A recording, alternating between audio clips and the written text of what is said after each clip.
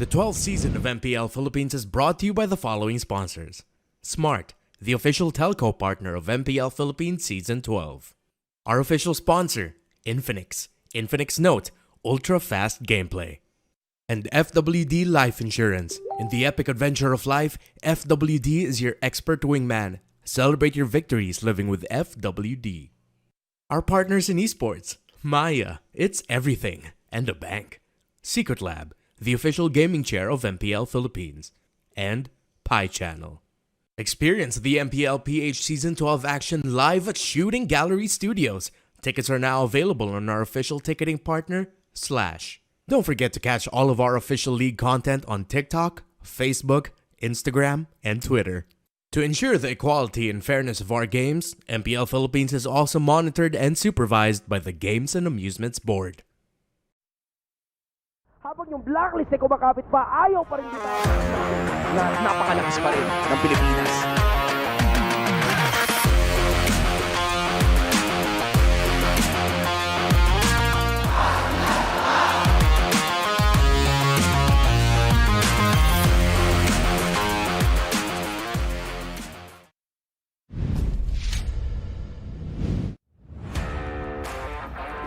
Good day, MPL Arena!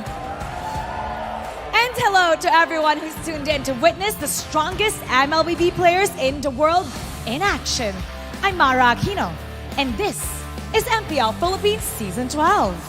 Sa huling araw na tayo ng ating Week 4, pero mas tumindi ang mga laban. Nararamdaman na ng buong mundo na tayo ay mas pinaslakas. Para sa una nating handog, dalawang koponan na nating bumabandera para sa Pilipinas sa international stage. Sino kaya ang mas makakalapit sa haranging pumasok sa World Championships? Bago natin sagutin ang katanungan yan, alamin natin ang mga latest MLBB Community Chika sa ating Smart All Access kasama sina Athena, Antianara, and Leo. Insiders, pasok!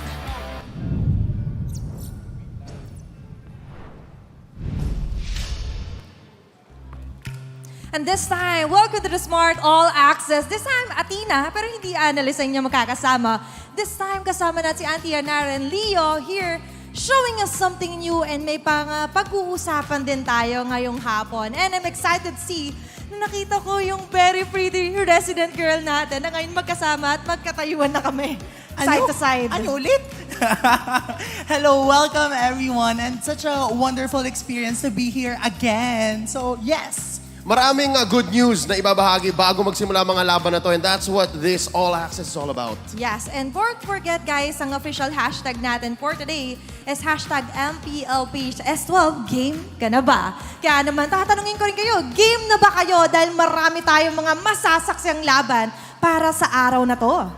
Game na, gano'n ang Yun ang sagot. sagot. Yun ang official na sagot. Game na ba kayo? Kasi kami, game na rin. And let's talk about the first ever. Siyempre, nandyan ang nangunguna. Ano nga ba yung mga first ever natin na mga pag-uusapan?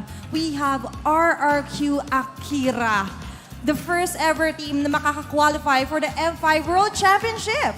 Grabe. Obrigado, mi Irmao. I think that's what you say. And as soon as I found out na nalock ang RRQ Akira, for the very first time, 1 out of 16, if I'm not mistaken, minessage ko agad si Luis, yung kanilang roamer, yung captain nila. Sabi ko, Luis, congrats!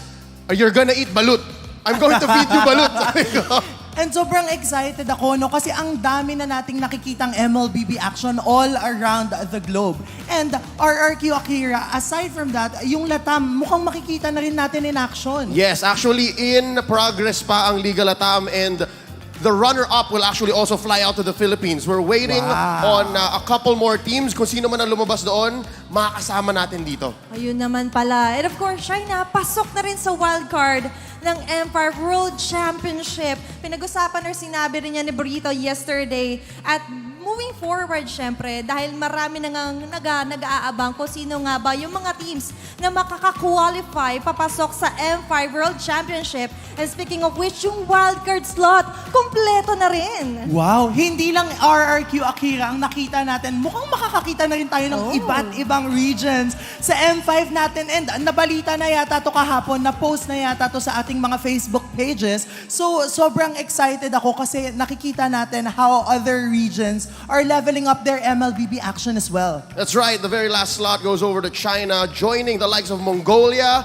Malaysia, and of course, we have Mekong region, South Asia, the new EECA, and Middle East and North Africa. So, ang daming kaabang-abang from the developing regions all around the world. Ang dami nating mga kailangan pag-usapan. But still, dahil kompleto na nga yung wildcard slots, dito rin sa Pilipinas, syempre, we are still waiting kung sino nga ba yung ating magiging representatives. And speaking of which, alam ko marami rin nag-aabang for the first series. But this time around, nakita na natin na halos makukumpleto na on the regionals, yung mga makakapasok sa Empire World Championship na gaganapin dito sa Pilipinas. And speaking of which, dahil napag-usapan na nga natin yung Empire World Championship, hindi tayo pahuhuli dahil kahapon may mga winners din tayo ng ating mga pag-games and giveaway. Eto, dito ako excited dahil ang hashtag of the day natin ay hashtag MPL-PH S12. Game ka na ba? Tatanungin natin ang audience natin ngayon kung game na ba kayo? Kaya naman, kung game na kayo, sisimulan na natin ang ating pag-game. It's go be the emblem of the day na naman talit. Pero syempre, dahil ang maglalaban para sa unang serye natin is going to be APBR and RSG Philippines, kukuha tayo Eto na, ng tag-iisang manlalaro kung game na rin ba sila makipaglaro sa atin. May nagvo-volunteer na. Oh, ayan Ay, o, eto, hindi na eto, natin eto. siya kailangan. Ang bilis. Mabilis si Kuya. Anong pangalan niyo po, sir? Mark po. Mark. So, which team are you representing today? Or support? AP Brand po. Oh, APBR. Tabi ka sa akin, Kuya. Hive to hive, hive. Ayan, from the Hive. So dahil meron ng representative from the side of APBR, kailangan din natin ng representative from RSG Philippines. Kaya tatawag rin tayo. Sino? Ay, ito. Papalag. Ayan. This time around, ano pong name nyo? Nicole po. Oh, ay, Auntie Yanara. Meet Nicole. And this time around, gusto ko lang din batihan na parang merch ng RSG yan, Yan. Yes po, yung Tori po. Hello, Tori RSG. We have a supporter from APBR at meron din tayo supporter from RSG Philippines, Mark and Nicole. Dahil kung napanood nyo kahapon, meron tayong pang-minigame. Bubunot tayo ngayon sa ating bolang kristal at ia-action ng tag-isa nating panel, Auntie Yanara and Leo. Ngayon, huhulaan nyo, ano bang emblem yung kanilang ina-act out? Game ka na ba, Kuya Mark? Game po, game. Game na game, Sige. Dahil dyan, bubunot ka ng isa, pero tatalikod ka or pipikit. Kasi bawal mo makiting sagot, So, si Mark ang aarte. Hindi. Si Auntie ang aarte para kay Mark. Oh, Yun ang dapat siya quiz. yung tumingin. Okay. Ayan. Yan. Oh. Papakita ni Mark, Auntie sa camera. Mark, tingin ka doon. And Yan, then, oo, yan. Pikit Okay. ka, Mark, kasi medyo malaki din na screen natin sa likod. And this time around, papakita ni Auntie Yanara, ano nga ba yung emblem na huhulaan ni Kuya Mark? Okay, nakita nyo na ba guys? Lapit mo pa. Okay. Okay. Gusto ko lang sabihin ang hirap i-acting ito, kaya huwag ka titingin doon, Kaya mo yan, Auntie. Kaya mo yan. Okay, kaya mo yan, Auntie Yanara. This time around, bibigyan natin sila ng 10 seconds para mahulaan kung ano nga ba yung i-act out ni Auntie Yanara. Game ka na ba, Kuya Mark? Okay, game. Game na. Okay. In 3, 2, 1, go! 2 words. First word, second word. Wilderness, blessing. 2 words. Agility. Magaling ka alam yung names, Alam Sige. Mabilis. 15 seconds pa. Mabilis, mage. Hindi. 7. Killing spree. Hindi. Sorry. It's okay. Okay. Para ipakita, ano nga ba yung pinapahulaan mo, Auntie Yanara? Hoy, kasi naman, ang hirap din naman. Paano ko naman to Ayun yun? pala. Oh, eto, kuya. Sige nga. Oh. Quantum Quantum charge. charge. 2 words. Wait 2 lang, words. 2 words. Kung ikaw yung magpapahula sa akin ng quantum charge, paano magiging action mo? Well, quantum is maliit eh. So, quantum. Hindi ko naisip pero, yun. Pero kailangan mo maging intelligent masyado. Tama, Quantum, tama. maliit. Totoo. nabibigyan niya Siguro dapat charge papasok. Yan, oo, charge. Ay, oo nga. Ang hirap naman nun kasi. Sorry. Okay lang yan. Nice teamwork pa rin. Pero syempre, sunod na natin. For the Okay. side naman ng RC Wait lang. Philippines, we have Nicole. Ako arte, ikaw arte. Ano gusto mo? Ako arte? Okay, si Coach Wait Leo lang, ng lumikod ka arte, muna. And this time around, tatalikod si Nicole at Wait lang, papakita tatakpan natin siya. ni Leo kung ano nga ba yung kailangan niyang iakot na huhulaan ni Nicole. Ano ba yan? Tignan na natin. Uy, kinakabahan si Show na Nicole. their Uy, screens. naman rin. Ay, isa pa. Isa pang bunot. Kasi nagkaroon tayo ng recent update. I-reveal ko lang guys, kasi wala na tong emblem na to eh. Di ba? Yan, Wala na wala na life yung drain. emblem na yan. So wag yan. Sorry. Wag yan. Okay. One Palit more. tayo. Technically guys, wala na life drain ha. Alam niyo yan. Ang pumalit po doon, Wilderness Blessing sa mga Okay. viewers natin. Okay. Ito maganda to. Huwag kang tumingin, Nicole. Okay. Bawal tumingin, ha? Okay. Yan. Okay. Game. You have 1 minute para Okay, hulaan sige. kung Okay. anong iaakot ni Leo. Okay. In 3, 2, 1, go! Two words. First word. 2 words. Impure rage. Oh!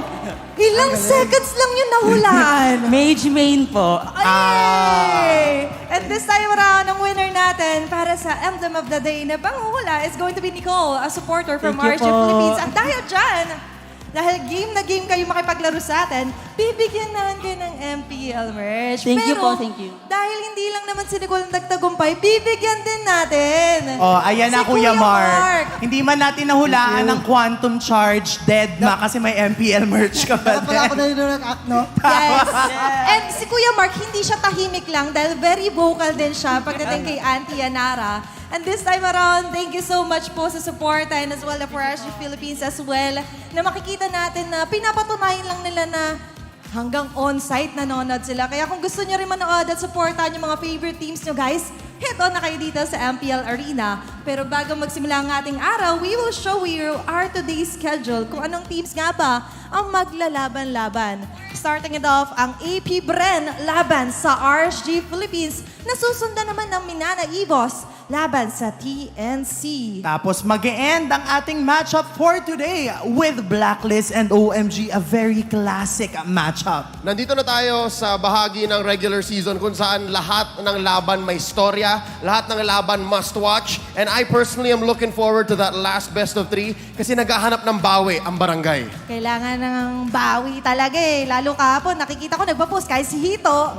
Diba? Sa mga news and events natin. But speaking of which, alam kong excited na kayo para sa ating mga laban. And speaking of which, ibabato na muna natin tayo sa inyong mga magigiting at magaganda mga casters. Kaya naman casters, kayo na muna.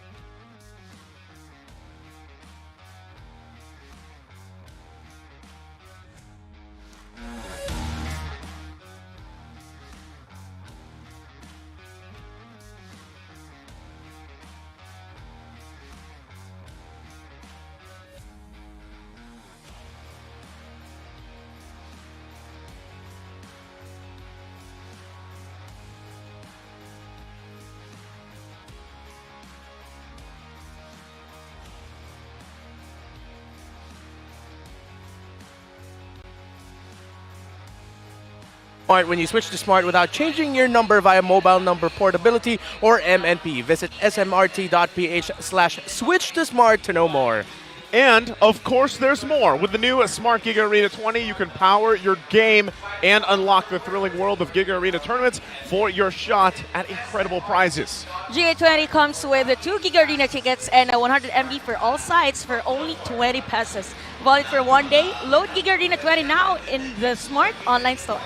Okay, And now, as we were talking about, aside us from now another bear here on the table, Chantel, I know you had a crazy day yesterday, 3 series, and now you're in a different chair. So can't wait to see that unfold. But also, one thing that really stood out in the whole panel section, if you guys, I know you didn't catch everything there, but basically there's a lot happening, especially with the recent announcement, of course, that whole Road to M5, which, again, shameless plug here. Check out the Road to M5 podcast with Suman Manjin out there. I know he's coming back soon.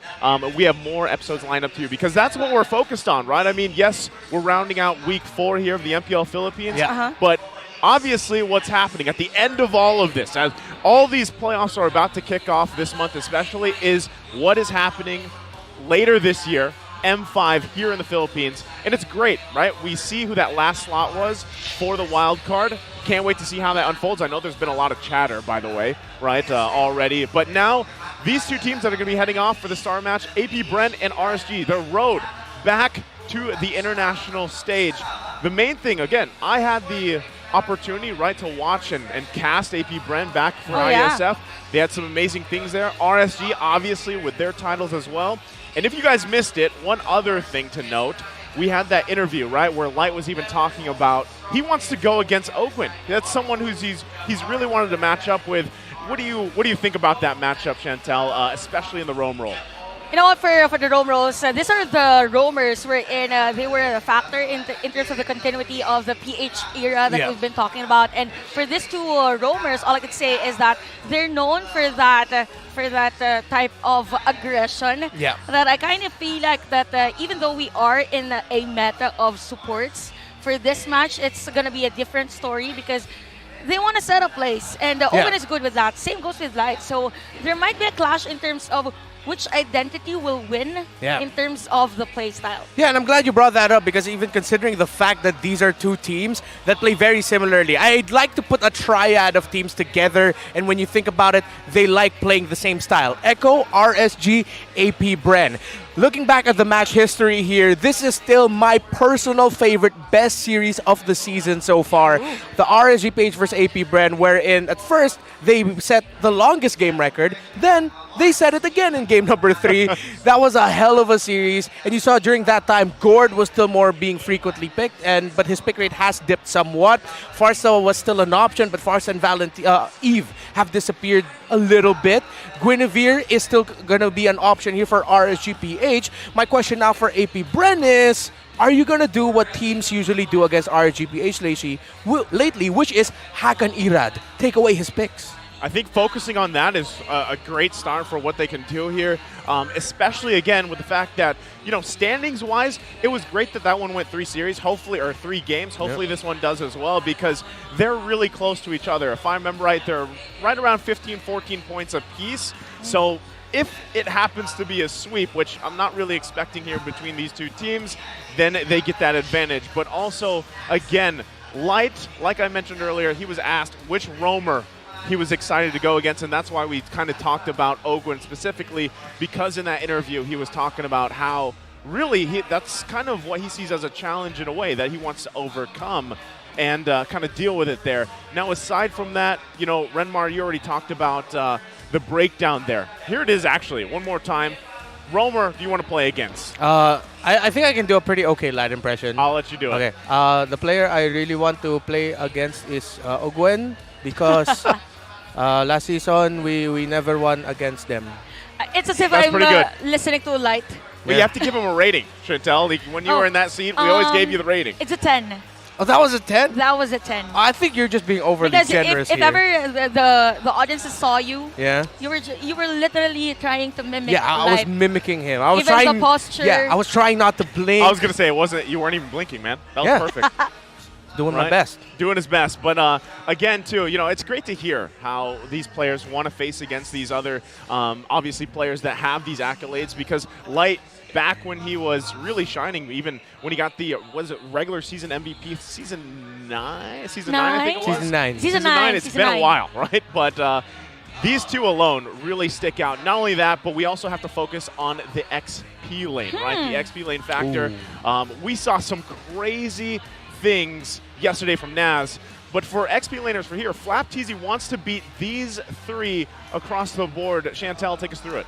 Well, actually, for Flap TZ, having these players, we have Butts and Banana and Chorizo. All I can say is that Flap TZ wants to be against a player that is particularly known that uses the same heroes as him. So we know that Butts is a type of XP laner that actually zones out a lot of people, like setups a play for them, actually gives vision to the whole team. Same with the other XP laners that he mentioned. Yeah. I just realized they're both mostly food. It's like you got a banana, you got a chorizo, and Boots. Boots Butters. is probably a food A somewhere. shortcut to butter. Butters? No, butter. I don't know. Maybe. Butters is a person. Could Sorry. be. So basically what you're saying is Flap TZ is just hungry. Yeah. Like he's hungry to to fight win. those guys off. Yeah, man, and you gotta fight. You gotta go into this series with that same mentality. When you're up against someone like Nats, Yeah. A hell of a lane duelist. He's not crafty. He's just gonna straight up punch you. He will fight you, and that's what Flap TZ needs to bring to the table. We'll see if he can, but first, before that, we're going to throw it over to our insider to hear more about this matchup.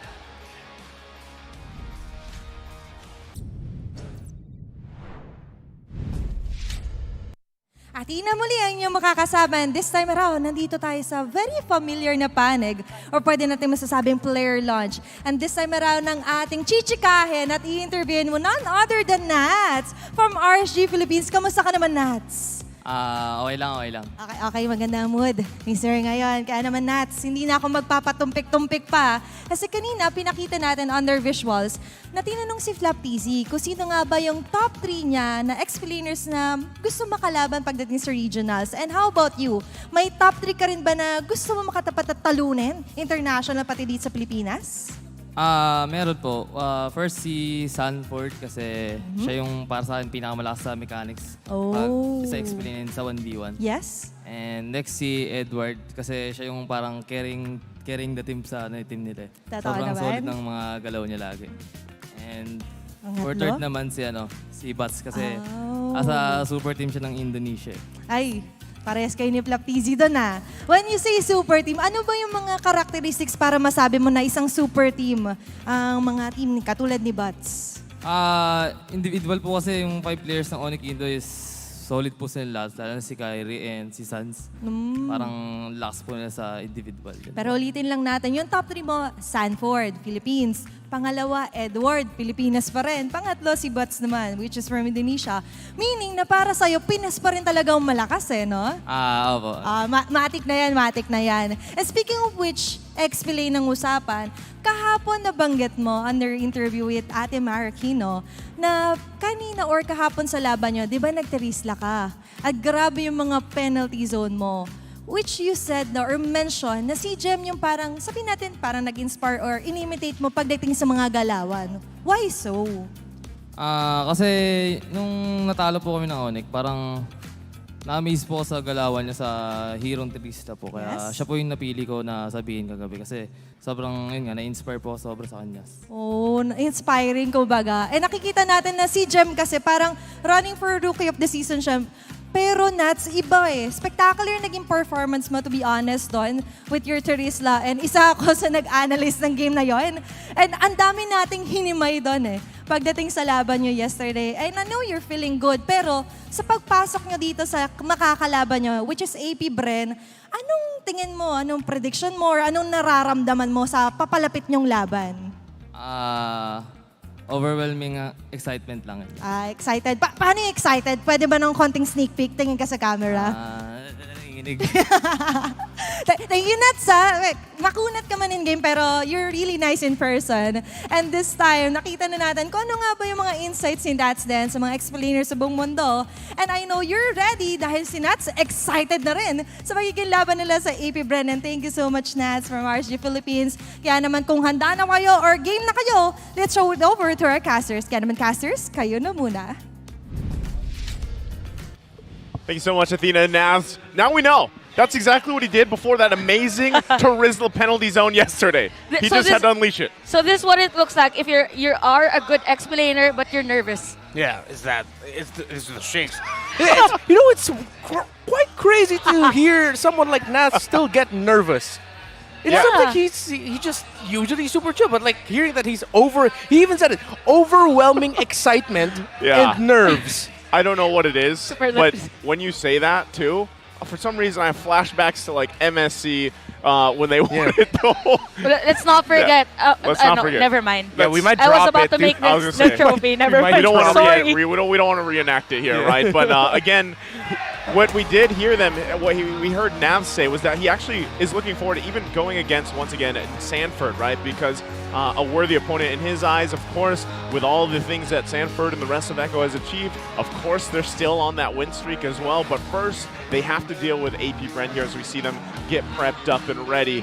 I think again, and I've been saying this for a while, a couple seasons, I feel like, is the XP lane for me is always a lane that I love to pay attention to because it's so impactful in the game, especially now.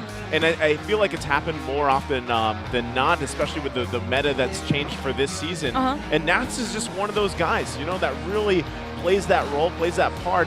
But he has been before where he was a little too over-aggressive, you know, and he's really settled down, I feel like.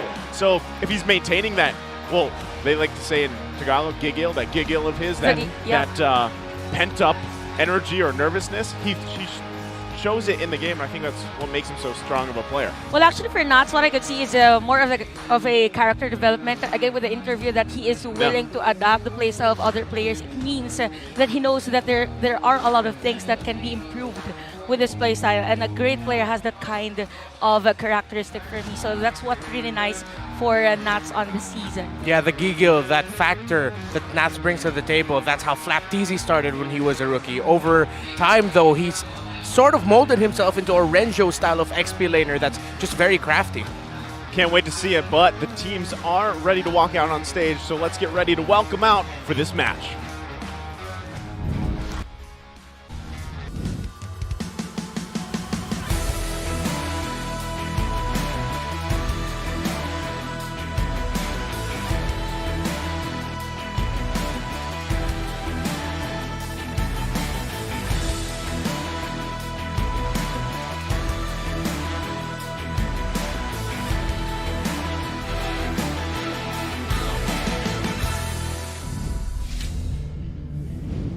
Champions of the past and of the present, with their stings piercing through their phoenix, the hive is more alive for APBR.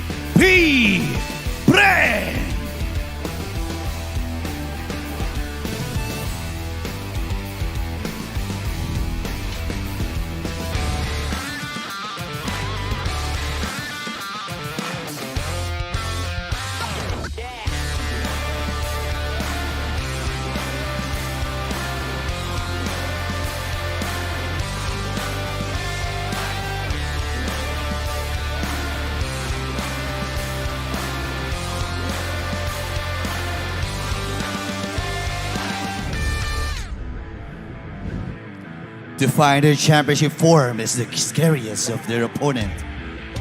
Can they take off after breaking the code? Rising for another slay. It's RSG Philippines.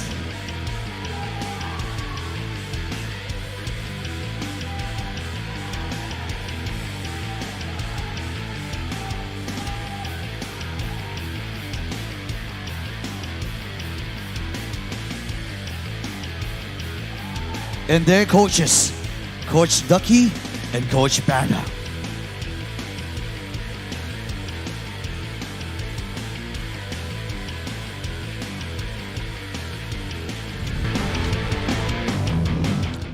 I feel you on that one, Burrito. You know, I wasn't sure if they were coming out either, but let's take a look at AP Bren here. Chantel, take us through it. Well, actually, for AP Bren, again, one of the things that is actually nice in terms of their adjustment in the current meta is that they are really focused towards on helping Super Marco build up the gold early game as early as possible.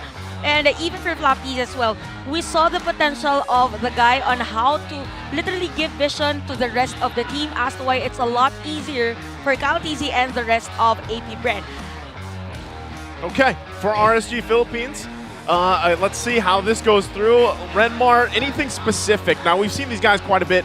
Anything specific that points out here?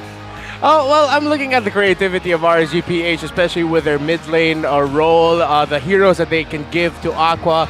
We know that recently it's been quite limited, the options there, but you know what? I like it when you have a very good Lilia player in your midst. Yeah. And Aqua's Lilia was terrifying yesterday against Blacklist International. But I agree with Chantel here. What AP Bren has done recently to make sure that they're really just trying to funnel and help Super Marco out, it's something RSG-PH has been trying to refine all throughout the season. So now as we look at the team head-to-head, again, talking about how these two teams are very similar, there's not much we can talk about here because it's all still very similar in terms of the numbers, in the stats. The question is, how are the bans going to get adjusted? They both have joy taken away from them in drafts most of the time, which makes a lot of sense. One thing I do want to point out here, though, as we were putting focus on to Nats versus Flap TZ, I think Flap TZ got a little something from Pandora as well. Yep. The last time we saw AP Brand, sorry, not even Pandora. Pando. Pando. The last time we saw AP Brand go up against TNC Pro Team, Pando in the XP lane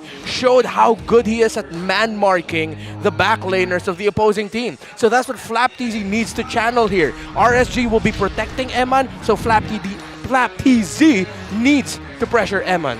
I think that's a big point there, especially because even looking at that breakdown there on the chart, this is one thing that I always say about AP Bren. They're so strong in terms of the objective play, and that's why, the percentages they have are massive, because I always say the teams going against AP Bren, they really need to be able to contest those turtles and deal with the transition into that first Lord. But there's more for us to break down here. Renmar, take us through the keys to victory for this matchup. Sure thing, Naisu. Hey, welcome to the Infinix Kiss to Victory, brought to you by Infinix Note Series Ultra Fast Gameplay. Let's talk about what AP Bren needs to do first. You got a new hairdo, Flap. You're looking more like Kiboy now, or if you're a K-pop fan, JYP. New Flap TZ, but I wouldn't call it completely new for Flap TZ. Just more of a refinement than what you're known of. And for the drafters of AP Bren, there you go. There he is on your screens right now. Well, try to see if you can give him a little bit few more options based on the your more unique picks in the EXP lane. You know the Paquito will always be a threat for you. You know a Benedetta will always be available there for you. So we know people have been leaning more towards the X-Borgs, the Terizlas, but there's still a lot of really creative options you can go for in the EXP lane. And now showing Nats too. I just realized they both have the same hairstyle. Tune into Nats Entertainment. That's what we were talking about when it comes to this young man here.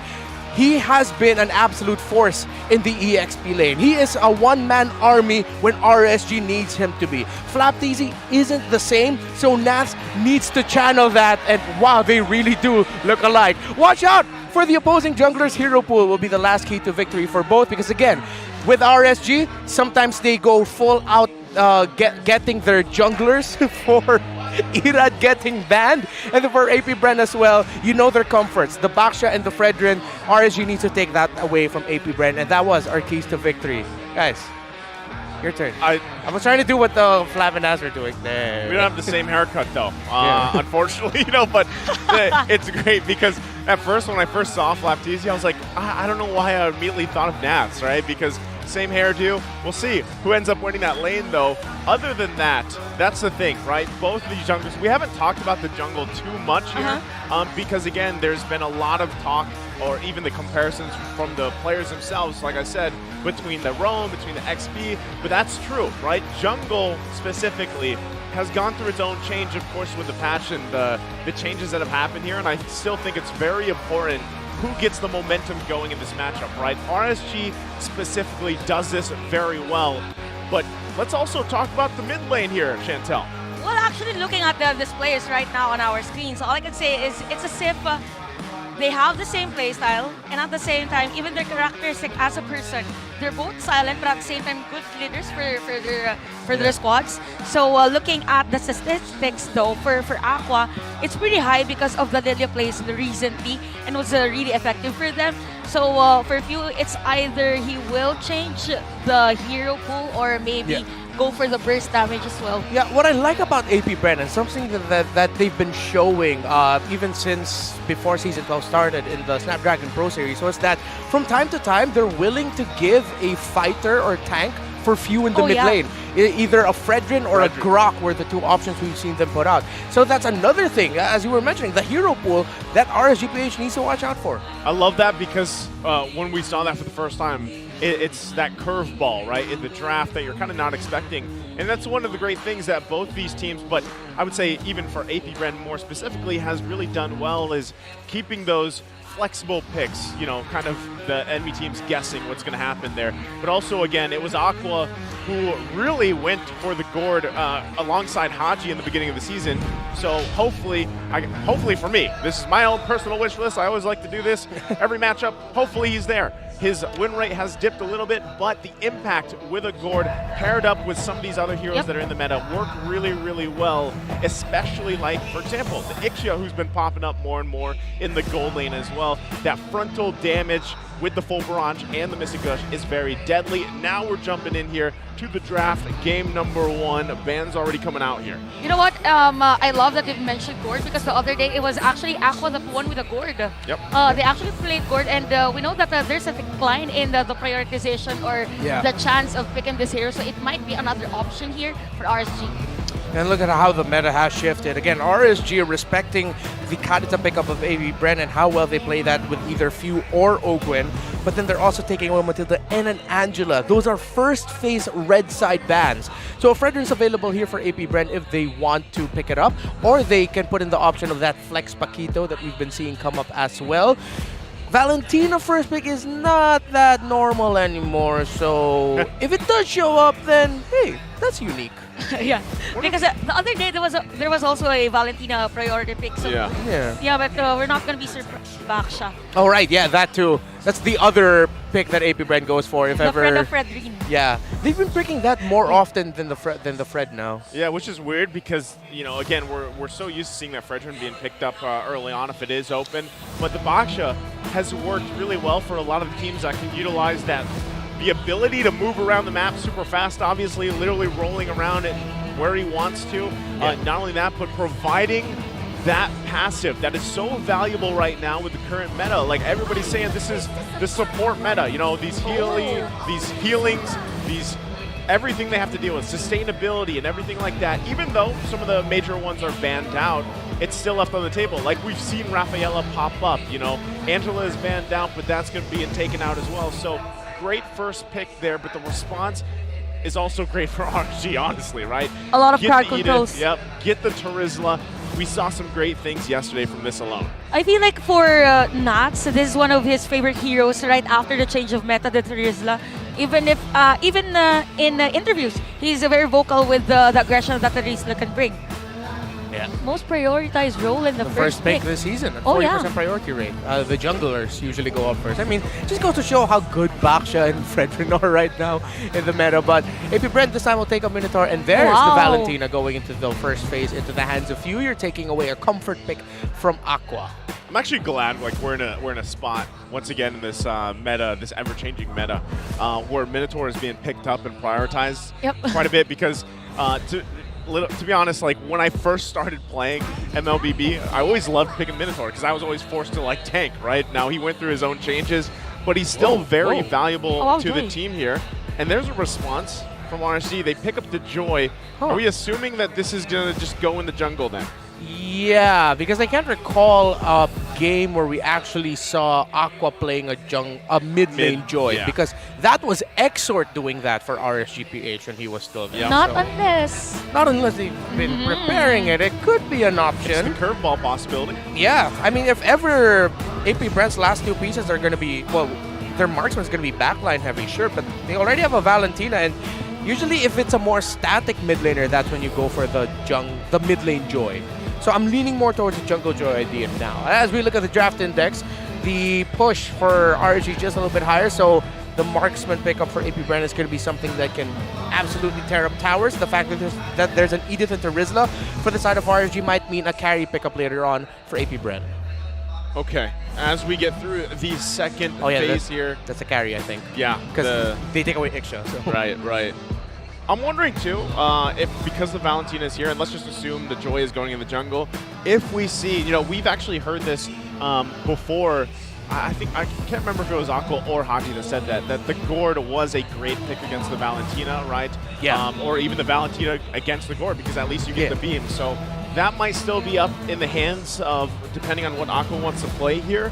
Not only that, but as we get through last ban towards the XP lane, they're taking out the Yuzhong, they're taking out those picks for Flap Cheesy. Actually, now that you mentioned Gord, I feel like that might actually end up being a Gord pick with Yuzhong gone. For RSG. For RSG. Yeah, and you're right. It was the statement of usually teams would like to pick Gord against the Valentina. Because even though you can steal the beam, it's a question of can you even get close enough in a relatively safe distance. So That's Cups, by the way, I went folks. out of character because of Cups. Yeah, that's Leo's son. The cat, not not Nicole from earlier. Everyone's gonna be like, "What? Leo, you have a son?" That's his son. That's his son, That's right his there. The other son, though. Not the other one. He left his second son. Well, the second son's still nervous with people. Oh, so, that's yeah. true. That's true. Cups is very used to. I He's feel an like, MPL cat. Yeah, he's an MPL cat. They take away the They carry. banned out- Well, actually, carries fit for their lineup, though. Yeah, thought they'd actually pick it up. They might end up picking up Is it Beatrice gonna or be a a Brody. Brody? Yeah. Brody, Bruno's still open as well. Not sure if they want to go that route. All right, Yeah. Bruno for Eman. Oh, from yeah. RSG. Yeah, and he has a great record with this so far. Oh yeah, he's But- a football player himself. He's a football player himself. Yes, he is. Wait, does he actually play football? Yeah. Yeah, he does. Oh, cool. Prior his start of career Oh. in MPL. Okay. So it makes a lot of sense when we actually do call him Super Marco. It's very fitting for him. Yeah. Oh yeah, he's here too. It's mandatory whenever we see him on screen. The response, the Okay. Brody. Okay. They pick up the Locked in Brody here. there. So I'm wondering again, in terms of AP Bren, gold lane options, I think we've seen this so often where Super Marco also takes the quad. I'm not sure if he wants to do that in this matchup specifically with what's across from him. But so far, I feel like gold lane has been very flexible in terms of those picks that we've seen so far, with Ixchia's popping up, the Clint's popping up, of course, Irithil's really being a top choice recently. So we'll see. Yeah, I like the Irithel or the Bruno. I agree with the idea that a Claude here, knowing that you're up against a Edith, Joy, and Brody. Yeah, not going to be a good time. Yeah, you don't really want to draft for late game. So you go with your Bruno or you go for an Irithel. So let's see if it's either of those. Oh yeah, Benedetta, we were talking about that earlier. Wow. And no, it's a Beatrix still. Okay, so a lot of wave clearing for the side of AP Bren. We saw Blacklist International Edward yesterday play. And I was about to say we saw Benedetta play an Edward. Anyway, we saw Edward play Same thing. a Benedetta. It was very nice. It's as if AP Bren wants to do a lot of fast executions, like fast rotation rather, with this Benedetta. I actually thought that RSG would opt to take out the Benedetta instead of the Yuzhong, considering that you know what kind of player Flap TZ is and the points we were talking about earlier. But Benedetta seems to be an option. Although people have said that his last Benedetta performance was quite shaky. Could have been better. Still impactful, but could have been better. This might be a little bit of a redemption game here for Flap. There it is. The Gord. There's I the was Gord. intently listening for the voice. I We're heard waiting it. for it. There we go, locked in. Gord. Well, yeah, again with the decline of the numbers on the pick rate for Gord, RSG still has it. Specifically Aqua. I mean, he still flickers in. If he's sure to get a kill. I like to call him, he's very athletic with the flicker, right? That's one thing there. Draft index-wise, anything that stands out here, Renmar? Okay, so we were talking about RSG's lineup scaling a little bit faster. We have to address it here in the index. The early to mid statistically for AP Brent is higher compared to that of RSG-PH. That's because RSG-PH early to mid is very conditional. But based on recent performances here in MPL Philippines, it's a condition that's usually met just because of how dang good we are here in the Philippines. That is getting that snowball early on. Well, let's see. Watch out. Also, ladies and gentlemen, for the Smart Power prediction, at some point in the game, a poll will show up. You only have until the timer runs out to comment your prediction with the hashtag SmartPowersMPLS12. One lucky commenter who guesses correctly will win a redeemable in-game code. Remember, keep an eye out for the poll. And we get one last look both the lineups here for game number 1, match 1 of the final day of week 4. We're loading up into the land of Dawn for the star match. Both teams, AP Bren and RSG, looking to climb the standings to inch closer to Echo here. Again, the last time these two teams met was 3 games, was 2 of the longest games before it was eventually broken by also AP Bren. That was against before Blackness International. What was it before? 34? Yeah, it was I think 34. And then it hit 38. Yeah. So this might be a 40. Because we count by 2. No, it's multiplied. It probably will. I will not be surprised if we get 3 40-minute games. Well, these are tanky heroes, right? But a lot of pokings already. Wow. Just a little wonder. There's a wow from you. Wow. Yeah. Ogwin really actually just timed the jump there perfectly, able to secure that for AP Bren, the Little Wanderer. Well, looking for the little thing if it was actually on it. But no, yeah, AP Bren was able to get it. In terms of the emblems, actually, there's a rupture up onto that Beatrix. Both marksmen rocking assassin emblem sets instead of marksmen. Yeah, I like it. Again, they're going to kind of have to deal, if you're AP Bren, you have to deal with the fact that a lot of the setup potential from RSG Philippines being thrown at you is going to be a big threat, right? That's also just with Aqua here on the board, paired up even with Light alone. Right, we see that combination quite a bit with the Onward and the Shatter and everything being lined up really well. But that's why it's also important for Few to find the targets he's looking for. Most of the time, we kind of expect him to take the Mystic Gush himself and to kind of deal with that. But also, once again, with a Terizla being in the hands of Navs. If he has a performance, at least like he did on that hero alone yesterday, that's going to be great for them. So AP Bren, they're going to want to keep an eye on them. Okay, hold on already. Early aggression here. Okay, on the top lane. A lot of aggression, but although punches none, and Flapeasy is really aggressive on that Electro final blow, and Coyotes as well will secure the turtle for the side of AP Bren. And a lot has happened. Pokings on the top lane at the same time, objective taking. Yeah, good call there by AP Bren to make sure that they would get the turtle with the pressure they were applying up top. I like it. And I think that encapsulates the play style of AP Bren that they're going for. Is he gonna? Oh, okay. So Irad is still able to secure it. By the way, Few is ranked 3rd in all-time kill leaders in MPL-PH with 1,140. Wow. I remember that time that Few was still an assassin. Yeah. When he was a jungler for his team. So a lot has changed for this guy. That's why he is called the idol of the kids, the younger ones. Yeah, to be fair though, like the way that he plays even the mid lane, he's still playing like an assassin most of the time. You know what I mean? Like even the Gushun play. Yeah, he plays it very well, and you know that identity of him as a player is still very apparent. And also, with all this kind of leading up, right, first turtle was just secured by AP Bren. They get that pretty much still even Stevens across the board between both of them. No one really able to get this first blood they've been looking for here. So relatively slow-paced early game, aside from that objective going in the hands of AP Bren. Yeah, and objective is the key word for these two. Again, Echo, AP Bren, RSG, they like to play around objectives, but that doesn't necessarily mean they'll just wait for it.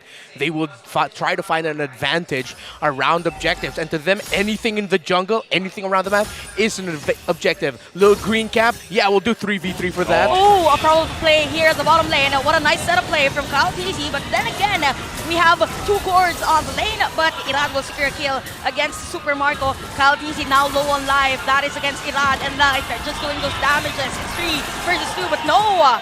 Cloud-TZ is down.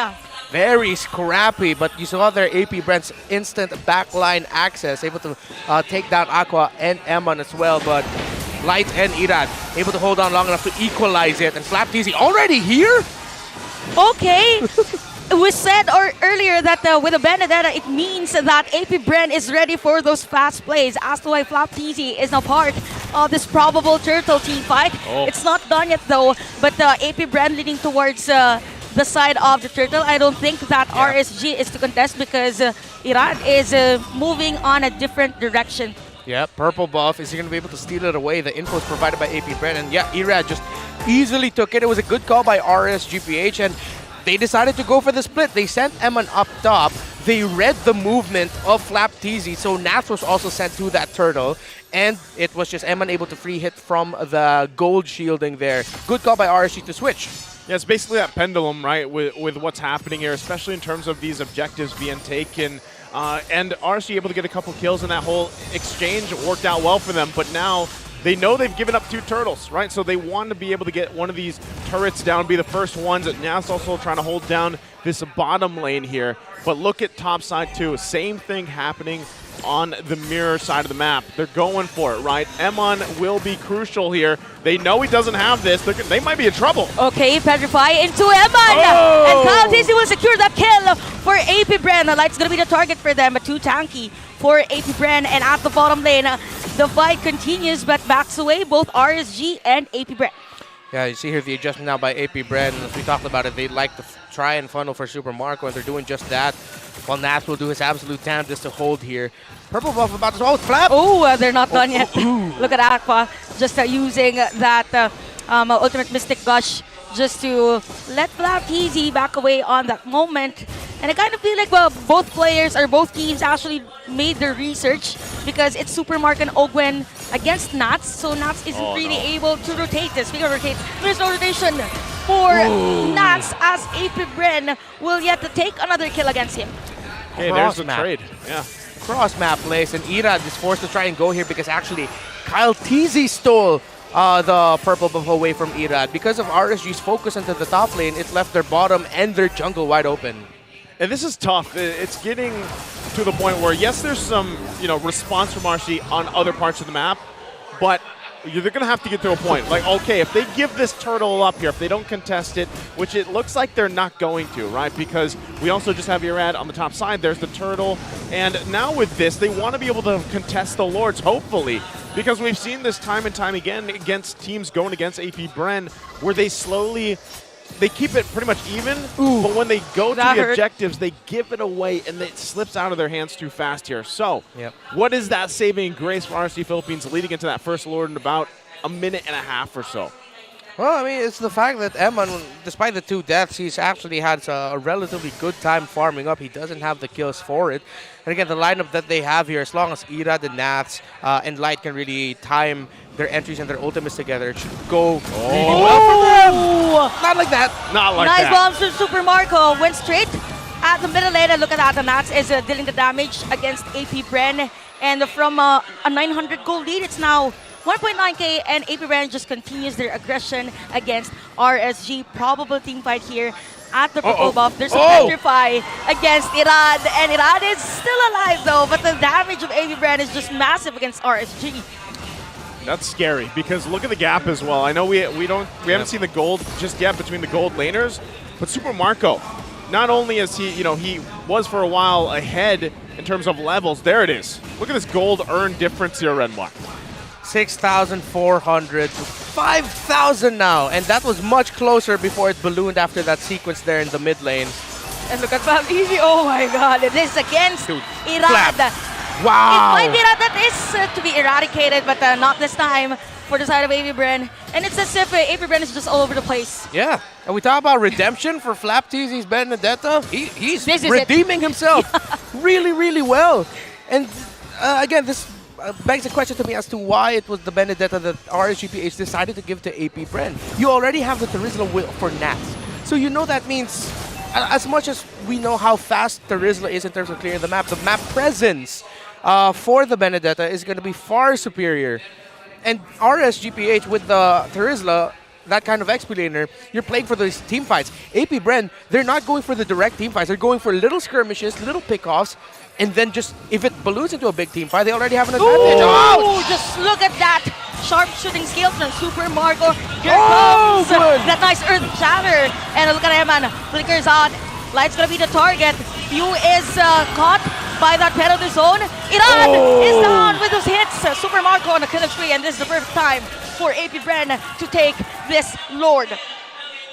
Wow. So that is a good picture of just how far behind RSG is here. Yeah, the cross-map trading didn't go work out so well for RSG because eventually AP Bren just got most of what they wanted. The resources constantly getting taken away from Irad, although from time to time he'd be able to get some back. Them not being able to secure any turtles. We talked about the early to mid rating that we saw on the index from RG earlier was conditional. They ticked that condition in the first 3 minutes, but because of APBR suddenly running away with it, that condition was suddenly depleted, and now we're feeling the early to mid game power spike of APBR, and now we're even inching closer to the late game, and you know, at that point, it's going to be Super Marco's time. The daunting thing here for RSG as well, especially as they went into that first Lord, was the fact that Super Marco with one shot literally made the hesitation happen for RSG Philippines, right? Because Irad it could be went in straight to trouble. Irad. Speaking of it, Irad might be in trouble. Kyle TZ, the TZ brothers, is trying to catch him. While the okay, so the Lord is still at the middle lane, so there's a struggle for RSG on how to defend electrifying beats. Just to back away, and Irad is still alive, and the Lord has been defended by RSG. He's on the auto cake. He's like, you know what? I'm just going to get the buff. It's fine. But Irad bought some time for the most part, at least for the team here. They dealt with the Lord. Now they're trying to keep up with as many turrets as they can from these pushing minion waves. Super Marco lining up the shot, won't land it, but will most likely get this turret. They're going to get pressured out here. RSG scrapping. They're trying to crawl back from this lead that has now ballooned to 7,000 gold. And you know what? It's just the consistency of both Super Marco and Few on just destroying the turrets that has been detrimental for RSG. And it's really hard for Irad. He's the one being raided this time by their enemy. Second time around, Owen is here, but Super Marco is going to be real damager. And mega kill for Super Marco. Yeah, at that point, you just say to yourself, I did what I could. I accept this. This is my fate now. And APBR, you mentioned something earlier, Chantel. The TZ brothers, their rotations. It seems like most of the time in this game that we've seen them together was them somewhere finding someone to take down. Yep, and there's just a hole in the map. And right now, another set of play for APBR, and Light's gonna be down. And it's surprising because it is Light. I mean, we always see Light to be that sustainable, but to be down that fast, it's surprising. It's tough to deal with, again, when you are this far behind. I mean, regardless of what team it is, right? Working from this kind of gap is going to take some time. Real quickly, how's the items looking here, given that situation, Renmar? I mean, it just goes to show how massive the lead is. It's a near 2,000 gold lead between the EXP laners. That's just the EXP lane. And then when you look at the marksman, it's even bigger, although there's already a DHS and a Malefic Roar available for Eman. He has 3 core items, but at this point, APBR are already building defense. Kyle TZ is already up to the Guardian helmet. So even though RSG-PH has somewhat an okay arsenal of damage items, APBR already building defense. Okay, nice setup play from Light here. Will this be a successful play for the side of Light? Not today, says Flap TZ. And here comes another of the TZ brothers. Light's left. So RSG, there won't be Light on this Lord defense. You just accept it. Yeah. Just accept it. Second time around. First it was Irad, this time it's Light. Yeah. Just send out your TPs and your flickers. It's like you telling your opponent, yeah, I get it. Okay, I surrender. There's not much I can do here. Irad, And again, okay, so Kyle TZ finds Irad. So Irad will just clear the main wave, but that is going to be a nice setup play from Owen. Tornabart memory has been used by Eman. Not enough damage here for RSG as APBR will secure that turret at the middle lane. Lord defended. But I think it's going to be hard for the next minion wave push for APBR because it's just Eman, Nuts, and Light. So Irad is gotta go for the recall. And look at that! Again, shoot for Super Marco and a kill for Kyle TZ. Irad is already low life. They have the minion wave. Would they go for the Tower Lock? Notice the minion wave for RSG and a lot of pressure coming in from APBR. Hold on. Okay. They'll hold on, actually. They're still waiting for the other minion waves here. 20 seconds. I think that's going to be a reset for now for APBR. Do we call that a successful defense, Renmar? You lost. You're still going, so sure. But no, that was more of a successful siege by APBR because they broke the towers. We'll call it a pass. It just so happens that their heroes are really fast, that the minion waves cannot pick up to the pace. Yeah. Minion waves are like, wait for us, boss. That's not how the minion waves sound. It's how you think they sound. That's what counts, right? Yeah. Imagine if they had low voices. That'd be even weirder. But How I wish the minions can talk. maybe one patch they do, right? In the Maybe. future. But with that, you guys make good points here. RSG as well, with the work that Irad is doing, I mean, he really, there's not too much really that you can do going against AP Bren face-to-face, right? And that's kind of where they found themselves with this kind of gap and everything. All you can do at this point, hope to buy, I don't know, I would say 5 to 8 minutes maybe to really keep things going. One of the great things about their lineup, they should be able to clear waves relatively well if they're all up and available and they have the ultimates, especially, you know, again, the Mystic Gush is there. But so far, AP Bren has played this relatively to a T, to a point where you don't really have a chance to even get that full time of the Mystic Gush because he's canceled out quite quickly, right? So that's something you have to be cautious about. Not only that, but how do you find these wins in these teams fights? The Lord is coming up in about 10 seconds. They're probably not even going to approach that area at this point. I mean, it'll be way too much of a risk unless they find a pick-off beforehand. But if they call for a full-on contest, that means RSG strongly feel like they might not even be able to survive the next attempt. They're going to try to peek it out to see if RSG will be able to get the info with how the Lord actually is already. Okay, so the vision of, or the position of Nats is already revealed, and it's going to be the target here for AP Bren. Already low on life. Penalty zone catches Super Marco, but no backup here. Beats from Virad. Good! Onward from Oakwood in the Earth challenge. Super Marco is down. Here goes Flap TZ with a Petrify, and the Electro final blow. Light already low life, and a double kill already for Kyle TZ. Apple will cancel out that Mystic Gush. Is gonna secure another kill again, but Kyle TZ with a triple kill. It's not done yet. We have Evan and Aqua. Wow, Evan and Aqua doesn't have that immortality anymore. Owen's gonna be there. Okay. With a Evan with a kill. There's the saving grace of RSG. He went into that sequence with almost all his items complete. Malefic Roar, Sea Halberd, DHS. He had just one slot available left, and that was most likely going to be a win of nature. But Eman and RSG knew as long as they can find Super Marco, Eman, their Brody, has the items needed, and it came up big time for RSG. Okay, so that was the steps they needed in the right direction. But given all of that, they have to still deal with this Lord dance that's going to happen. Yes. And not only that, they have to deal with the pressure that's going to be put on here from Flap TZ on this Benedetta. We know this is a hero that likes to put the pressure on these side lanes, especially with those base turrets down in the mid and the top side. So this is where it gets even more crucial for RSG to pull off, handling everything that's happening at the macro level of this match. And this Lord alone is probably going to be a while, right? Kyle TZ is going to hold it here as much as possible. RSG will manage the waves.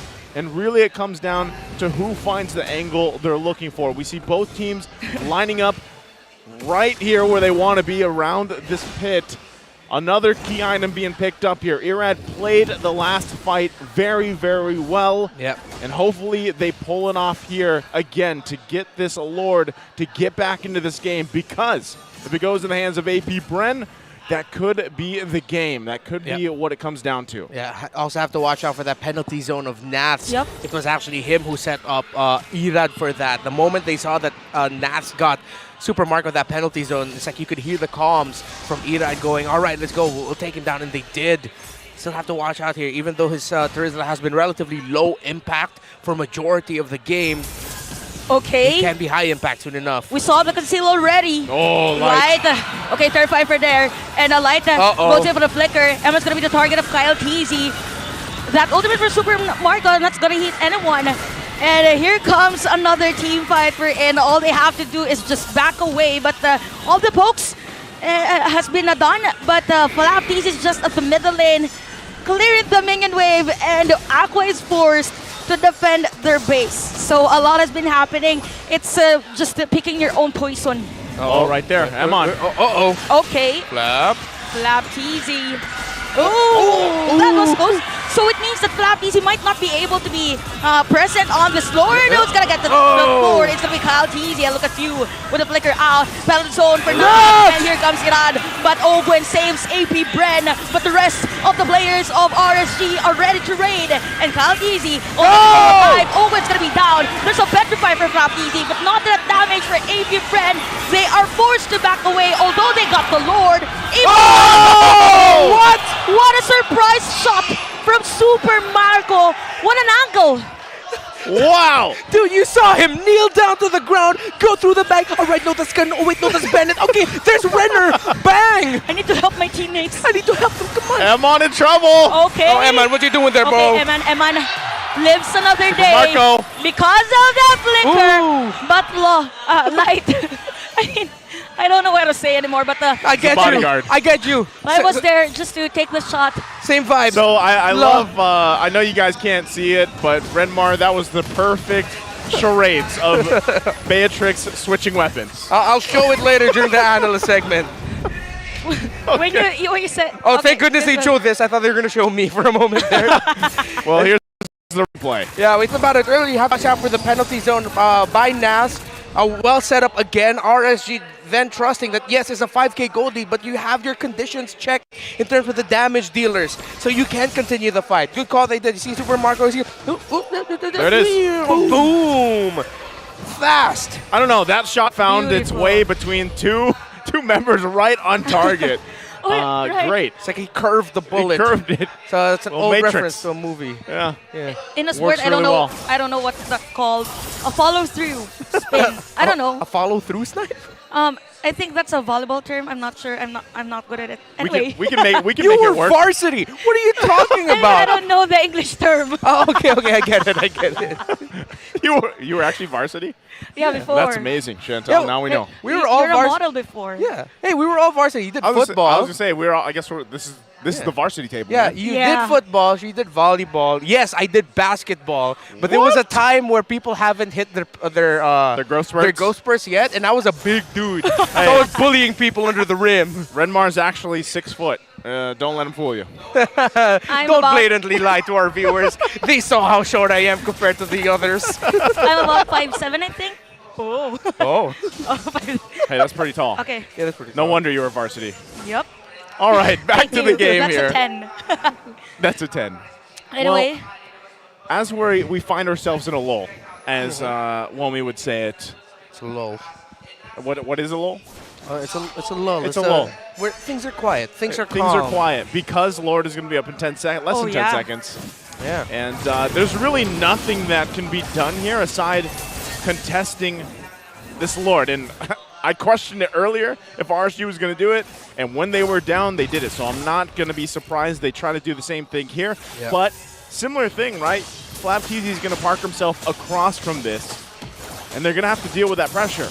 Yeah. Kyle Teasy already going to pull this Lord out. That split push pressure from AP Brent's been a thorn onto the side of RSG, and more specifically Nats. So they're parking Aqua in base and they're watching. They got the vision already.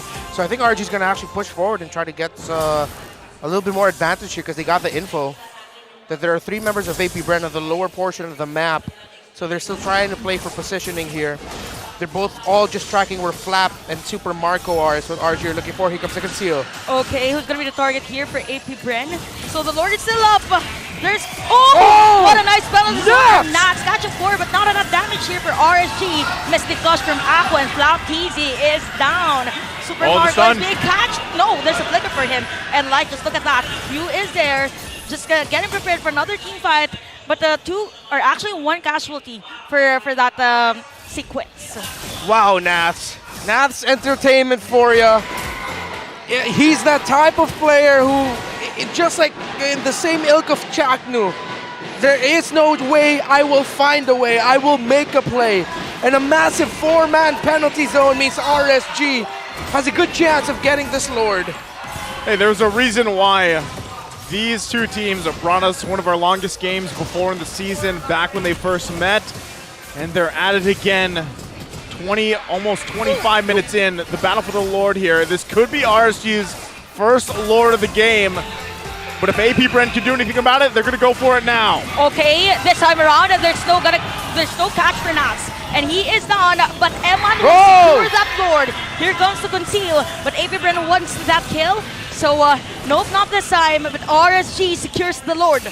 Oh, the back and forth. This is going to go for potentially another 5 more minutes, maybe even longer, depending on what happens. So just going to be waiting for that next Lord. Nath doing his absolute damnedest to hold on. RSG were able to get the Lord, but you see there that they won't be able to convert anything with it. I think AP Bren mid-fight or mid-Lord dance, they just looked at the opportunity to just go for the counter punish afterwards. Just go for the kills right after. Weren't able to get as much as they did, but now they have a little bit more room in the map to work with. Okay, wait. Oh, Aqua got it. Aqua got the buff, and Light is still alive. So I got a feeling for RSG, the threat for them this time around is just the fast clearing of minion wave from Flop TC, because every time they want to engage for a team fight, the minion wave is just literally flowing near their turrets. So let's see, RSG right now has the lead with a very minimal 1.2k. So it's a 25-minute game time. So the items the gold lead doesn't matter anymore. At this point, again, we're going to see some exchanges here for items going back and forth. That's a truncheon on MN. Oh. That's why you have to watch out for that.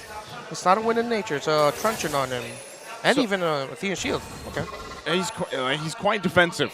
Yeah. I would say he has to be, though. I mean, that's what was happening in them in the earlier portion or mid portion of the game, and why they were, there was such a big gap, because AP Bren was just finding all the angles they had to. That's one of the strengths, right, of having especially a Baksha on your team. You can really put pressure on the backside, jumping through walls, if you will. Yeah. And so that's the best way to solve it, because honestly, if M1 goes down, it's a lot of the damage potential from RSG. Yes, you still have Aqua and even Irad, right, to an extent. But if M1 is the one at this point in the game, this is how it usually is, especially for all gold laners. Those marksman picks here, this is where they shine. So we'll see if RSG still can roll with the lead that they have. They're still going to be looking for space because, again, they want to get some of these inhibitor turrets down of AP Bren as well. We're still, 40 seconds away. Ooh, there's a steal as well. No. Oh, yeah, steal. Because Kyle TZ also stole his. Yeah, he They just switched places. Yeah. Okay, they meet at this place again. So there is a nice setup play from Ogwen. But Super Marco has been catched. No, he's still alive in this game. Super Marco with an immortality. Nats. Whoa, what a nice kill for Aqua. Look at that. Irad Nats just finding Flap TZ. Kyle TZ is down. You will get a kill for AP Bren, but we have 2 players down for AP Bren. Just a player down for RSG, and it's gonna be Irad. 8 seconds though before the Lord. So RSG might want to force a push against AP Bren rather than taking their chances on securing the Lord. So penalty zone for Nats. Just waited for the minion wave, but there's a minion wave from AP Bren, so it's gonna be a defense for them. Just pressuring the players of AP Bren. You have to back off there. RSG, again, Nats and him waving his hammer around all right in front of AP Bren. They can't get close. So Super Marco's been getting caught out. Aqua's been landing some really great stunts here as well. Ogwen started that off beautifully, but then the response by RSG and the Winter Truncheon for MN came in big time. You saw how Ogwen actually just laser focused that ultimate the moment he saw Eman, but because Eman had the Winter Truncheon on him, it bought him enough time, readjustment by RSG, and then they were able to answer it. Can AP Bren do anything about this Lord? It doesn't look like they will be able to. Okay, both the junglers are down, so who's gonna secure the Lord? It's gonna be Nats for RSG, and that is the 5th Lord of this game. We have Flap TC at the back lane, and Aqua's gonna be the target, but the AP Bren is forced to back away this time around. They are the ones to defend. Okay, they get the Lord here. And they did that both teams, right? They didn't have either junglers available. So RSG Philippines managed that really well, securing themselves this Lord. They do have that base somewhat exposed. They have one more turret to work on. So now it's basically even across the board in terms of what their base conditions look like. But RSG rolling with this massive Lord push in is going to be tough for AP Bren to defend against. They should be able to hold on as much as possible unless something is started by RSG Philippines. Keep an eye on Nats as well. Okay. Lord will be worked on here. It's taken care of quite quickly. That was fast for AP Bren. I was waiting for that penalty zone again from Nats, but a lot of composure from RSG Philippines. They're waiting for the perfect setup play. This time around, here comes the Winter Truncheon from Palkisi. And what a nice mystic gush from Aqua, but Open and Super Marco just clearing the minion wave. We have MNNE Immortality. Nats comes in with the penalty zone, flickers out. Super Marco against Rad, and Eman is caught on that setup play from AP Bren. So we have the players of AP Bren finding Eman. Eman has that immortality though. Flappies is down with Hands of Light, and the battle isn't done yet. Light catches 2 damages, and we just have 2 players down for both teams. Just 2 players. Just 2. After everything. After everything. Wow. What is it with these 2 teams? We're at the 30-minute mark. What was the longest again? 38. Okay. So 8 minutes. Wow. When I said earlier at around the 25-minute mark, this game will probably go on for another 5 minutes. I was right on the money, minus a few misses, because it looks like it's going to go even longer than that. It could go for another extra 5 even. Wow. Eman, itemization and positioning god as a gold laner.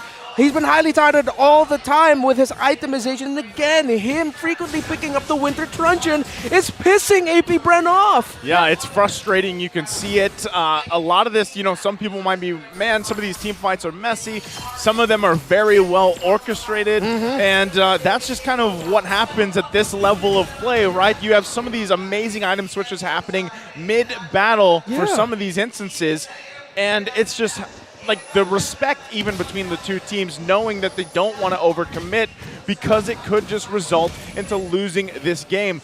Both teams, I mean, especially RSG Philippines, has worked from a massive deficit from the early to mid game, and they are now mostly in charge. They have been for the past few minutes, and now that this Lord is up once again, this could be the game-changing Lord. This could be the one that ends the game.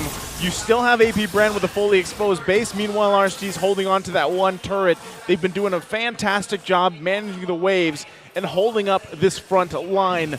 We'll see if AP Bren can do anything about it. Lord now going to be half health here. They don't know. Okay. Worked on. They don't know. Probable sandwich play from AP Bren, but the Lord HP is now already half of life. So they have the vision already from Kyle Kesey, and here comes the conceal from AP Bren. Is RSG prepared for this one? Flap Kesey comes in. Nats already low on life. He has the immortality though, forced to use that flicker, and another reset. Wow. It's not over yet. Oh, wow. These 2. Missing Gush though for Aqua. This might be it for RSG because he is already low on life, but he will buy that immortality. So again, RSG will start up this Lord, and Aqua just uses that Mystic projectile to zone out the players of AP Bren. They can rush it. And we've been seeing here the effect of the Gord versus Valentina matchup. She's having such a hard time even getting close to the action. He can deal damage, yes, he really hurts. But every time they don't see Aqua's ultimate not getting used, you see the hesitation on Few. And then when he does decide, that's when Aqua would use the Mystic Gush. And it sends Few reeling every time. Oh man, another reset here. Few even holding on to the penalty zone himself. Might be looking to use this instead since he can't get close enough to Aqua. There's a concealed play come through. Light's going to get in position. Lord will stay reset here. No one pulling the trigger just yet. Aqua doing a fantastic job. But once again, this is really one of the strengths, especially of late game Gord. The fact that you can just lay down something on the ground and have it provide a slow, whittle some of the health away here. It's tough to deal with, especially when you're trying to find the angles you're looking for to enter this team fight. Not to mention, you can just have them clear the waves like that, as we got a little peek there. But AP Bren gets that information, and they want to go ahead and get in position here. Okay. But very quickly, they rotate back down to the pit. By the way, Flap Kesey built that rock potion, so it's really more on defense type for AP Bren. But at the middle is this gonna be? What a sweet Winter Truncheon by Eman, just not to catch the damage from Super Marco. But here comes again, Nats with the penalty zone.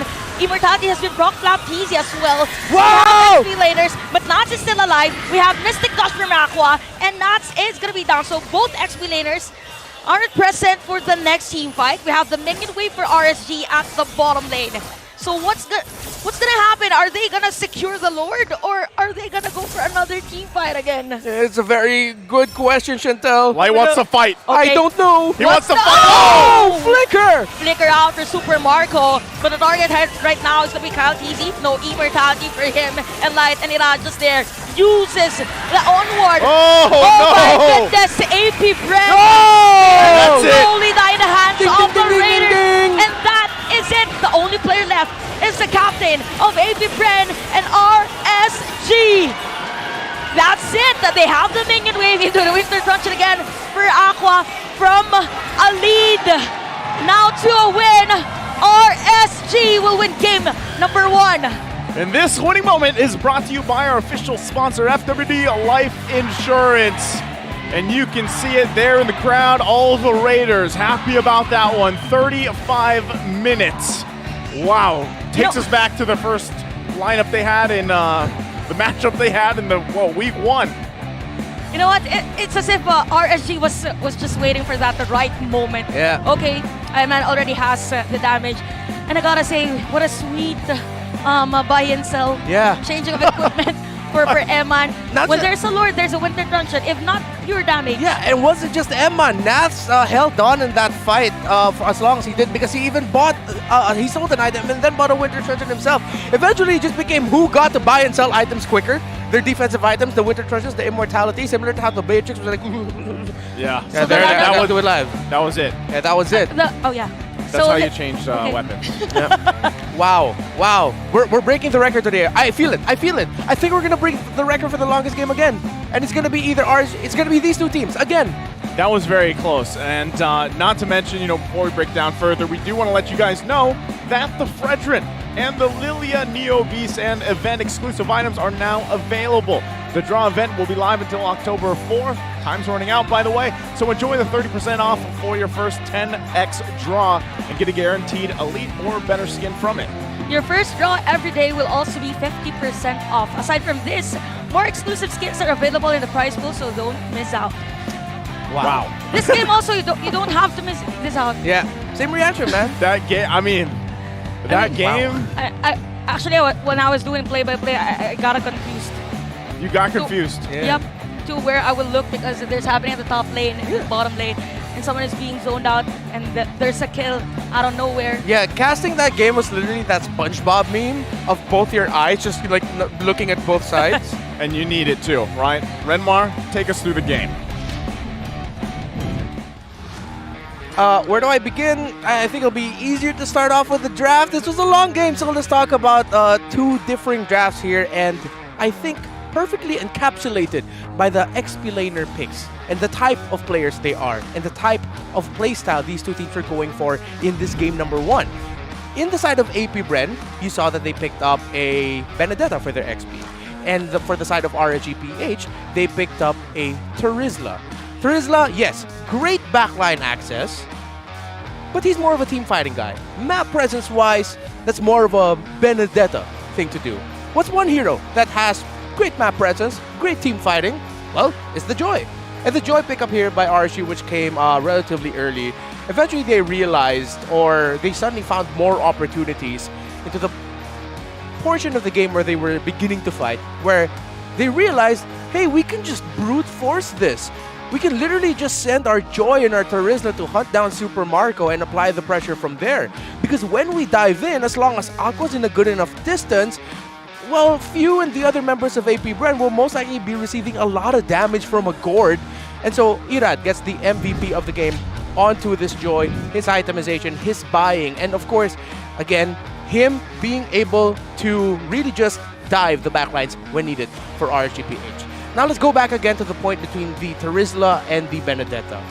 Flap TZ absolutely redeemed himself in this game, in my eyes, with his Benedetta performance. His map pressure and the pressure he'd be applying in team fights went very well for AP Bren and just gave so much difficulty to RSG-PH. However, even though AP Bren had that massive lead, we saw that it would take one play. It'd be this, the exact play we were talking about when Nats was just straight up dove onto Irad alongside Light, because they knew they could just brute force it, and AP Bren were caught out of position. So RSG-PH found a way to level things out because Eman already also had the items that he needed. And now, with the Bene versus the Terizla, as the game got into the team fighting portion, you realize two very fundamentally different things about these two heroes. Benedetta can unleash a full-on combo, whittle down the opposing backline, threaten it greatly, but Benedetta most of the time has to back off. Terizla can dive to the enemy backline and literally just start waving his hammer around and take damage. He might even be able to survive the counter of the opponent against him because of the inherent lifesteal that he has, the itemization of Nats, of course, and then with the emblems prioritizing lifesteal, the Terizla can last longer in teamfights, while the Benedetta at some point will have to really back off. Most of the time it's full combo, Petri, Electo final blow, you have to get on out of there. And that's what you really need to do as a Benedetta. RSG, especially Eman, decided, hey, we're gonna position better for you. We're gonna work better with Aqua in terms of timing his Mystic Gush, so that when you do decide to backline dive us, it's gonna look like Flapteezy and everyone else in APBR missed, but in reality, it was just RSG-PH playing a much better team fight, maximizing the range that they knew that they could work around with the Benedetta Selecto final blow, and then of course with the entry of Ogren that they had to watch out for as well. RSG just adjusted their playstyle. Once they knew that it's level, team fighting wise, it's going to be a little bit harder for APBR and a little bit easier and more fun for RSG Philippines. And it was in fact a team fight after a Lord where Chantel posed the question, what are they going to do? I didn't know. Light said, I wanted a fight. He concealed forward, and RSG-PH were able to take the game away from APBR. Irad's performance here on the Joy is something to really appreciate because despite the struggle that he had, losing all of those objectives early on, the pressure from APBR, as expected when you're up against a lineup that has a Benedetta and Baksha together. So APBR didn't play Hack and Irad in terms of taking away heroes from Irad. They just made jungling for him as uncomfortable as possible. But going back to what RSG is known for, and of course the legacy that RSG built when they faced off against RRQ in game number 1 of MSC 2022, sometimes they can just hold on, wait it out, make it a very stretched out game. Then you realize, why can't we beat them? We've raided their jungle, we've raided their chances. Why can't we get Eman and Aqua? And Eman, such an itemization and positioning god as a Brody. Same goes for Aqua. So difficult to take down eventually for APBR, and his Mystic Gushes and the space that the Gourd can provide, that Naisu was looking for in the entire draft and that he got. RSG-PH just played to their strength really well. And you see, eventually the hero damage, of course, would just balloon in favor of RSG-PH. RSG-PH took way more damage, but they were able to clap back with all of the damage that they dished out. All the top earners there, you saw there in the bottom, it was all APBR. That just goes to show how one-sided this game was until RSG said, time for you to find out who we are and time for us to win game number 1. Naisu, Chantel, how are we feeling about that game? I am feeling personally very selfishly great because that is a win for Gourd. Good job. Oh, yeah, right. Of course you're happy. No, but jokes aside, again, that's why, you know, even when I was saying that late game when they kind of crawled back from a lot of that deficit that they had and they kind of evened things out, you could really see, right, where the kit of Gourd works really well, especially in those objective-based fights, and that's what we know that APBR likes to do and fight around with. Chantal, how are you feeling about it? I'm still not over that game number 1 because I cannot forget. Actually, I went to the toilet and while I was blinking, I still remember bits of the clashes because it was really APBR on the lead, but suddenly RSG won the game. Well, with that being said, we also want to mention that MPL Season 12 is also live on Smart's live stream app. Watch your favorite MPL teams and battle it out, and don't miss any of the epic power plays. Download the Smart Livestream app, now available on your device's official store. And with that being said, match 1, well, I should say game 1, is now wrapped up here. It was a long one, right? I mean, this is kind of what we expected. I don't know if they're going to break that 38-minute mark that we have for the longest game of the season so far, but I wouldn't be surprised. And I think Renmar and Chantel feel exactly the same way because, again, it really comes down to the end game Lord dances, if you will. We do know that the Philippine teams here, they have mastered that, and that was basically a showcasing of that, right? So a great game one there. But before we move on to our next game, we're going to throw it over to our insider for some more info before that game.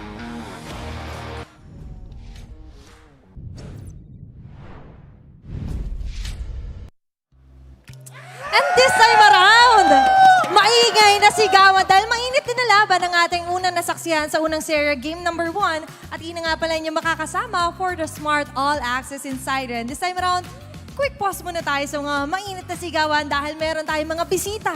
Espesyal na mga bisita from our battle trip. And this time around, isa-isa natin silang kikilalanin. Starting it off. Hello everyone, I'm SLS Mix from MLBB-PH Student Leaders. Next one.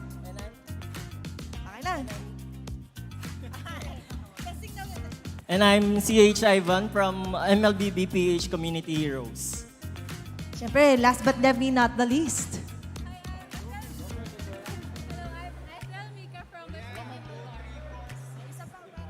Hi, I'm SL Mika from Bat State Umalbar.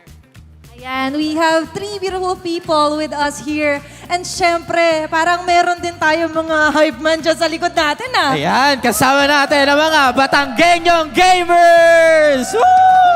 Ayan, dahil syempre mahab-habangin yung mga binyahe. Parang kanina may narinig ako, Hessel something, what's that? Yung mga, ito ba yung battle trips na sinasabi mo? Yeah. Wherein ito yung battle trips and event by MLBB-PH Student Leaders and Community Heroes na kung saan nagpapadala kami ng mga players from different provinces here in the Philippines and especially this Luzon na nanonood kami dito live at nakikita namin yung mga players right now. And eto nga, sobrang hype na nakikita natin ngayon right now. At abot kamay nyo. Kanina, di ba dito dumadaan yung RSG Philippines? And aside from that, parang napakilala kayo, student leader. Yes, ayan, student leaders. Ang student leaders ay different leaders from different universities and colleges here in the Philippines wherein we promote balance between gaming and studies. Ay, ikaw naman, community leader. What's that? I am the community hero leader of MLBB-PH Group Batangas. Pero parang nabanggit nyo kanina, di ba? Community and then student. Pero parang you're a very familiar face na nga lang din. What school naman or what school are you from naman? Ano yung nire-represent nyo? I'm from Bat State Umalbar po. Oh, so may iba't ibang school na pinanggalingan ng ating mga kasama. This time around, from the province of? Batangas. Batangas naman. And which school are you from naman? Batangas State University, Alangilan Campus. Mga Batanggenyo, di ba? Kaya nakita naman natin yung power and impact nito. And speaking of impact, ano naman yung mga pwede natin sabi impact naman ng battle trips for you guys? Lalo na dumayo pa kayo nung kay haba-haba. Sa dami-dami namin pinagdaanan, pero ang dami namin na-experience for the first time. Nakita namin yung mga access and information dito behind the camera. And at the same time, nakita namin yung mga players na mga iniidolo ng mga kids, mga gamers ng different provinces. And lastly, nagkakaroon kami ng gathering between at nakakakilala kami ng other gamers from different provinces. And especially ngayon, mga Batanggenyo, nakikilala na namin yung iba pang mga gamers dito sa Batangas. Saktong-sakto. And parang online magkakakilala rin kayo, right, Mika? Yes, we are one community. And is this the first time na nag-meet kayo in person, Mika? Yes po. First time ko kasi nakita niyo. So it's actually a meet and greet na rin kahit papano. And parang may gusto ko rin i-promote doon. Yes, I am promoting po yung aming official Facebook page, MLBB-PH. Which is? Community Heroes. Please like and follow. And then, to all MLBB players from Batangas, join to the group of MLBB-PH Batangas. Ayan, loud and proud ang mga Batanggenyo natin. Pero alam kong ready na rin yung mga teams natin, casters. Kaya naman, Mika, mukhang it's your time to shine. Kaya let's show it over to our casters. Casters, paso. Thank you very much, Athena, and the rest of the crew there. The battle trips, that's an amazing thing, by the way. I love that we have it because you know, it's an initiative for people that are obviously in school and they're able to gather together and see kind of what happens behind the camera, like what we heard from them, and what exactly goes on from start to finish here. And they get that kind of behind-the-look access pass. And it's great because also, for me, I have someone out there from the Battleships I didn't even know would be here. And he was someone that kind of watched me years before when I was just playing Gord only on stream. And it was kind of crazy to run into him and see that happen. But amazing thing. I love the fact that we have this kind of integration going on with education and, of course, with esports. I think that's very, very important here. So it's great to see build up. Now, going back to the matchup here. Game 2 ahead of us. Renmar, I'm going to ask you, and you kind of went through this with some of your analysis already. Okay. What does AP Bren want to do here to take it to a Game 3 based on everything that just happened with how RSG Philippines came back from that massive lead they had? Well, draft-wise, they had a clear identity, and they were able to show it off in-game. It stopped what RSG wanted to do or what they could have done from the early to mid. But with RSG taking the win there, seems like AP Bren needs to iron out some, little details about their handling of the game, the map, and team fighting when it gets to the late game. Because they've drafted the lineup there that, would be able to take control of it early on and give a lot of difficulty to RSG, which they did. But when RSG evened things out, AP Bren just couldn't find any angle to work with to make sure that they could get a win in the fight. Super Marco was struggling. RSG looks like the better team fighting team today right now. AP Bren needs to change that narrative and that idea.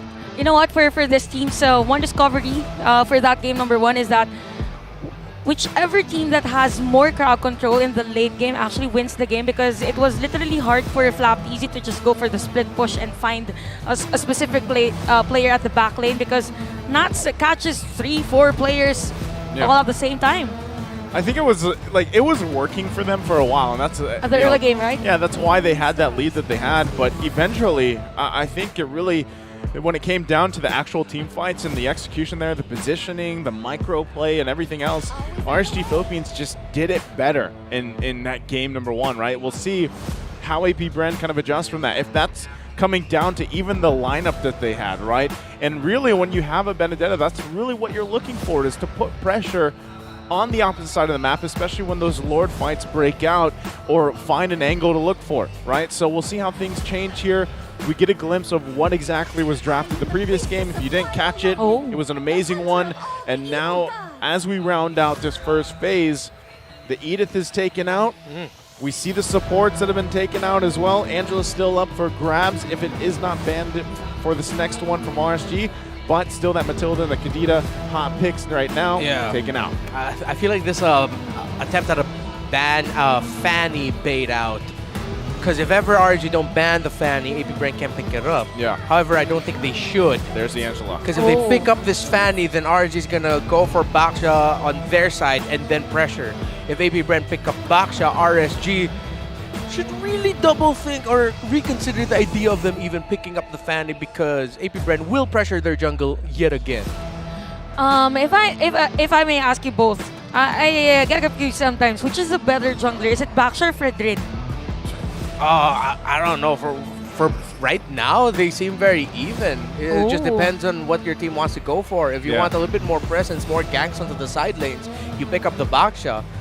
If you want an absolute headache in terms of team fighting for objectives, you pick up the Frederick. But so yeah, it just depends on which one you want to go for. They're both really good.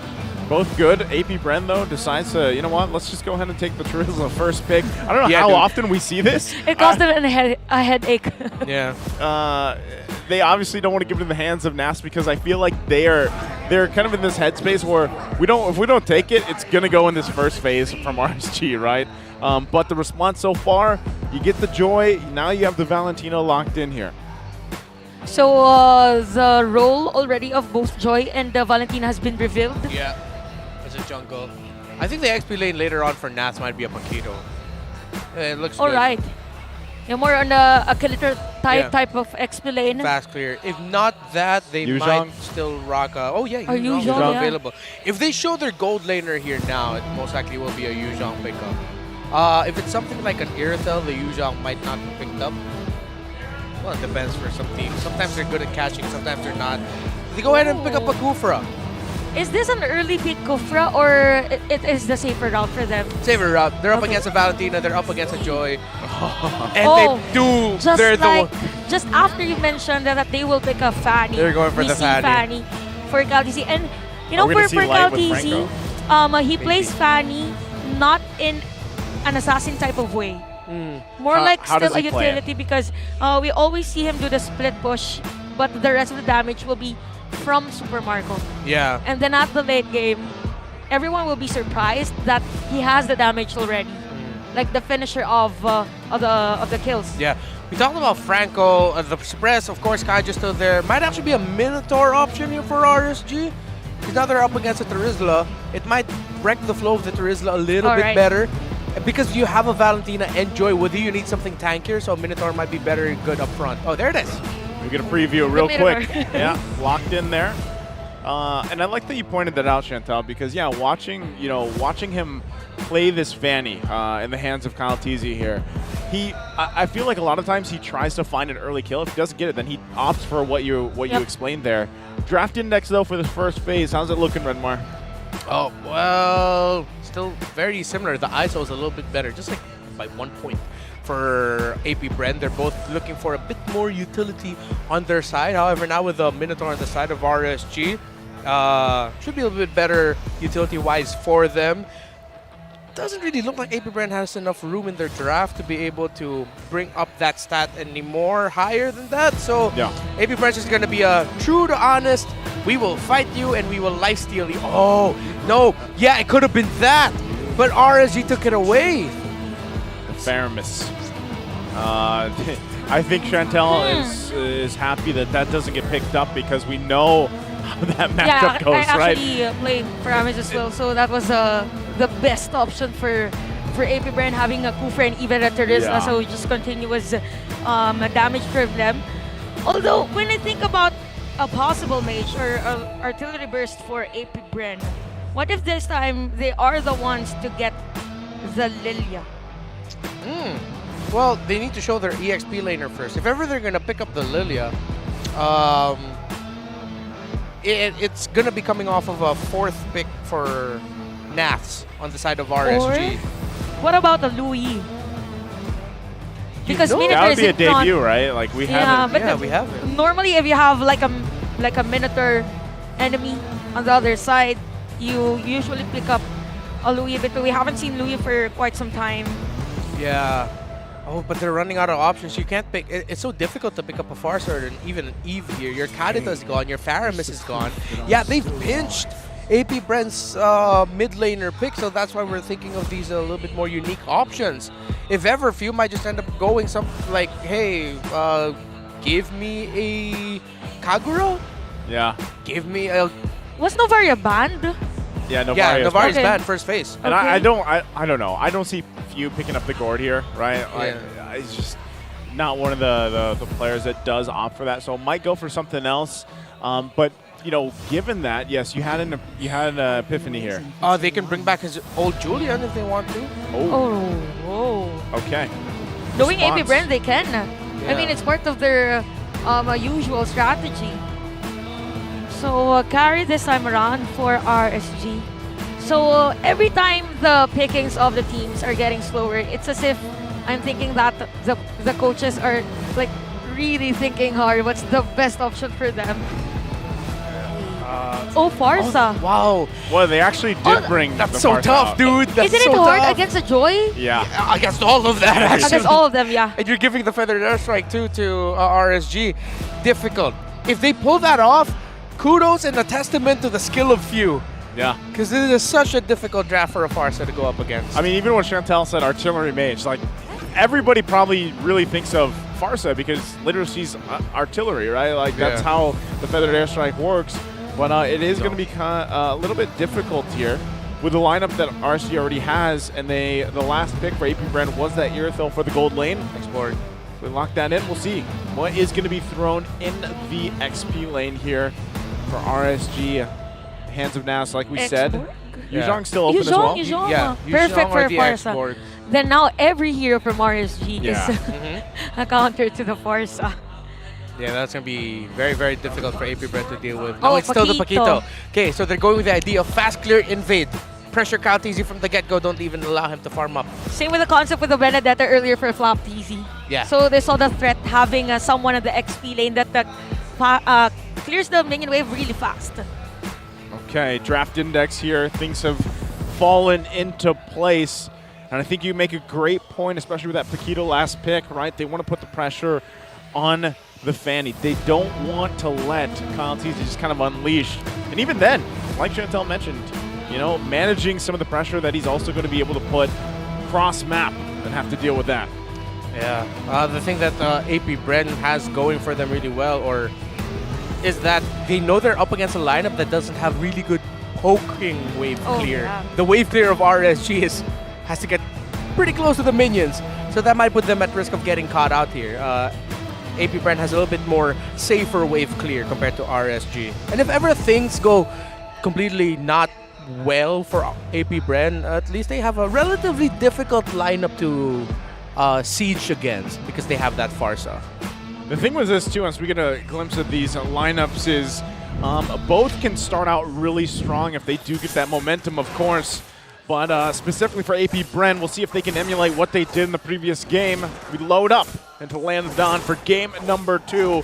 Match point right now for RSG. I haven't seen Kyle TC use this Fanny for quite some time, and I know that RSG is familiar with the possible playstyle for this hero because Irad is a Fanny user himself. And a lot of books already and dealt damage at the top lane. And this is going to be one long game again as expected from both teams. They are great teams, and they're from the Philippines. Yeah. And, that's pride. That's pride. It is. We love the pride here for the Philippines now. Yeah, man, we got to be proud. M5's going to be coming here. That's right. That's what they're fighting for. Any quickly emblems sticking out here, Renmar? 3 tenacities on the side of RSG. It's on the Valentine, the carry, and the Minotaur. So a little bit tankier is their lineup. It's actually pull yourself together for the Kufra, so he really just wants to get setup after setup. Interesting. Maybe one reason as to why they picked Farsa, because Farsa can go to places instantly. Yeah. So surprise burst play or surprise gank for AP Bren. Yeah. At the same time, it's sort of, in a way, kind of a stretch, but in a way it matches the map presence of Paquito on the other side. All right. Because at least you have a Farsa with her wide range to be able to just look out for the Paquito. Hey, look at Aqua. Little trivia here. Aqua's KDA, it's just too big. Too big. He's the highest KDA in MPL-PH history with nearly 6. But it's a 5.99 among players with at least 200 games played. So there's That's little. high. Yeah. 200's a lot. That is big too. That is massive. A lot, I mean. Massive KDA. And as we see, you know, Aqua very pivotal in a lot of the success that RSG has found over the years, over the seasons. You're going to battle it out for this turtle. Flap TC with a penalty zone, but Irad will secure that turtle objective. Backs away, and Flap TC will just use an execution. Oh, wow! Kyle TC just saw Nats in front of him and went for that cock throat, but a nice kill for AP Bren, and same goes with RSG on a turtle take. Yeah. What I missed out there is if it was either Nats that saw Kyle TZ or did Kyle TZ see Nats? Like, why is Nats even there? What was he doing there? He's just doing Nats things. That's what he's doing, right? But yeah, turtle being secured for RSG there is a great start in terms of objectives, right? Because they lost pretty much all of them in the previous game. So they want to be able to control some of that. Oh! Top play, though. We have the TZ Brothers again. A preview of their show at the top lane, but here comes the real entertainment with Knots Entertainment and a penalty zone from Aqua. That is going to be a kill for RSG. Scrappy. I like whoa. Okay. Oh, Kyle TZ is just all over the place. Another kill for him. Just when I said that he is a different type of a Fanny user, he is now an authentic assassin Fanny. Yep. He switches it up, right? But that's kind of what we expect, though. He locks in the Fanny. If he can get these early kills, great. If he doesn't, there's usually a plan B that he can roll around with. So right now, that is going to be something that RSG wants to deal with. They can't let Kyle TZ snowball himself out of control because we know how that usually ends up being into a place when any of these Fanny players get to that point. He's already sitting on 2 kills, and he is quite deadly already. And for the rotation of RSG, they're just really focusing on Flaptease's lane. Again, the threat of having a Terizla. So for RSG, it's surprising that there's no real vision given against a Fanny, because most of the time that is going to be the good counter for them. But so far, it's just pokes for both teams, and another turtle team fight probably, but the rest of the players, it's a 5-man AP Brand for this one, and few will receive some damage from Irat. Yeah. Can they even get close to it? Might be really difficult. Light has his ult, but don't think they will. Oh, they will just give it to AP Brand, and because of that, there is going to be a play against Irat. Surprisingly, Irat was there just when AP Brand secured the turtle. Okay. Kind of wondering, you know, they got the information there, and then, yeah. He just went in a bit questionable for Irad. Yeah. Kind of questionable also for RSG. They look quite off they look like they're off a step, while AP Brand, they're making a lineup that is, again, theoretically supposed to be really difficult. They're making it work. Because what Caltee's been doing around the map, them decided to park their Minotaur onto the gold lane, understandably so. RSG's map presence here is near to 0, and AP Brand's just going all over the map, river, in the jungle of RSG, while it seems like RSG have funneled into the idea of, yeah, let's just play around Demon. Yeah, this puts me in basically thinking of the previous game for Irat specifically, where, you know, he really didn't have much room to work with. He was just kind of caught really just trying to catch up in terms of jungle to jungle, and that's where he's going to find himself really quickly if this continues to happen, right? Even with his own purple buff being taken away, going to the hands of Kyle TZ, it will be something to deal with. Ooh. Okay, there's a nice catch again from Oakwood. Here comes Kyle TZ. Iran is still alive though, and look at that, 3 players of RSG reacted to the play. Although there was a damage already for Eman, Kaltizi was so close to being that, but at the moment, penalty zone from Flaptease under the turret. We have Irad on low life, and Super Marco is here as well. Oakwood will catch Eman. So, okay, you will use that flicker just to secure a kill against Eman, and Kaltizi will do those things. And it's gonna be down, but there is gonna be an exchange, but the middle lane turret of RSG is close to being torn down. Yeah, AP Brand still playing really strongly with the map, the pressure that they're applying onto Irad. RSG just can't find a flow to fight. And Ogwen, not going to be able to land onto Irad. So close, but he has the ultimate. Same goes to PC, so why not secure a kill? The flicker was used. Irad is still alive and is successfully able to back away. I don't know. Props to Irad surviving that, because there was multiple times I thought he was just going to get taken out. Yeah. But ultimately, that's a turtle going to the hands again of AP Brand, furthering some of that lead they have.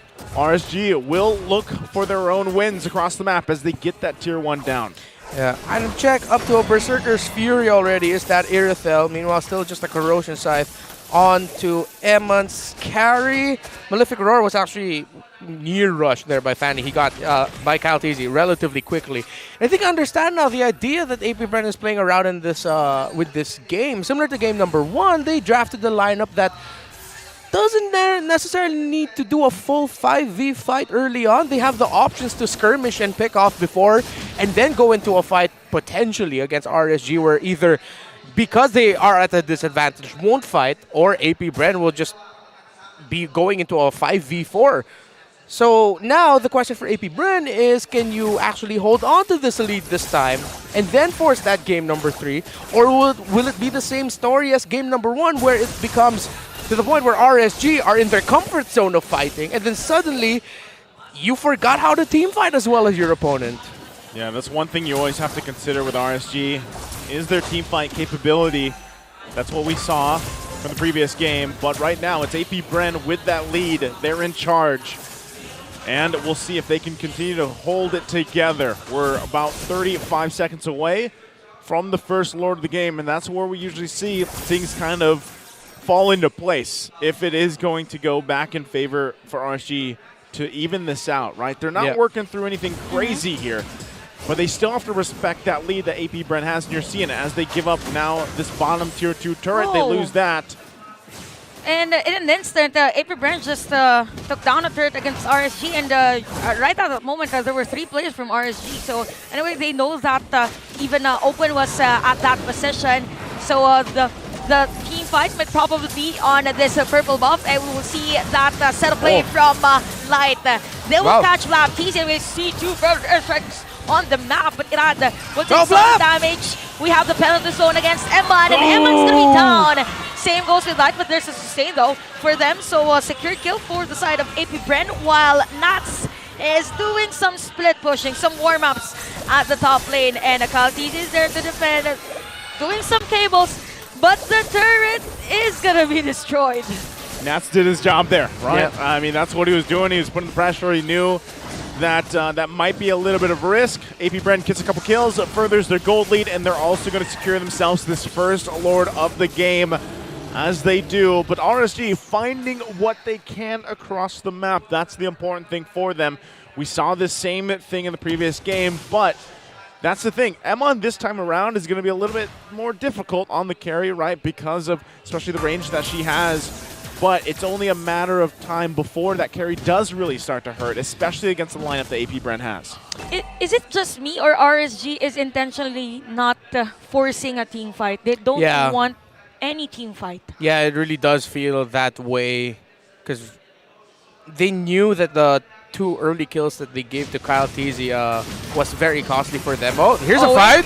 Here's a team fight that they are waiting for. That is going to be a kill against Lab Teasy. So Open with a bouncing ball, and RSG will defend against 4 players plus the Lord, but the turret at the top lane is going to be destroyed. So this time around, RSG, this might be an easy defense for them here at the bottom lane.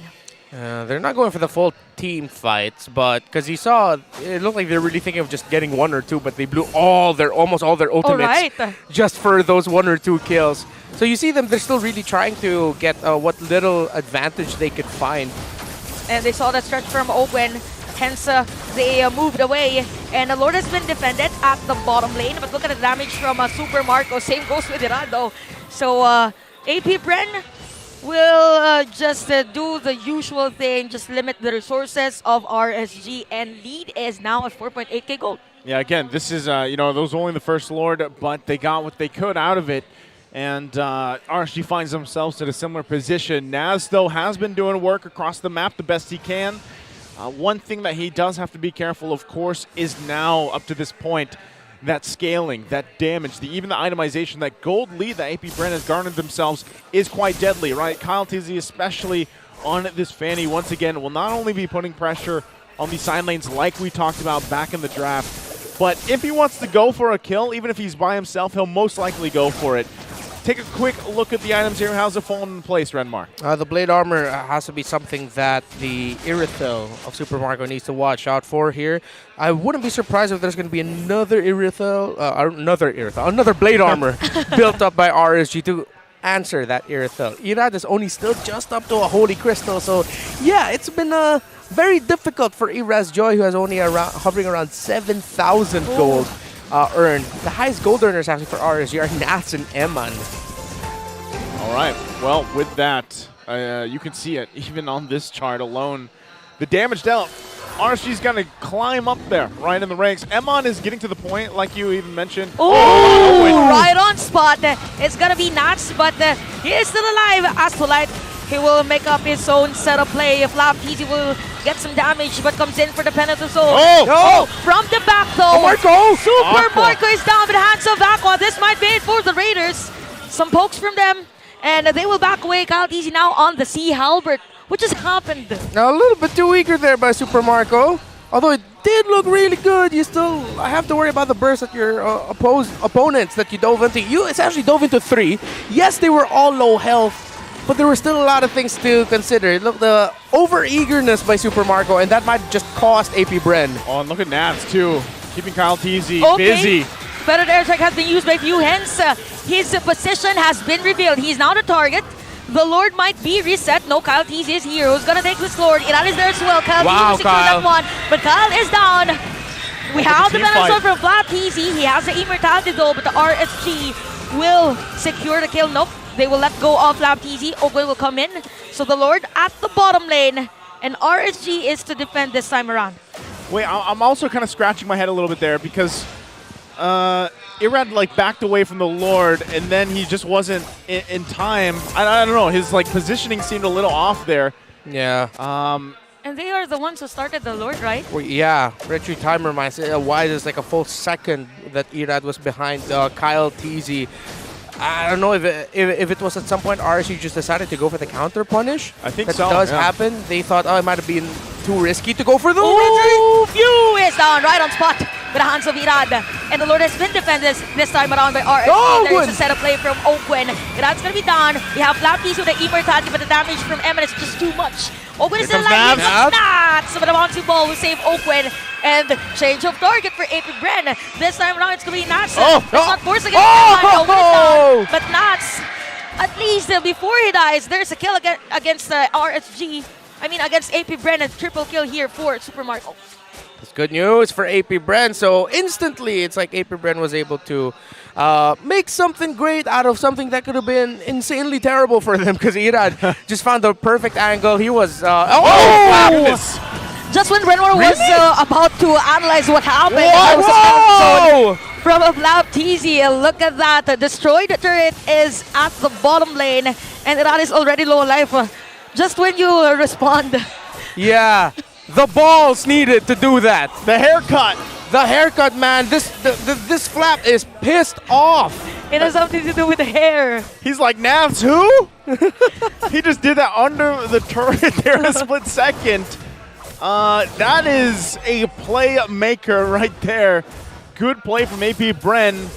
Yeah. What it resulted into also is that base turret. Now they'll look for more. Yeah, and good trust also for Super Marco, knowing that he'll have enough lifesteal to survive. Because he was like in between two turrets, he received damage, he was brought down to 20%. That's why I'm pretty sure people heard me exclaim, huh? Because I was like, this is way too greedy, boys. Oh, never mind. You shut me up. That was a hell of a play by those two. Very calculated by both players. Yeah. Out of bottom lane.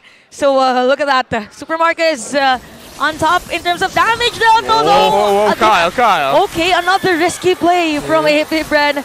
Just finding and just knowing where the players of RSG are.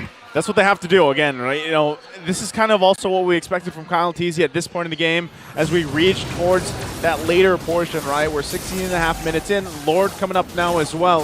RSG, honestly, I feel like this is very reminiscent of the previous game when we were wondering, like, do they actually want to fight this Lord? I think they do. You know, I think they're confident enough to actually go into this team fight. As it is now started up, Flap TZ trying to hold it there. Everybody getting in position. Also still, Navs on the top side putting his own pressure. Kyle TZ might go for the one kill, or he might just handle the wave pressure. Lord's going to go ahead and reset. RSG still looking for it. If they can get this tier 1 turn to the mid lane down 2, it'd be great for them in terms of space. Because right now, with that holding on by a sliver of health, it is something they have to keep in mind. So once again, Lord Dance will start up. Nav's still planning himself there on the top side. You know what, for RSG, I think the perfect plan for them this time around is to wait for this purple buff to cool down prior taking the Lord. Since it's a Fanny after all. So no contest. They're just no going. signs of contest for AP Bren on this Lord. Wow. And RSG will just secure that Lord in an instant. That was a combination of a couple things here, right? I mean, even with Naz putting the pressure up there, and they knew, like, okay, Kyle TZ, he'll go answer that. And, you know, he kind of handled some of the waves and everything else. And like you even mentioned, that purple buff, not probably, it's going to be up here in a couple seconds. But that was a very decisive decision and call from RSG. I'm straight up scratching my head. Not literally, but like figuratively. That very confusing. Why AP Bren would give that up like that. Okay, so that will haunt them. Yeah, I mean, I'm trying to reminisce what happened, but yeah, AP Bren was there. Whoa, what a nice set of play there. Plus this spirit dump from Light, but Light is gonna be down. Evan has the damage though. But the thing here is, yes, RSG has the Lord, and Nats is here at the bottom lane. He has the immortality, but Eman will secure that turret in the middle lane. So RSG, I think they will still push through on the pressure that they're giving against AP Bren, although Light isn't available for the next team fight. Okay, so now ultimately, the Lord that AP Brent gave up just amounted to a whole load of, well, nothing. A tier 1. That was literally gone anyway. That was like 2 hits away. Yeah. Huh.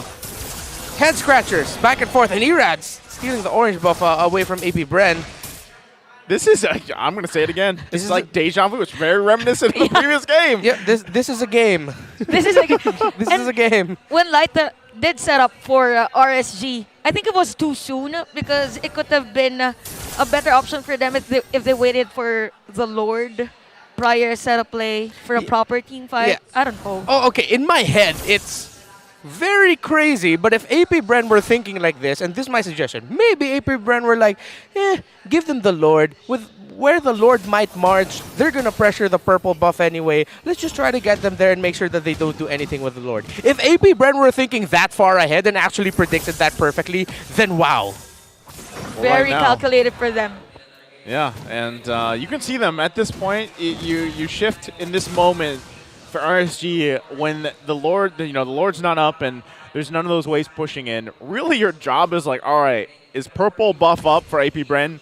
Let's maybe make a play there. If we can't, then just go ahead, keep farming up the best you can, and then wait for the next Lord fight because that's kind of what is happening here. Even for AP Bren, they've got to secure the buff, at least the purple. If they give up, if somehow the orange is taken, then so be it. But you can even see, right, the team wants to plant themselves in a position across the map to allow Kyle TZ to get both buffs, especially before this Lord comes up in about 10 seconds here, because this one will be a very important Lord take. And I don't think, what we saw before from AP Bren, like, you know what, just give up the Lord there. If that's what the plan was, they probably won't do it this time. So expect both of these teams really playing around the conceal, looking for their own angle here from the roamers. 21 minutes already. These two, they just, maybe they just really like each other, you know? Want to maximize the time in the game they have with each other. They like playing against each other. Yeah. Oh, Win in Nature for Super Marco and an Antique Harass there for Ogwen, so got to watch out for that. For the Win in Nature, they'll mostly be just to answer what the Minotaur and what the Paquito could dish out here. Not just waiting though for Kyle TZ at the purple buff. Great positioning here. He could catch them off guard. I wonder if he knows there's two members of Bren there.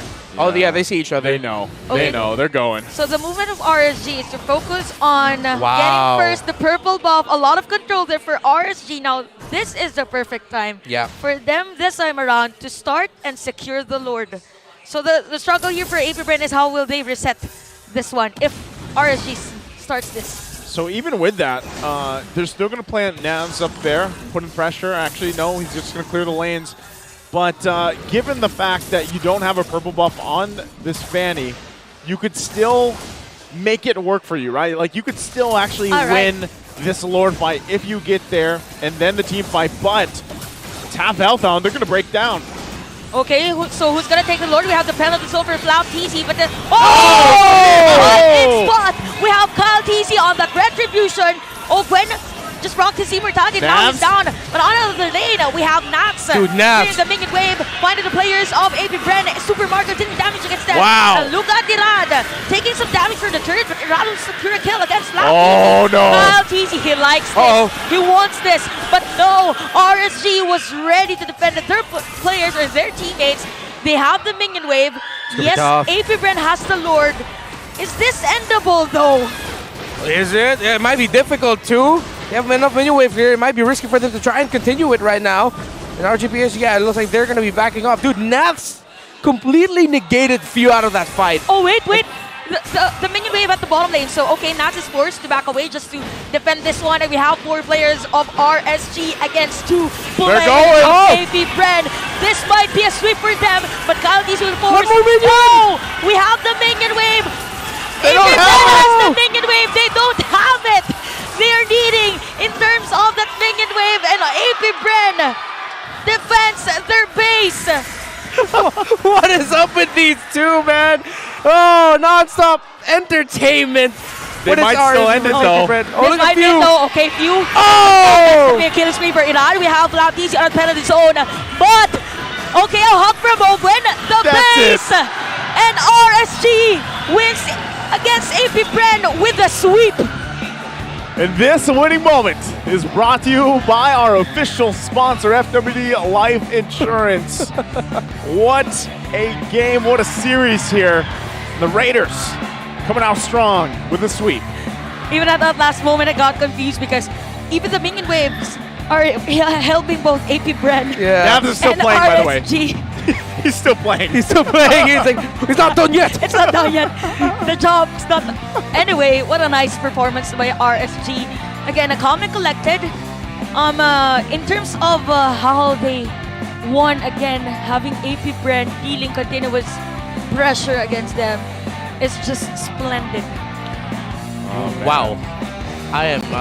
I'm out of it. Look at that. Nice haircut. Nice haircut, bro. Nice haircut, my guy. AP Bren, after just getting a win against TNC Pro Team, take a bow after a loss. Very similar stories between that game 1 and that game 2. I don't know, man. I felt like I was watching the same game for a second there, and like, yes, different heroes and whatnot, but with the way things kind of unfolded, especially the fact that AP Bren had that lead and they transitioned really well, and we were like, what does RSG Philippines have to do? Well, there was the answer. They did exactly what they did in game 1. And this time I think they even handled it better because they weren't dealing with what, a 10,000 gold deficit that they had. So props to RSG. Great job there. Now, before more, October Starlight is now available because it's October 1 today. All right. It's only 300 diamonds. Layla's exclusive Twilight Waltz skin will be yours. Check out the dazzling debut of Layla's anniversary exclusive painted skin, Midnight Waltz. The Starlight Lucky Chest will also be available for a limited time, so get it now. Wow. There's a whole lot for you guys. I didn't even realize it was October, by the way. But, it is. That's great. Also, that game, that one you just witnessed, the sweep, is brought to you by the official sponsor of MPL Season 12, Infinix Mobile. Bring you an ultra-fast gameplay with the Infinix Note series. Man. I'm surprised. I know you are too. I am surprised. I did not expect a sweep, to be honest. Yeah, I think now it's very clear what AP Bren needs to work on. They need to work on that mid to late game team fighting. And that's weird to say about AP Bren. Because they're good at it. Yeah. That's one thing they're known for. That's why they won the IESF World Championship representing the Philippines with Team C-Ball. To see them now have difficulty with this, blowing that lead. But then eventually, it was just RSG-PH reached that power spike and then AP Bren hit their power dump. Because eventually, remember, we were talking about the Farsa, and then the Farsa eventually felt like, hey, why can't I play? Few just could not play, man. It was a hard time for Few. I think during that last Lord team fight, it was just 2-1-1. Or 2 Lords prior the last. Yeah. It was just 2-1-1 KDA for Few. And it's Few, and it's very unusual for him to be at that KDA.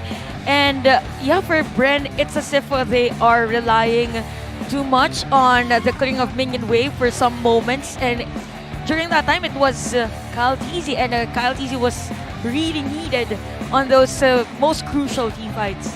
Not only that, but I gotta give my hats off to Naz there, especially for that game, because the way that he played the Paquito, and I feel like anytime you especially have the Paquito in the XP lane, there's always a little bit of that risk. Yes, he does amazing damage, right? But if you're caught out too, or your positioning is off, which we even saw in the early game for a little bit when Renmar was like, wait, why was Naz even there? But he continued to play like that, but he just did it better, and he played smarter towards that mid to late game, which allowed them once again to really swing things in their favor, because again, he was putting pressure really on the top side when the Lord dance was happening. There had to be a response from AP Bren, and he a lot of times was even just putting pressure on the purple buff alone. So, giving the information that they needed, it was very well played from Nats, the rest of the team, of course, as well. Even down to when we had game 1, the positioning, right? The positioning in a lot of those team fights that they have was just on point for RSG here. So they have to be proud of this because, let's be honest, RSG Philippines in the first half of the regular season, they were struggling, right? I mean, a lot of people were wondering also what kind of adjustments would they make, especially when it came to whether it was who was playing or their in-game execution. And I feel like now, after seeing this, especially against a team like AP Bren, who is so well known for especially the mid game, like the mid game Playing to the under late pressure. game. Yeah, playing under pressure. Like you guys saw the breakdown on the chart of percentages in terms of objectives for APBR. And RSG handled it very well. They've had a pretty good week, and who knows what they have in store for us ahead of them for week 5. And I want to say for RSG that they are somehow more fluid in terms of the shot calling, because even though Nats is very far from the team fight, the way he is there in the clashes, it means the communication is very fluid. Very true indeed. Let's throw it over to Mara on stage with RSG to hear from them. And how about that sweep? Everybody give it up for RSG Philippines. Galing, galing.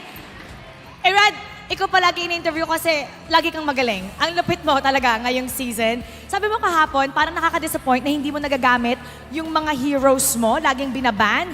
Ngayon, na laro mo ang iyong joy. In fact, ang likot-likot mo nga. Game number 1 pa lang, nagsimula ata MN03, Nats02. Pero dahil sa likot mo, nagpahabol ka, it made such a difference in the game. How is it like for you na nagamit mo na finally yung hero na gusto mong gamitin? Both games pa. Unexpected na magagamit ko yung Joy kasi puro tank nga kasi kami eh. Tapos yung game 1 namin, nung baog na si Eman tsaka si Nats, ginawa ko na lang po yung trabaho ko na mag-side kahit na gusto nilang mag-dep pa ako. Sabi ko magsa-side na lang ako kasi kahit mamatay ako ilang beses basta makabawi kayo sa farm. Ay, ikaw pala nag-call nun. Apo, sabi ko. Great job. Ang likot mo. Ang likot mo, it paid off. By the way, guys, narinig niyo ba kanina yung milestone na nakuha kay Aqua naman? Congratulations! Highest KDA in the history of MPL Philippines. Oy, partida, nag-break ka pa nun, ha? How does that feel? Nagkaroon ka highest in the Philippines KDA. Tsamba lang po yun. Alam mo, minsan ko lang marinig yung boses mo, tsamba lang yung sasabihin mo. Other than tsamba, yung achievement na ikaw, nasa history ka na ng MPL Philippines, ha? Hindi ko po alam eh. Ginagawa ko lang po yung best ko. Si Ako talaga, palaging humble. Palakpakan nyo naman siya. Minsan lang siya humawak ng mic, sobrang mahiyain. Congratulations! Kay Coach Panda naman. Coach Panda, yung both games nyo, game 1 and 2, ang hirap sa early, Pero with the proper itemization, smart moves talaga yung mga decision-making nyo. What can you say about the performance of RSG today? Early game kulang pa, but their focus and then their willpower when it comes to late game, it's really good. I think I don't need to teach them about late game masyado na yun. Early game, I really need to master for next week, tsaka mid game. So, buti nga comeback tayo, and then I hope we do our best next week. And we'll see about that kasi I know Coach Panda really aims to have such a perfect game. And now it's time to announce the match MVP. All right, let me hear it from you. Sobrang passionate na to, Ano yun? Si Nats? Okay. Magtanggol ka dyan. Nice. Okay. And now let's take a look at the screen for the match MVP. Ang dami sumisigaw ng Nats. Tama ba? Nats! Nats Entertainment! Nats, dito ka. Congrats. Wow. Nats, alam mo ba dun sa pre-show namin dun sa panel, it's the battle of world-class XP-laner. Nats versus Flap TZ. Anong pakiramdam na ikaw ang nanalo at nagwagi at nag-dominate sa laban ngayon? Masaya. Siyempre. Siyempre masaya. Masaya kasi top 2 na kami ngayon sa regular season eh. Sobrang saya sa akin yun lang. Top 2 sabi ko. Top 2. Ano pa ang ipapakita ni Nats sa mga susunod na laban? Abangan nyo pa yung mga papakita namin game na mas maganda kaysa ngayon. Yun lang. May mga sumisigaw ng panalo sa'yo kanina. Tinanong ko, sino yung match MVP? Nats! Okay, anong gusto mo sabihin sa mga bumaboto sa'yo? Pati yun, yung may tambol sa harap, Di Hindi ko alam kung deserve ko pa yung game to MVP. Feel ko si Aqua yun eh. Pero salamat sa mga sumuporta lahat sa inyo dyan. Thank you sa lahat. Yan lang. And let's give it up once again. Congratulations, Nat and Aqua. Congratulations. Once again, everybody, RSG Philippines. GG. One more time. GG. RSG Philippines climbing up the standings. Sa sweep na ipinakita nila, nasa number 2 na nga sila ng ating standings. At maraming achievements ang nakuha ngayong araw na to. Pati na rin ang top KDA ngayon na si Aqua sa Philippine history. Great job! Himayin natin ang ating labang, balikan na natin ang ating mga casters. Pasok!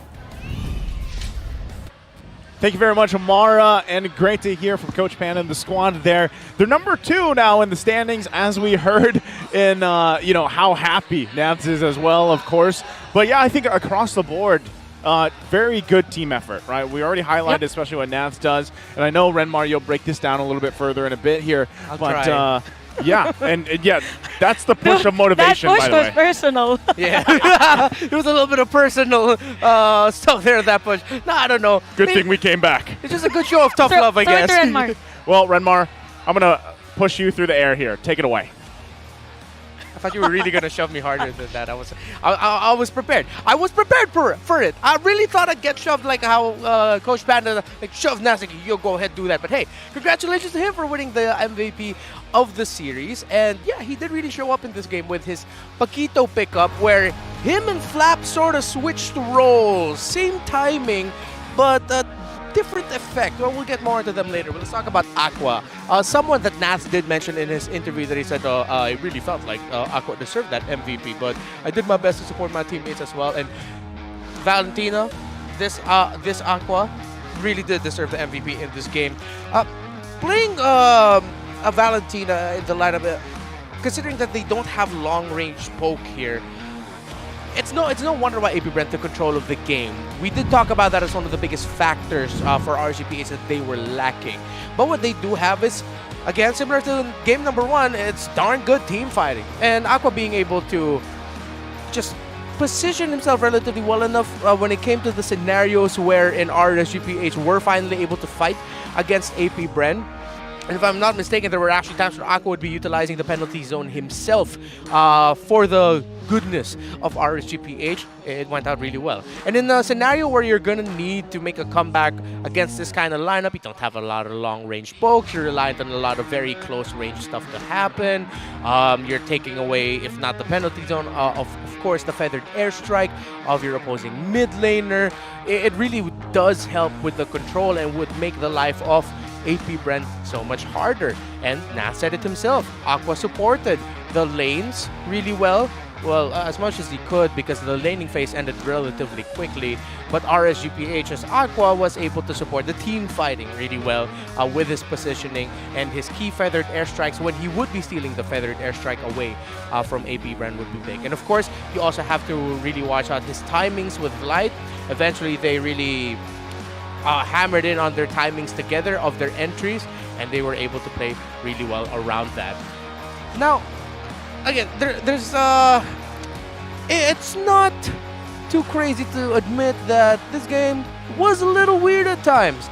Some questionable decision making, whether if it's frustration or a miscommunication or it was an overestimation, maybe even an underestimation of your specific ability power spike or your power spikes and then the opposing power dump.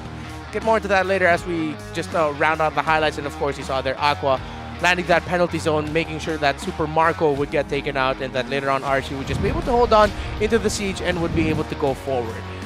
Now, as we look at our emblems on the screen, and the items are going to be showing up in a bit, again, let's talk about the story of the game. First, APBR, they punished the early game rotational mistimings of RSGPH. That's how Kyle Teasy was able to get those pickoffs to this Fanny.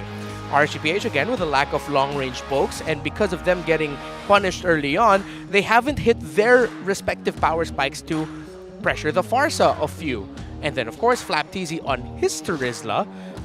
This time, instead of the map pressure it'd be providing, it'd be very similar to what Nats did in game number 1, where it's the pressure being provided by Terizla is in the team fighting, while Nats this time around on the Paquito was providing the pressure with the macro focus of it all, because they needed to still catch up on the gold, they needed to catch up on the items, and it goes to show how Nats here, I don't know when he exactly got these rapid boosts, maybe he got it much earlier, but Nats was everywhere in the map, and AP Bren, because of RSG, again, as Coach Panda said it, the willpower and how well they do in mid to late game team fighting, Nats was just a massive problem for AP Bren to deal with. And eventually, when RSG knew they eventually got to their power spikes and that they have the items that they need, that they could just go into the backline and pressure Few, they went ahead and pressured Few.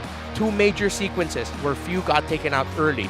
Nats, by Nats in the Lord fight, and then by Irad in the defense. If Few survived there, he would have gotten taken down. But again, with the join of Paquito, eventually we did hit the portion of the game where we expected that a Farsa will have so much problems against this lineup. So, let's go back to our keys to victory. We put focus onto the EXP laners, and again, ironically enough, or maybe more poetic, that their specific hero picks for Game 1, the Benedetta versus the Terizla, and then Game 2, the Terizla versus the Paquito, actually was a great representation of the story of each game. And it'll be a great game to look back to at the effect and the importance of the EXP laners in today's meta. Shut up. Nice to join me. Come on. Thank you for the breakdown. Hey, I miss you guys. We missed you too, and good thing Chantel didn't push you off the stage. So you could have. I would have been okay with it. That would have been so funny, man. Let's try now. Hey, that's what. Good. The moment has passed. That's what bears do. Yeah. Right? If you're not bumping shoulders here, I don't know what. So, I don't know what you're doing. But anyway, that game is now concluded. Great start there again for RSG in the second half of the season. Now, next ahead of us is MNNE EVOS and TNC. And to be honest, that match also is going to be heated because obviously they've got to climb up. Yep. And we saw earlier this week, MNNE EVOS especially, have a win of their own, but we'll see if they can continue that on. TNC, on the other hand, too, we're seeing what kind of, what they can come up with, because every time they're playing, really here on the desk, we're all wondering, what can they do, right? What can they do to get back into the standings here? Time might be running out here. Yeah, TNC, this is more must-win for them. MNNE EVOS, if they win it, they threaten Omega's position. We'll find out. Again, I'm Nice-U, this is Chantel, and Renmar, we're the Wee Bear Bros. We'll see you guys after this short break.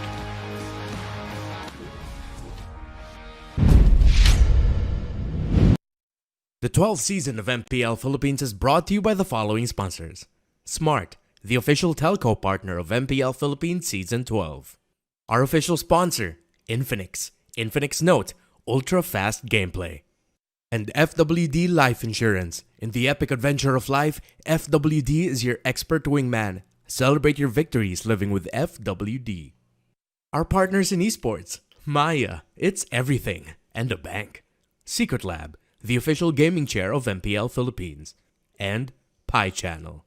Experience the MPL-PH Season 12 action live at Shooting Gallery Studios. Tickets are now available on our official ticketing partner, Slash. Don't forget to catch all of our official league content on TikTok, Facebook, Instagram, and Twitter. To ensure the equality and fairness of our games, MPL Philippines is also monitored and supervised by the Games and Amusements Board. Habang yung blacklist ay kumakapit pa, ayaw pa rin kita. Napakalakas pa rin ng Pilipinas.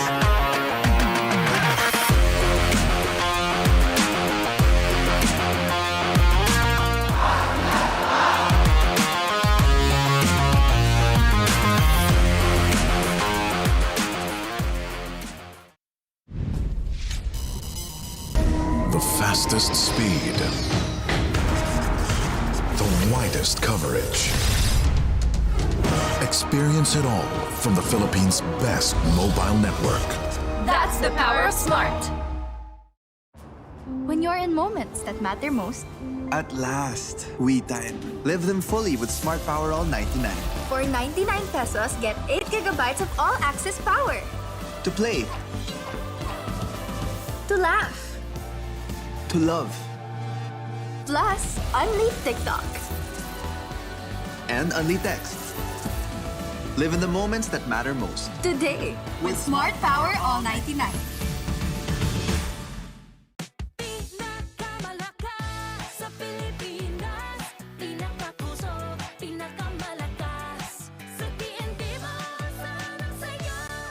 Lipat na sa TNT and register your SIM now.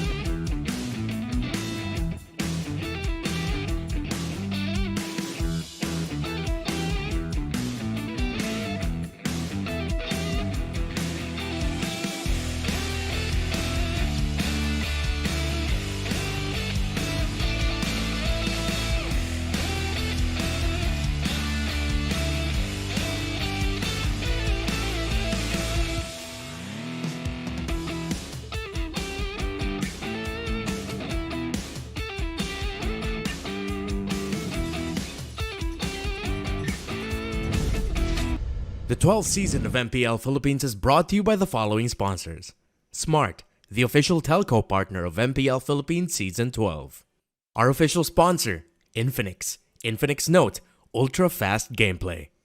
And FWD Life Insurance. In the epic adventure of life, FWD is your expert wingman. Celebrate your victories living with FWD. Our partners in esports, Maya, it's everything, and a bank. Secret Lab, the official gaming chair of MPL Philippines. And Pi Channel. Experience the MPL-PH Season 12 action live at Shooting Gallery Studios. Tickets are now available on our official ticketing partner, Slash. Don't forget to catch all of our official league content on TikTok, Facebook, Instagram, and Twitter. To ensure the equality and fairness of our games, MPL Philippines is also monitored and supervised by the Games and Amusements Board. Habang yung blacklist ay kumakapit pa, ayaw pa rin na napakalakas pa rin ng Pilipinas.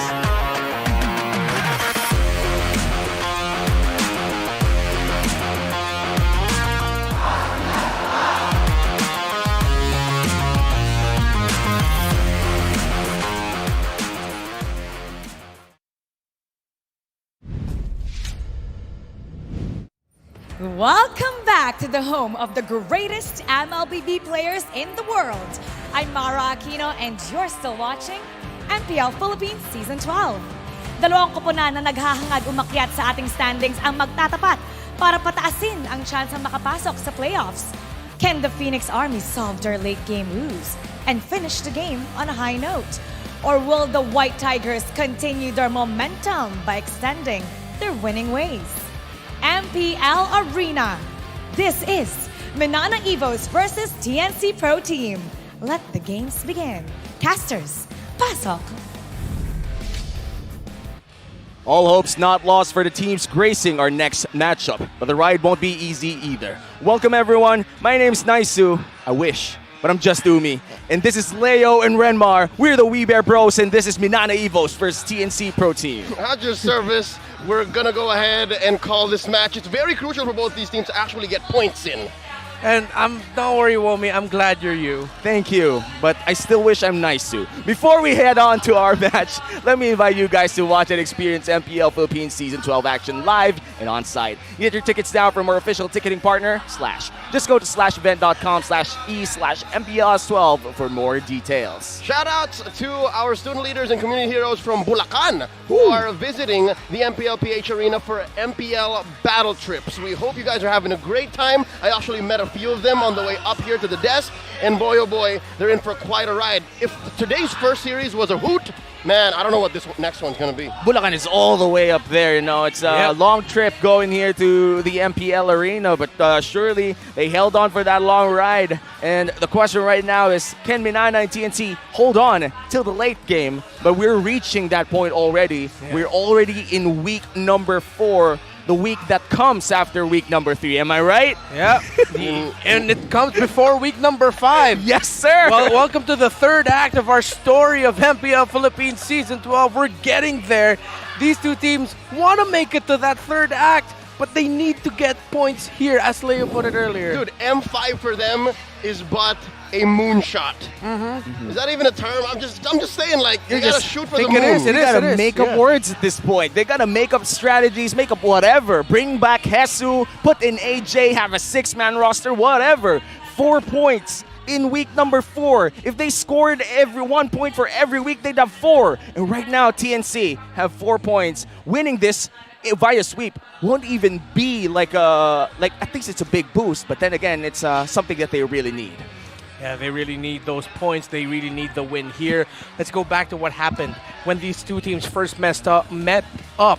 It was a sweep victory for TNC Pro Team. That came off of the back of a game number 1 where Manana Evos were in the lead, but then TNC Pro Team found a way to turn it around with Hesu finding that mid lane Farsa. Wow. And then in game number 2, TNC Pro Team, they would lead. Manana Evos almost made it to turn around to force the game number 3, but TNC Pro Team stood tall and swept them. And again, we go back to the famous quote of Ben Things that he said earlier in the season. We don't want to prove that we are just Kaldag Kings. We want to show the world that we are MPL Kings as well. Mind you, Brian Renmar, this is a lineup for both lineups.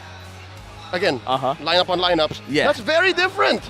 TNC has already shuffled it up. They brought in AJ, and if I'm not mistaken, AJ is going to be playing. We'll confirm that later on. Yeah. But even for MNNE Evos, they figured out a mix between the S11 debut, again, Underground Kings, and the Archives lineup. You know, it's very interesting that you pointed that out, considering that MNNE Evos, they did find their fair share of struggles, I think, early on in the regular season, but as of late, they were able to recover, beating Omega 2-0. Not an easy achievement to have, especially in the regular season.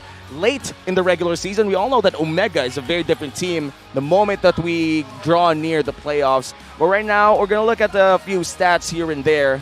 I wonder what this will be. It's going to be MNNE and TNC, their actual match history for the past few weeks. Yeah, again, it's the problem with these two teams not being able to maximize whatever great thing they would set up for themselves in the early or to the mid game. When it comes to the mid to the late, when it comes to the last turtle or first lord, second lord dances, something just goes wrong for MNNE Evos and TNC Pro Team. Their team fighting, their handling of the map and the macro, getting split push. Somehow they can't just translate those early successes into massive wins. These two have been able to score comebacks. There have been times where they would not let go of it, but the tendency is this. These two have a problem converting early game success. There's a saying that goes, it's not how you start, it's how you finish. And here in the later half of Season 12, if you can't finish a game, then you have a very big problem, and that's what they're facing up here today. What a way to test how much they've learned so far in the first round, right? Against each other. And I remember TNC, we did expect a lot of things from them. The entire theme for TNC entering this regular season was their rise from the dead, but it seems that the hole that they've buried themselves into is quite deep. And they haven't really found that stride yet entering week number 4. Hopefully they do stop MNNE Evos in their win streak right now. And looking at MNNE Evos, they're bringing out some of the players that we've always had our eyes on. I think Spider Miles is one of those players that you mentioned. Yeah, no, Brian Miles Santos. I'm a big fan of this young man. He's standing at 6'8" at this point. Is this real? He's big, like close to that, like 6'2" maybe. Very tall. He's a big kid, but all I'm saying is this patch, as soon as it dropped and seeing what it looked like, it favors supports. Spider Miles has to play, and lo and behold. Yeah, and it's also good to see Lord JM still continuing his title of most standout player so far for a lot of teams. MNNE Evos is struggling, but every time we say Lord JM is doing a fantastic job. We also have to credit Kaizen for stepping up in MNNE's last series against Omega yesterday. He was vocal and he said, I stepped in, I have the experience, and I told him to calm down, and we got the win. He got the job done. TNC Pro Team, though, you still see there, still seems like they're in high spirits, though, but they know the pressure is getting even higher and higher to finally win.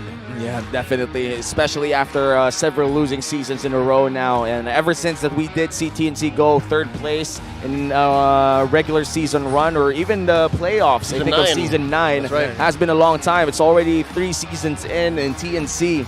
They gotta find that that X factor, the X factor entering week 4. I'm still waiting for that to happen. But right now, MNNE Evos, they're in a win streak. As you said, Lord JM, definitely a standout player. I still remember Lord JM hard carrying with Joy back then, but they still lost that game. But damn, that player is great. Yeah. Well, now we're gonna, of course, welcome our teams for match number 2. MNNE Evos versus TNC. It's about to begin. Players, your time to shine.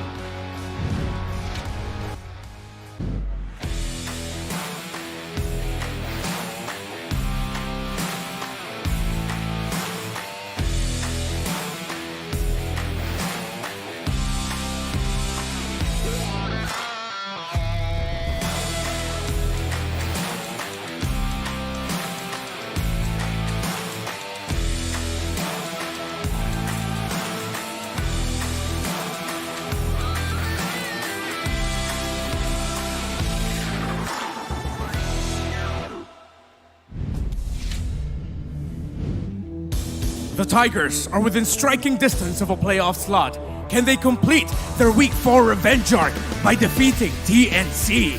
Oras na para sa MNNE Evos!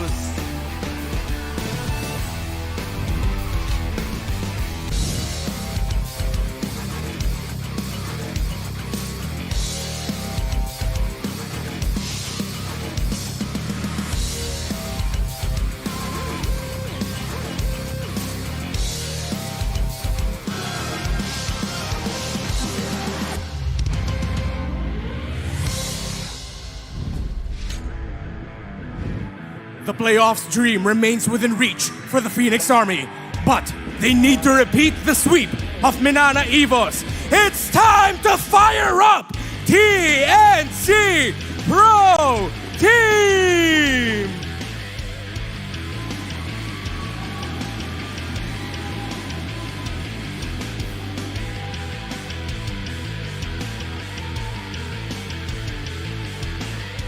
And their coaches, Coach Bitoy and Coach Scholar.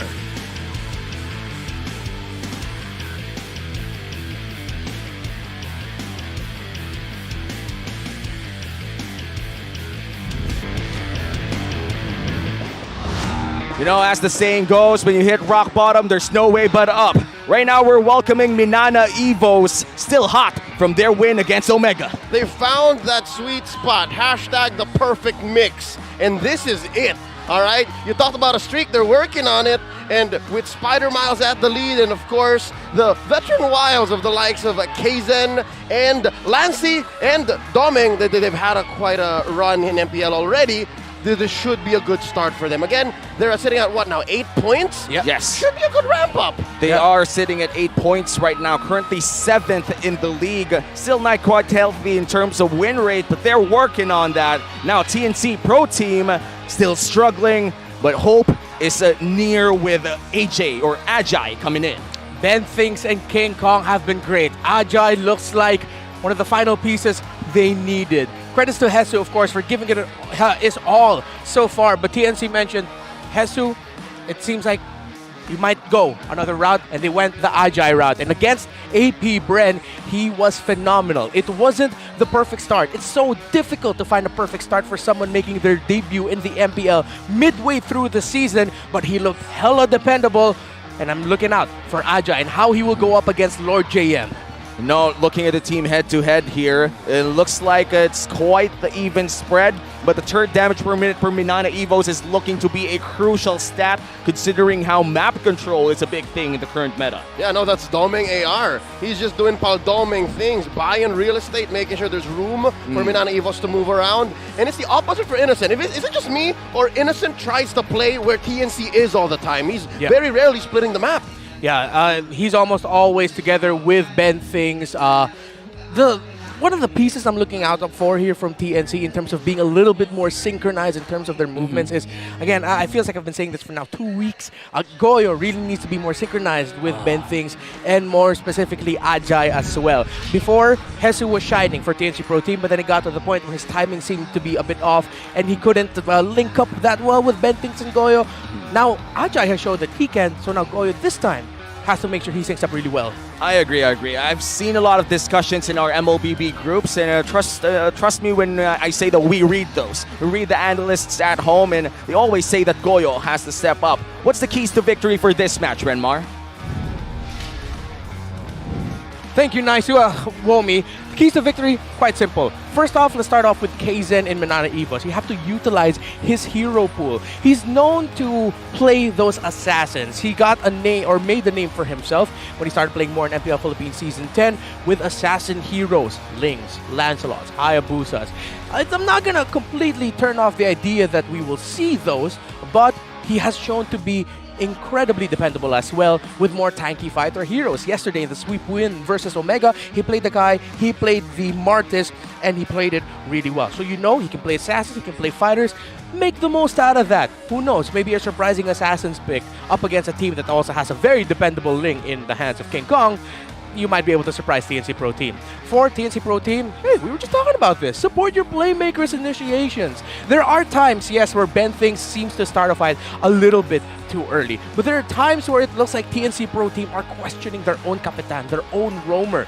If he says go, then go. Support his initiation. And not just him, Ajay as well. Remember, ex-billionaires now are hell of a great options in playmaking. You have to support them and go with them. Now find creative ways to finish the game. We touched on potential creative picks in the jungle with a little bit more split push, but don't be afraid to somehow go out of the box. MNNE EVOS has a history of doing that. TNC Pro Team has a history of doing that. That's why they reached the heights they did, and that's why those are our keys to victory, brought to you by Infinix. Moment. Man, I remember the words coming in from Coach Bando when you were telling us about the shot calling things. Like, I think it was Coach Bando who said that the good shot call is whatever it is, everyone follows it. Yeah. That's what a good shot call is. And that's one of our keys to victory that we have to see in both teams as well. If Ben Things or whoever comes in, all of the other teammates should be there to back him up. And if I do something stupid here, you guys would back me up, right? Yeah. Of course, 100%. Thank you. 100%. Totally. And if you guys do anything else, we'd carry the boat together. And it's our boat. It's our boat. And going back to this match, it's going to be quite interesting to see, of course, our player head-to-head. It's our gold laners, Paldoming versus Innocent. This is what I'm saying, right? You see the difference? 50-something to 60-something%.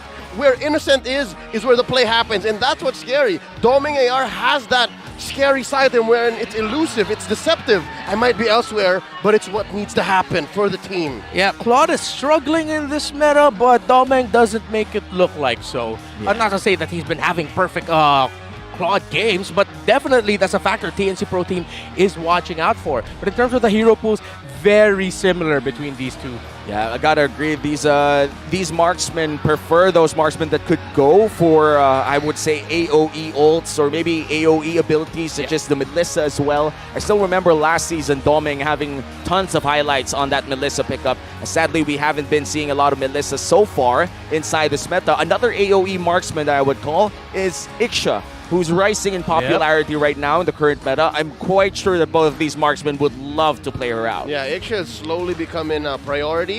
Even seeing bans in the second phase, Iksha's hot right now. Yep, I agree. Iksha's hot. In the meta. In the meta. Let's enter the drafting phase of game number 1. It's TNC versus MNNE EVOS. Both teams are struggling to find points, but MNNE EVOS is starting to find the light at the end of the tunnel. I wonder who's going to play in the blue side this time around. It's a big factor who gets the Fredrin first. Before anything else unfolds, I'd like to note that these two teams draft very differently. They have very different priorities. It's not like a 50-50. If something is open, they got to go for it. It's because of the difference in their roamers. I'd like to think that if Spider Mouse goes one direction, and this is something that Coach Bitoy should note as well, then maybe Ben Things avoids it totally. Oh, yeah. I agree. Like, I feel like the polar opposites. Yeah, like the polar opposites of roamers could be something that we could see here in game number 1. And another way to look at this is that the meta doesn't really support a lot of the setters anymore. I would say that it implies that a lot of healers are better right now. That affects the banning phase. See, all of these are all Miles heroes. Yep. Yeah. We're going for Haka Miles, and that's the right call here because I think Coach Bitoy somewhat gave away something in the interview. He mentioned, they brought us in because it's our meta. And with him saying that, you know then what to prioritize. You prioritize taking away the heroes of Spider Miles. You take away the Matilda, the Angela. TNC, I'm pretty sure in the back of their heads they're thinking, oh, watch out, MNNE EVOS can bring out an Estes even. Ooh, Estes. We haven't seen a lot of great Estes plays, I think, for the past few days. He did show up in, I think, in Blacklist. Yeah. In a Blacklist game. But to no avail. To no avail was an 18k gold lead coming in from Echo. The response coming in from the side of TNC would be Irithel and Turizla, both very popular side laners in the current meta. Now looking at what MNNE EVOS might do, I am not so sure if they're rushing to pick a hero for Miles because there's so many open left. You have heroes like Minotaur, who are both setters and supporters. Yeah. So he can do both. Even Rafaela works with an FHG. Yeah. That's great. Might be a Rafaela later on, though, because it goes well with an Akai. Yeah. So it makes a lot of sense. And they do pick up the Claw that we mentioned is a massive comfort pickup for MNNE EVOS. And just for a way for them to avoid the whole TNC Pro Team will just keep taking away marksman situation in the second phase of the draft. Now for TNC, alternatively, they could be the ones to pick up the Minotaur. Yeah, I do agree that the Minotaur would be a great pickup here for the side of TNC. And the beauty of this Akai pick for the side of MNNE EVOS is this could still be going to the roam role in case the junglers would be the bans coming in from TNC. But we're still waiting for the last pickup here. They already have both side laners locked in, so it's the roaming trio that we're looking at. Could be. Well, Fred's still on the table, actually. What's happening? Where's my boy? Where's Fred? You know what? My name's Fred. Oh, no, it's Minotaur. Still the Minotaur still. All right. All right, then the classic Minotaur locked in for the side of TNC. I'm really happy to see Ben thinks in something that's very comfortable to use, such as the Minotaur. Looking at our draft index here, it seems quite close in terms of hero DPS, but there might just be a big difference. No, actually, there's no big differences here. It's a lot. It's very close to each other. Yeah, still very close. It'll get completely filled up with how the draft went. It's going to take until the end of the draft to finally get a big picture. Although we're getting a bit of a glimpse with a lack of burst coming from the side of MNNE EVOS. It takes a while for the Valentina to really be able to burst down targets. The OT and sustained damage is there for MNNE EVOS, but TNC Pro Team's not that far off. If ever, again, the question is, will MNNE EVOS somewhat bring in a little bit more support utility ratings in there? We mentioned the Rafaela that might come out still. They need to repair that lack of burst. That's looking dangerous, especially if you're staring at a hero like Irithel and Minotaur. You have great re-engage. You have a hero that plays like it's using the old hash claws. Yeah. They need to fix that. Yeah, the Irithel is insanely self-sustainable. Like, you could leave the Irithel behind and she'd be able to heal up, especially with the Haas Claws as his first item for most of the time, the passive as well. And the Minotaur, just providing constant healing and crowd control, allows for a better time for this Irithel. Sadly, the Angela is banned because I love watching Irithel Angela. It's one of those marksman duos like that you really love to see. You would swear it's unfair. It's unfair. It's honestly unfair. It's so deadly. Like late game, everyone's even. Yeah, those two will do really good. Look at what Coach Scholar and Yasuo are doing. They're taking away Lord JM heroes. Oh, and MNNE EVOS are taking away King Kong heroes. I wonder if TNC Pro Team are even considering the Benedetta. Oh, you're right. We did see King Kong play a lot of Benedetta before. Yeah, Benedetta jungle, and you'll take away a hero from Lord JM if that's really what you want to do. Too much. Here. It's it's too much. Because you still have Lapu Lapu on the table for Lord JM to pick up. Oh, yeah. And even the X-Borg is still available for both teams. Oh, well, mainly for MNNE EVOS. Yeah, but at least what are those signs? Is that Hall of Legends inductee Akosi Doggy? Yes. But I swear he looked different during his induction. Yeah, he looked really different during his induction. Really different in his induction. Like a different descent. Yeah. Yeah, I agree. You know, I was the guy who gave him the check during that time. He was a lot taller and even less tattoos, but looks like Navaria would be the fourth pick here for the side of TNC, which confirms that they're going to have some artillery mages out there. The Rafaela locked in for Spider Miles. Let's go. What are those symbols? I think it's a dance challenge right it's now. a dance. I think it's, I'm sorry. Yeah, get with the times, old timer. Oh, wow. Trending finger dance. I've seen it on the TikToks. I have not seen it in the TikToks. It's on the I am TikToks. so sorry. I should ask Rockhart, our youngest member in the English broadcast. All right, so that's... All right, this does kind of fix a little bit of the lack of Joe, isn't that the dude? Yeah. Yeah. Oh, yeah. He just removed the RSG jersey. I think in his downtime when RG's not playing, he's for TNC. You know what? Homie's pulling doubles. Good on him. Good on him. Double support, though. Wait a minute. That's like 3 roamers on the side of MNNE EVOS. The lineup of MNNE EVOS is very clawed heavy, though. And very, let's make sure we can just cross into the late game. Yeah, but heavy. They have a solid duo in the Akai and the Grok. Yeah. Those are two of the best heroes you can use to buy time. Yeah.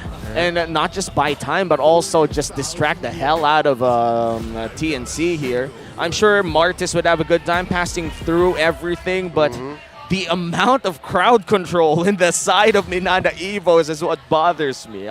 Like, honestly, it's so hard to penetrate that lineup. Yeah. Oh man, their team fighting rating is so high. They're early to mid. TNC Pro Team seemed like they wanted to go for a balanced approach, and honestly, in theory, their lineup should work really well. But we've felt it.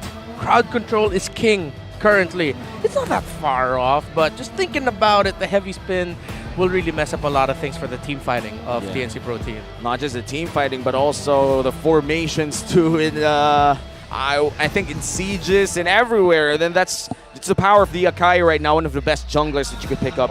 And as you can see, the audience predicts that TNC would lose this one. 76% for MNNE Evos. If you agree, just comment down below. If you don't, still comment down below. Support your favorite teams. Even with the draft index revealing what the numbers look like, we have to remember, folks, that both of these teams are having trouble finishing their games. Yeah. Even if MNNE Evos can delay it to a point where Doming AR is ready, will they be able to execute? When it matters, when it comes to the point where he has to drop down like Ethan Hunt from the very first Mission Impossible and do that little scene, you know what I'm talking about? Yeah. Can he do it? Yeah, just like that time where you blow up the Death Star. You throw the lightsaber, you use the force to just shoot in a little hole. I don't think a lightsaber was involved He in that scene. closed his eyes and he heard the voice, use the force, Luke. There were no lightsabers involved. No lightsabers involved. I watched something else. I watched something else. I must have downloaded the wrong Star Wars. I wish the Star Wars skin in MLB would have a comeback. I'm actually really glad that you mentioned all of that them. whole Death Star scene. Why? Sana all. Hopefully all of us too, Leo. Thank you. Why? Give us some of those skins. Anyways, because of the Novaria. Yeah. If Goyo can continuously land those astral recalls and actually stop MNNE Evos even before sequences would break out, that'll be the best case scenario for TNC Pro Team. Like how Luke Skywalker single-handedly destroyed the Death Star using the Force. Yeah, I mean, at this point, Goyo really has to step up then. He has to silence the doubters. There are already a lot. It's an understatement if we say that people are starting to doubt Goyong's ability. But Goyo, rather. I added an NG. Where did that come from? MNNE Evos. MNNE Evos effect. Yeah. Oh my god. It's the other mid laner. It's the other mid laner. Oh wait, Lancey here, trapped between three members of TNC, very low, forced to use the flicker, he survives. Yeah, 1 minute in, a lot of action already in the mid lane. Looking at the emblems here, a lot of movement speed from the side of TNC. They want to move it. They want to move it! And of course, they would need to. But the TNC Pro Team has a good amount of it as well. MNNE Evos knows one of the ways for them to take control of the game a little better early on is to be able to move fast around the map. Dude, even the Iritel has Wilderness Blessing. See, this is what we're talking about. Innocent wants to be with their mid lane trio. He wants to make plays happen. Yeah, I mean, having a marksman early on in fights is a nice to have thing. And it has proven really good in terms of damage. I think damage in early fights, but it's not really good in terms of late game insurance. Unlike, I think, Paldoming, as you said earlier, kind of has this elusive trait of just having to farm the entire game and suddenly popping off out of nowhere. Yeah, you can actually see his most picked heroes. The Beatrix is favorite, but the Claude very close to 12. So again, damn the patch. It's one of my comforts. Lord JM suffering quite a bit. Almost.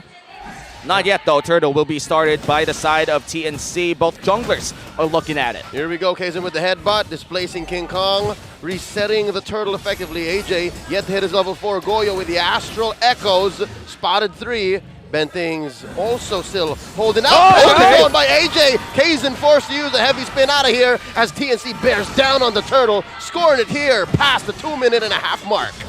Do you think that flicker was worth it, Renmar? Oh yeah, I think so. I mean, it stopped them from getting that turtle. You want to be able to snowball fast. You want to be able to delay the late game of MNNE Evos as much as possible. Worth, bro. Yeah. Worth. Must have been worth for AJ. You could actually hear him shout if you're inside the venue. And that's without even killing people. It's just zoning them out. And maybe that plays some sort of, I would call like mental steroids inside his head. They're like, I'm him. I'm him. I'm him. This is me. And usually XP laners do need that. Do need that extra confidence so you zone out a lot of people. You could have painted it as self-motivation, but mental steroids is an interesting way to put it, Womi. I'm sorry. Don't apologize. Oh, wait. Spider Mouse here playing footsies with Ben Things. Something else to note here is the fact that we've seen this happen time and time again here in Season 12. The fact that the Valentina keeps on getting the decimation from the Martis. This was a very, very specific move by TNC's coaching staff, having King Kong pick up the Martis. Yeah, I agree. The decimation on the hands of the Valentina is close to useless. Close to useless unless you really do get a kill. By then, it becomes very useful. But might be a big fight. Here we go. Looking for an engage. Kaizen finds one. It's King Kong displacing him with a heavy spin, sending him over all the way across the river, and King Kong just dashes on through. Doming? Ain't no fight here, but Doming goes deep with a blazing duet. Caught out. BMI on through. Ain't no one dying now. Still 0 kills, 4 minutes in. Both teams, I can't believe how action-packed this game is, but there's no actual conversions just yet. It's a pillow fight. Yeah, I mean, with all the movement speed that they got. Oh, I thought he was gonna. No, he didn't have it. He ulted. He ulted. It whiffed. It just whiffed? It whiffed. Yeah, it just whiffed. Yeah, no, it hit nobody. No, we didn't see anything. It didn't happen. Remove it from the papers. Remove it from the replay. Cut that, director. Oh, interesting. Was that like a little stop? Did he not step on something to end it? No, he ulted, hit the wall first, then flickered. Exactly, that's the one. All right, so I guess quite unfortunate. Quite unfortunate. Unfortunate, a bit too fast for his own hands. The animation canceling was a little off. Yeah. Yep, saw it better in his head. Now, MNNE EVOS having favor with the turtle here, pulling it over to their side down south. King Kong grabs the gold buff first. Innocent up top, making work here. Yeah, very good call by TNC to actually send Innocent there. Yep, because I think this is a harder turtle for them to score right now. AJ with the penalty zone hitting too. King Kong and Benting's working on the turtle. Heavy spin by Kaizen, scoring it. Shields up, damages for MNNE EVOS as well. And in they go. Doming AR taking down Innocent off camera. That is a weird exchange and a really good one for MNNE EVOS too. You can see Doggy going wild. Yo, even in the studio, even in the arena, things getting hot. Whoa, that was okay. I turned around there. That was Doggy and the Yi guy from RGPH doing double duties for TNC Pro Team. King Kong losing that retro battle was quite unfortunate. He wasn't getting disturbed by the heavy spin. It looked relatively free for him, and even more so to add to the misfortune of TNC Pro Team, Doming AR committing the blazing duet to make sure he beat Innocent in a duel. And again, Innocent without a sprint or a flicker or anything, actually rocking with that Purify means more often than not, if Doming has his ultimate and sprint up, he'll be able to catch down Innocent. And he's already 1K ahead of Innocent. Big and money. A solo kill against a solo kill between gold laners is really unfortunate for any team to have. And TNC, that's one small step backwards. Hopefully they do recover with one big leap forward. Yep, looking at it, it's got to come from, again, as we set up earlier, Goyo has to set these Astral Echoes almost perfectly. And even with Lance AR getting the decimation, it doesn't seem to matter because that's not where the threat's coming from. It's just a little extra on top. Yeah, and now with one turtle for each team, the final turtle is about to spawn. MNNE EVOS holds somewhat of a 1K gold lead. Kaizen is looking quite great in this game still, 0-0-0, but you could see the effort whenever he comes in with a heavy spin. You see what MNNE EVOS wants to do. Yeah, and we have been talking about that heavy spin as something that will really disrupt TNC Pro Team with things that they want to do. And it has been disruptive from MNNE EVOS. Kaizen has made the most out of it. And most importantly, MNNE EVOS are playing well around it. It's not just Kaizen spinning for the hell of it. They're actually working together, maximizing even the holy healing provided by the Rafaela.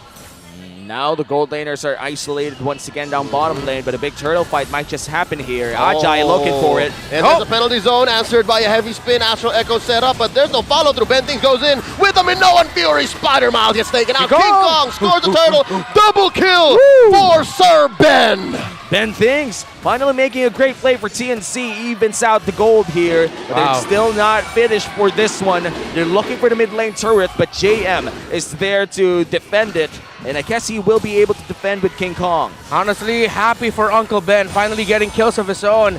TNC Pro Team, can they push this mid-turret down? Oh, here we go. TNC stepping on the gas. And you know what they say? With great power comes great responsibility. And they back on out of there, playing so calculated. TNC in control. No, with a game that has the name Spider Miles in it, that's an awful lot of Spider-Man references. Too perfect. Too perfect. It's like the best contacts ever. But I have a question. Did Uncle Ben actually kill someone in some kind of universe? I don't think so. He probably did. You know it's a what? multiverse. It's a multiverse. Probably in one of those, Uncle Ben had the gun, but Dude, Spider-Man's been around for almost 100 years. True. I'm sure there's some version of it. And Spider Miles right now is still doing quite okay. We didn't expect this type of, I would say, passive play coming in from this Rafaela, but I feel like the call for Minana Evos right now is to be a bit more reactive. You're right. You're right. No, it's super passive because he doesn't have a flicker. He can't do FHB. Yep. You'll just be very reactive. Defend yourself, stay alive, heal, all the support, all the utility. And now for TNC Pro Team, though, they need to find one big sequence win. 3 kills, maybe even 4 if they can muster it. Because Domeng is still unstoppable with farming. He's level 11. Innocence only just about to hit it. Domeng's 25% through with the experience progress there. Lord JM just built up a Sea Halberd. Time is running really, time is running out for TNC Pro Team. Yeah, and the 1K gold lead that TNC had after that winning team fight suddenly just went away without a fight at all. They have to commit this. Not going to happen. I mean, especially with a Grok that has Power of the Nature next to a wall. Can't stop him. And Ben Thinks wasn't there. He was helping out Innocent. Will be able to go there. TNC, this is 5v4. They're going to have to full commit. Yeah, and this is a very dangerous territory for TNC. Minana Evos, they're just waiting around the corner, but don't have information on Domeng too. This is scary. River control goes over TNC, but the moves, the flanks. Yeah. There's so much potential for Minana Evos, and there's a flicker in. Cancelled out. AJ could not capitalize. Lord here at 1/3 of its health. Kaizen keeping it under control. Check Lancey, check Spider Miles. They could come in from anywhere, and there's a reset. Yeah, and with that, the flicker for Ajay is burnt. I think it's a minute or half a minute from now. TNC would have to wait for that flicker penalty zone that we've been seeing a lot. Oh, great placements of the skills of Minana Evos. Good zone out. It's so honest, TNC's approach. That's why Minana was able to weave in and out and force another big dance. And now Lancey AR very low, throwing out all these skills. Ben Things gets displaced, and now they're going to take him down. Quick pull like a matador. The Spider Miles takes him. Lord JM very low. King Kong looking for decimation. Bang! The answer is yes, 1 for 1. And it's Lord JM for Ben Things. It's quite crucial for TNC to find at least one, and they do find Lord JM, but nobody can still take down this Lord. Yeah, that Purify came in big for Spider Miles as that sequence. Benthics got taken out, but he did his job. He got the job done, and TNC responded. We talked about it. You make sure that you synchronize with your roamers initiations, their playmakers initiations, and they did just that. Goyo actually holding on to the Echo. In my head, I was thinking, why aren't you using it? But he used it at the perfect time then. Here we go, AJ with another penalty zone, just wailing away. Kaizen, he wants the Lord, but he understands there's way too many members of TNC here, and they miss out. King Kong scores it. Will they go for the turn? Bentings goes down one more time. Lancey scores a kill. Domeng, he smells blood, looking for a BMIA. No, no, no, he says. And they back out unless Lancey, he smells it. Looking for a decimation kill. Oh, they back off. They're way too low. TNC winning the exchange. 1 for Lord. TNC, they'll be able to use this one as Benthics would be respawning 10 seconds from now. And still Minana Evos holds the gold lead, but with this Lord push, TNC could hopefully turn things around. Yeah, as you put it though, Leo, TNC Pro Team, they're very honest in their approach. Minana Evos, they're going outside the box. They're splitting. They have a Grok and Claude splitting towers and splitting lanes.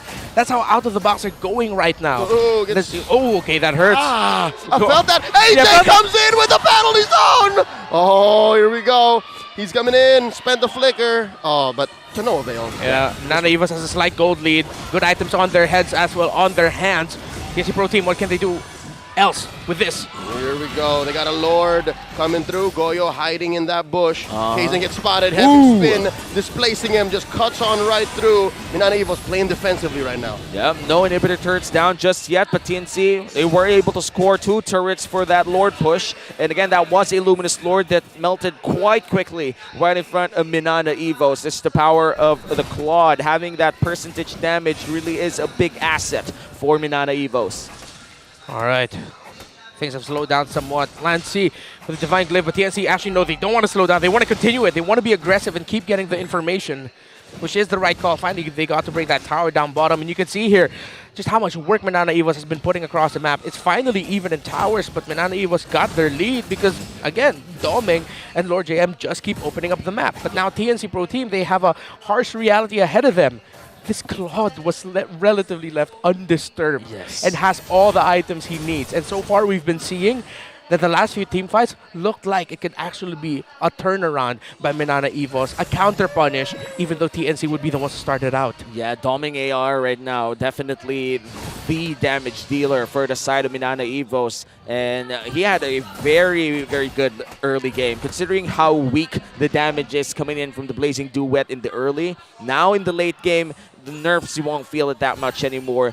Doming, you could see the comfort in his pickup here, but this is quite dangerous if Benteng snuffs him out. Spotted, goes for the Art of Thievery to check the bush. That's how you do it. That's how you do it safely. And Goyo throws out here an Astral Echoes.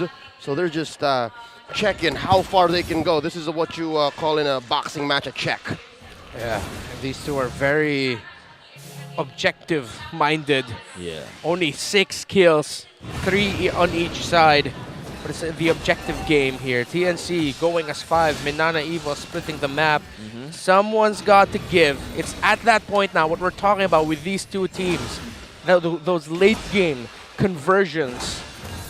Yeah, Luminous Lord started here by MNNE EVOs, but Kaizen will be tanking quite a bit of damage. Penalty zone quite early there, but they will go for a brunt of the damage for Kaizen, but not quite sure if he's the right target if you're TNC. Overcommitted already. Quite a few greens spent in by the Phoenix as Lord gets pulled out of its pit. Down with 2/3 right now, and Lord J puts up a ball. Benteng with the Minoan Fury. 3 gets knocked up. In comes Doming. He's gone. He gets blasted by Goyo. Point blank. 1 down for MNNE EVOs as TNC looks to score their second Lord. Oh, look at that. Innocent standing in front of MNNE EVOs. He's zoning them out. Oh, and finally TNC gets a clear win by securing the Luminous Lord. Doming tried to go for the shocking play, gets shocked instead. Oh, dude, Goyo saw that coming. Goyo understood. I'm not so sure if the Astral Echo was instrumental there, but oh, dude, Doming didn't see that coming. Yeah, it looked like it was just everything that Innocent and Goyo threw at him. Like, the moment they saw a Blazing Duet and Claude right in front of them, they're like, okay, basic attack skills, let's just burn him down, and he got bursted down. Yeah, less than a second too. Now TNC knocking at the doors of MNNE EVOs. They've been hungry for a win. They've been hungry for a point, and this could be it. This could be their time. AJ coming in. Penalty zone answered by heavy spin. Get on out of here. And he gets evicted from inside MNNE EVOs' base as the Tigers melt down this Luminous Lord. Just like that, the siege might just be over for TNC. The other waves will be really far off of the base of MNNE EVOs, so MNNE EVOs do successfully defend their base. Wow, it feels like I'm watching TNC Pro Team at their peak when they were contending in Season 9. The objective mindset, the discipline. This is the TNC Pro Team that teams even heading into MPL Philippines Season 12 were wary of.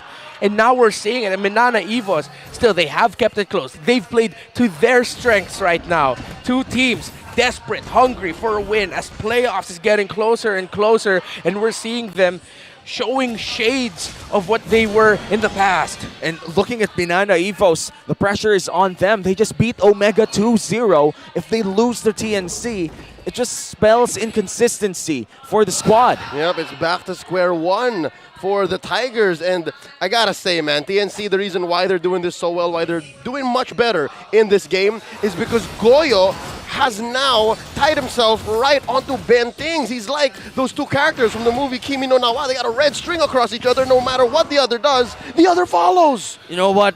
I don't think the story goes like that, but Close enough. Close enough. Watashi wa Goyo. Watashi wa Goyo, date ba yo? Great movie, 2016. I love Naruto. Check it out. TNC, they might go for the poke here. Doesn't really land with the Astral Echo, but TNC, they're waiting for the next big objective, which should be the Evolved Lord 30 seconds from now. Trying to say is Goyo knows now. Goyo follows through his initiations, not just with Ben things, but even Ajay. And Ajay is doing crazy things right now. 0-0-4. That doesn't tell the whole story. Yeah, he's not just a guy. He's Ajay. Doming already I like that.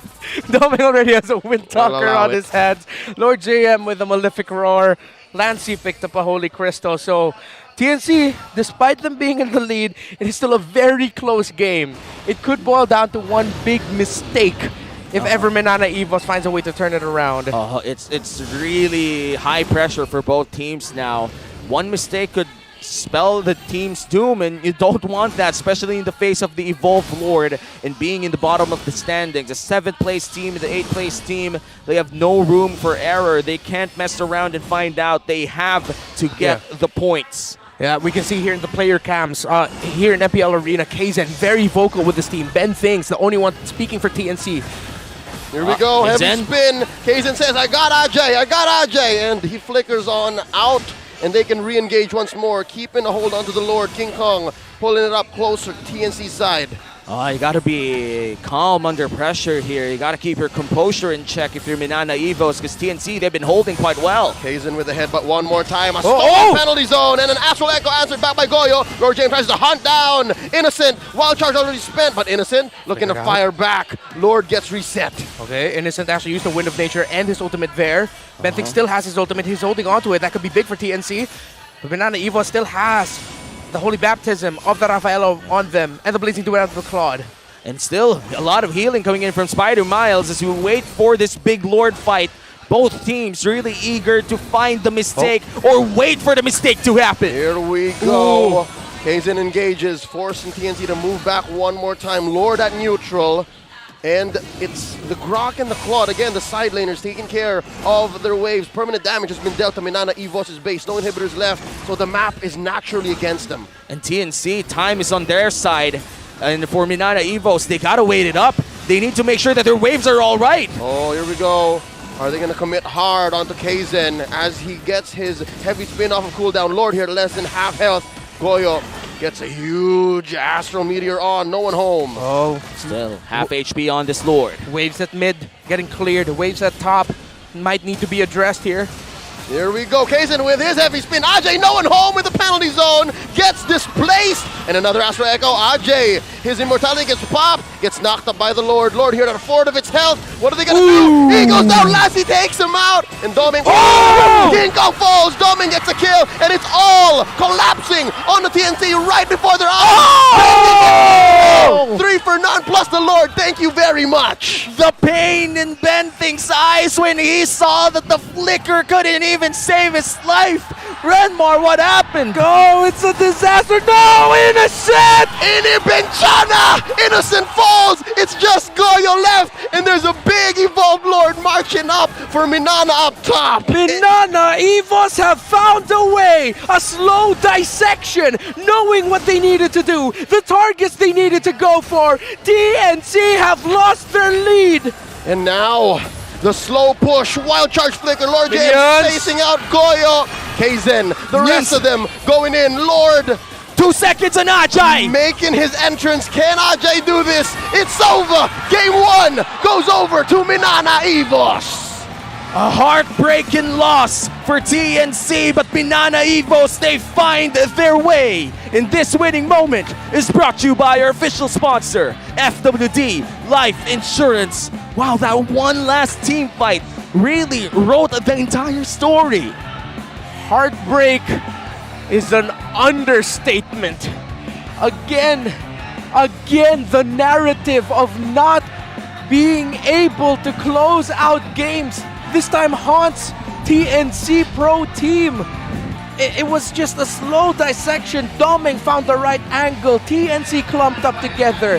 Ajay went in, but the penalty zone was perfectly avoided by the members of MNNE EVOS. The heavy spin, the ultimate we discussed in the draft that could mess up the chances of TNC Pro Team is what messed up that team fight for TNC. That decimation coming in from the Valentina, securing the kill on Ajay, definitely was the big surprise coming in from MNNE EVOS. Again, it's glazing on top. The fact that MNNE EVOS perfected their re-engage. They held on to the ults that mattered. Even if TNC had the Minoan Fury, it all just came crumbling down. Again, this is what they call in the business a coin flip to victory. Yeah, and I don't know, man. MNNE EVOS, it looks like they've improved a lot. And with everything that's happening right now, we could all take a breather, and you could just like, follow, and subscribe to the official accounts of MPL Philippines. For Facebook, it's fb.com/mplph.official, and for YouTube, it's at official MPL Philippines.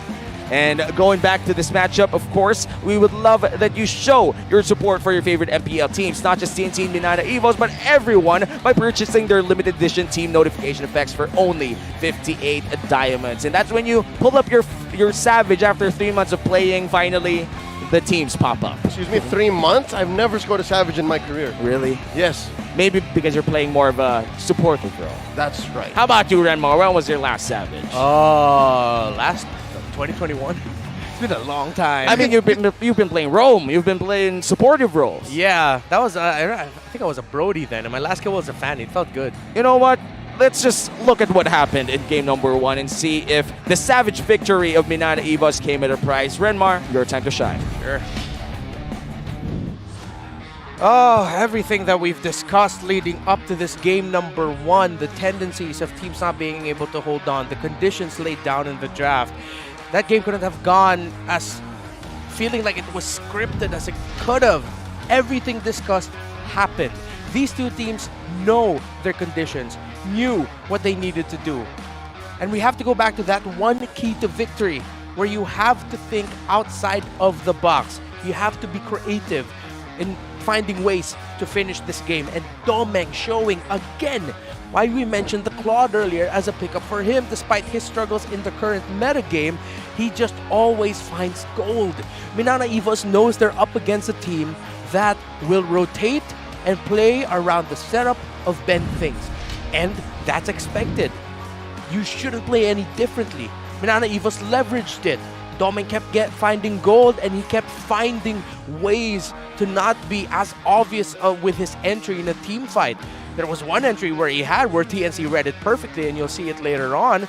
But because you have an opposing gold laner that spent majority of the game splitting the map, not even fighting you, of course you're gonna be surprised when suddenly you're wondering, where is this guy coming from? Where do we expect him to go from? And that's been the strength of Domeng. He's been like a sleeper hit, with every time he'd pop off and make a name for himself as one of the top marksmen to respect in the game. He is unpredictable, and when he has his hands on his signature hero, one of his signature heroes, that unpredictability becomes a massive factor. TNC Pro Team tried to match that unpredictability, of course, with good discipline. They read into Domeng's entry here really well. They knew it was coming, and they stayed disciplined for majority of the game to make sure that they could answer it. But because of Domeng's positioning here, because of MNNE EVOS seeing and reading the situation that they were clumped up, that Lancy would be able to decimate the Terizla and be able to bring down the Martis really low, MNNE EVOS were sent back. And for all of their discipline, for all of their fundamentals, sometimes the difference maker between you winning and your opponent losing is actually just not getting caught off guard by one star-making play from a gold laner that's been highly touted as one of the most slippery to go up against. That's who Domeng is in MPL Philippines. Remember the name. And remember in the beginning of the game, we were talking about how Goyo needed to step up. We have to give him his flowers here. The man stepped up. The man was landing astral recalls. He was really timing his astral echoes as well with Benthing's entry, knowing that even though it would be great to have vision beforehand, sometimes it'd be just great to layer that in a team fight alongside the entry of your roamer, because that way you maximize the potential setup and damage that you can bring out, that you'd be able to set up a little bit better for Innocent and King Kong and AJ and Goyo here. This must be a very heartbreaking loss for him, because he showed up when TNC finally needed him to show up 100% in the kill participation, team fight participation, alongside Ajay, who was actually the wingman of the game. The second setter, or well, the main setter for here. Just heartbreak all around for TNC, as it was one team fight. And as we mentioned right before that, Lord, one big mistake. But it wasn't a mistake that caught them. It was Doming. It was MNNE EVOS, and it was, again, you can see it here in the player camps in the arena, Kaizen being vocal with the members of MNNE EVOS saying, end it here, end it now, and they did. Gentlemen, join me here, please. Hell of a game. Truly a heartbreaking loss for TNC, and as you said, Goyo did show up. I would believe that even if they did lose, he silenced a bit of his doubters out there with that type of performance. But man, TNC is desperate for a point. And when it almost looked too good for them, when they had control over the game, it just went crumbling down. As you said, Leo, was such a sad sight to see. But of course, we're celebrating for MNNE EVOS here. But again, for TNC, it's kind of sad. It's difficult to say TNC didn't do what they needed to do. But now in Game 2, it's a test of their constitution. I think they'll be able to come back. Yeah, hopefully. And of course, you guys could get ready to party for MLBB Anniversary Celebration on October 7th. The 5th Anniversary Encore Selection Chest and the 7th Anniversary Achievement from unlocking the Animal Fund data are up for grabs. Just chat happy anniversary on MLBB to claim even more rewards. That's 7th anniversary. And guess what? All heroes will be free for a limited time. Round up your friends and have a blast together. It's the best time to invite your friends to play some MLBB, considering that every hero is free. You can also purchase the weekly Diamond Pass and enjoy a diamond rebate of, get this, 455%. You can claim 100 diamonds on the day of your purchase and another 120 by logging in for the next 6 days. And hey, if ever you're worried about missing the reward, just log into the game every day and Layla's savings box will automatically save them for you. Besides, item rewards worth over 280 diamonds are waiting for you too. You know, that offer is just too good to miss. Just unlock the pass and enjoy the benefits now and have more skins inside the game. You like that box? It's never too bad to have extra skins in the game, especially you don't know who would be up in meta. If you'd asked me 4 weeks ago that Angela would be the hot S this time around, I wouldn't believe you. Hot S tier. Hot S tier, yeah.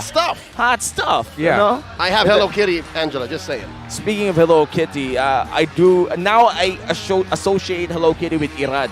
Irad has been spamming that emote, that Hello Kitty emote. Yeah. I don't know if you've noticed it, but every time RSG play, that Hello Kitty emote is just always there. I'll be putting it up now. Yeah, we can see that. But now we have to see our insider to see what's up with the MPL Arena. Mara, it's your time to shine.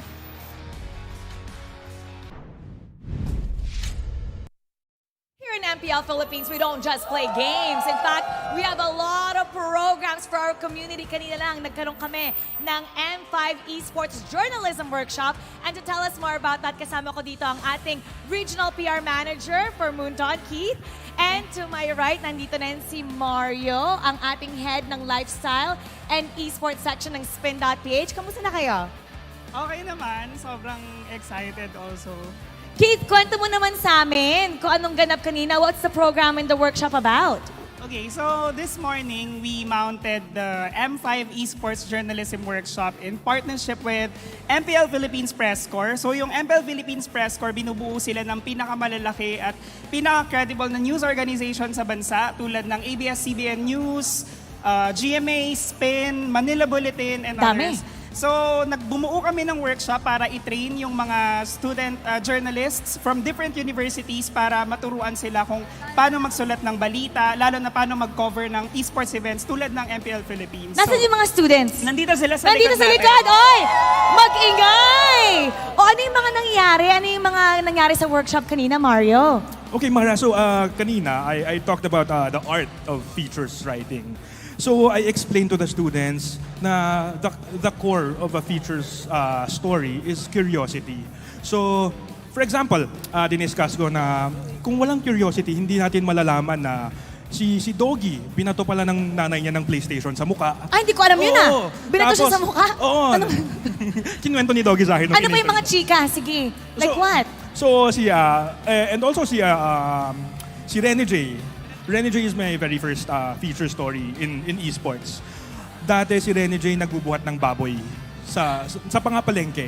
Hindi ko rin alam yun Hindi mo alam yun? Hindi ko alam yan. So kumikita si Rene J ng 150 pesos a day dati. Tapos 50 binibigay niya sa papa niya. Yung 100 pinang-load niya para makapaglaro siya ng Mobile Legends. I did not know that. Dapat pala ikaw yung Chika Minute with Mario.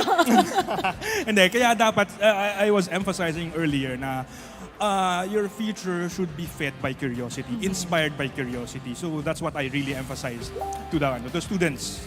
Ang galing naman, talagang malaking bagay talaga yung mga sinusulat ng ating mga writers and it gives us inside scoop of what's happening in the league. So, kamusta naman? Did everybody have fun kanina? Kwento yung mga reaction ng mga students. Well, sobrang fun ng workshop itself kasi merong mga activities also na pinrepare yung lectures natin. Oh, like what? Para masubukan talaga yung mga natutunan nila on the day. Tulad nung sports writing mismo, they were tasked to write about the first match series and then i-evaluate yun actually ng mga writers or yung mga lecturers from different youth organizations. And yung pinakamagaling na estudyante actually, makakatanggap sila ng mga prizes from our partners tulad ng Secret Lab Chair, rewards also from Smart Communications Inc. and also Razor Gold. Oh, sino sa tingin nyo makakakuha ng prize? Magingay! Sino? Sa tingin mo mananalo ka? Hindi po. Ay, hindi. Sino mananalo? Ikaw? Depende. Nako, kaya alam nyo, ang dami talaga mga programa na ginagawa ng ating MPL Philippines. Kaya tutok lang dito. You know, magsisimula na ang ating game number 2. So how about let's all do it together? Okay? Ibato natin sa ating casters. Alright, 3, 2, 1. Casters, pasok! Thank you so much, Mara, and the rest of the people in that interview as well. A lot of esports journalists and journalists to be in that one frame. I love the dude that answered Mara. It was so honest. Mara asked him, hey, do you think you'll win? No. He just straight up said Fast. no. So fast. He is ultra fast. He's so self-aware. Yeah, I'm happy for him. He's going to places. We're just not sure where. But he will be going places. Self-awareness is very important, folks. Yes. And hopefully- Superpower. Yeah. It's a superpower.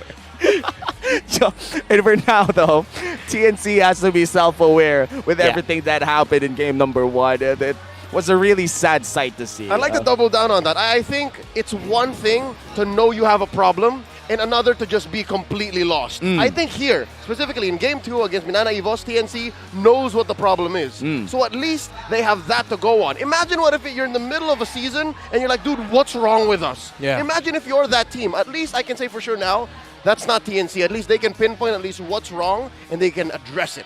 Yeah, and they're trying to fix it. We did see it in game number 1, but I think Minana Evos has had better killer instinct, better opportunities, and I would say better goal laner that game. I mean, I don't want to put Innocent down, but he was outperformed by Domeng in game 1. Yeah, when you see stats comparisons and head-to-head like that, like those after the game that we just saw, the glaring issue or the glaring difference really is just the gold laner, the damage into the late game, the closer. And again, we mentioned it, Domeng just single-handedly closed it. However, we do have to acknowledge the fact that, I mean, he was rocking a Claude in that game. A little bit more easier for a Claude to sort of go out of the formation. I mean, that's what he's built for. He has that escape mechanism. That's what the Wind of Nature is there for. However, Innocent seemed a little bit too preoccupied with... It's a bit of a, how do I say it, a paradox. As a gold laner, you do want to stay alive and deal the most damage. But he looked overly cautious in some scenarios there. So now the question is, within or without, do you pressure Domeng so that you close that gap between him and Innocent? Or do you play elsewhere? Like, what's the decision? They have to have made a decision in the past 10 minutes. TNC, you know that the pressure's on them. At this point, though, whatever they try, they should just be all in. And I do remember Kaizen saying in his interview after their win against Omega that MNNE Evos, the main difference right now is that they're all in. That they're starting to win because they're all at the same page. They're doing everything together. That's right. Don't be a half measure. I agree. So if you don't get anything when you half-ass it, you have to full-ass it. Yeah, no, like what Frank Castle said to Matt Murdock, you're a half measure. You're Batman. No. The Punisher. I'm sorry. That was John Bernthal's breakout performance in the MCU. Come on. Come on, man. You don't mess with John Bernthal. Sorry. No. Oh, he's the Punisher. That's him. Okay. Oh my goodness. They were on the rooftop and then he has Daredevil chained up against the chimp. Come on. Do you just know memes for the sake of the memes without knowing the context? Theodore. I have been found out. I have been exposed, and hopefully TNC exposes their trump card because we're about to enter the drafting phase of game number 2. Matilda and Angela once again out in this game, and you could say the same for Lancelot, the most banned hero so far in the league, paired with the Fanny and the Lilia, a fairly fast banning phase for game number 2. Matilda, Angela, Edith still really sound like bans that they should go for. TNC Pro Team in this scenario, I'd rather they take that out than anything else. You don't need to worry so much about Lancey's Valentina. If you want to respect it, you give it a hard time in game, because the Valentina again would still be a great option for you to pick up if ever. Yeah, if they ban the Valentina here, you leave open the Edith. You leave open the... I can't believe it, man. Kaja hasn't been seeing much play. Kaja is still our #1 banned hero, and given what's happened in Week 4, those stats might change. Wait, Kaja is still I thought Lancelot was #1. No, Lancelot is bubbling towards. Lancelot was broken into top 5 last week. Oh, yeah. Now Edith, as you mentioned, will be taken out. One of the most powerful roam and XP lane pickups as of late. First pick here would be Valentina once again. There it is. We saw this in game 1, and they're doing the same thing. Dude, Lancey's so good on the Valentina. He doesn't care if he has decimation. He will still play the way he does. Yeah, and TNC Pro Team, again, they just need to give him difficulty in-game if they could. I wonder if this time now they're going to be thinking about changing their picks up in the mid lane. The Novaria is fantastic, don't get me wrong, but if they want to give more difficulty to Lancey, they might even consider picking up a Gord. Yeah, but they're going to go for a very, very different route here. We know that the Gord melts the front lines, but what does Kadita do in this case? Oh, well, it's just having that ability to crowd control and mess up the opposing team's team fighting. Similar to what Heavy Spin does. That's the strength of the Kadita we've talked about for the longest time. It's a tempo breaker in team fights. I gotta say, though, that this is the perfect hero to silence the Goyo doubters. If ever he does carry this. He has to. And what they're doing now, both teams specifically, they're iterating. They're just playing what happened in game 1, and then attacking it again. Oh, man. This It's like that Tom Cruise movie. What? Like Mission Impossible? Which one? No, Edge of Tomorrow. Edge of Tomorrow. I never saw that. He was with Emily Blunt. Emily Blunt? Yeah, it's like when There's he an dies. actress with the surname... Joy! How was Joy not banned out? How did we not notice she wasn't banned out? Maybe because of all these assassin bans, that it was kind of forced onto him to just go in for the Joy. And looking at the DPS, though, it's quite even. It's very all-in. TNC drafted Kadita and Joy, meaning that they want to be able to snowball quicker. But they're up against the Nakai. And it's quite difficult for a Joy to be able to win retry battles against the Akai. Unless what TNC are going to be going for here is counter engagements, counter punishing rather. Going back into the draft index, we're going to the second phase again where MNNE Evo is still waiting for a little bit more burst damage, but heck, they didn't need it. They play around so well even without it. That's right. They proved in game 1, hey, even if the numbers skew away from what's safe, we don't need that. We are creative. Yeah, they play around their gold laners so well. Doming is, has a lot of trust towards his teammates. When you do a blazing duet right in front of 5 people, I do believe that you have the highest of trust in your teammates. You know that they'd back you up, but a Khalid ban makes Renmar goes, go, I know it's an option, but it to me just really doesn't feel like something they needed to worry about. There's a bajillion more XP laners left. I agree. Why would you attack them? The Grok would be even better against the lineup TNC has. maybe the Khalid is at risk of getting, like, the moment he'll go down, he's at risk of just eating up a full combo from the Kaditawa.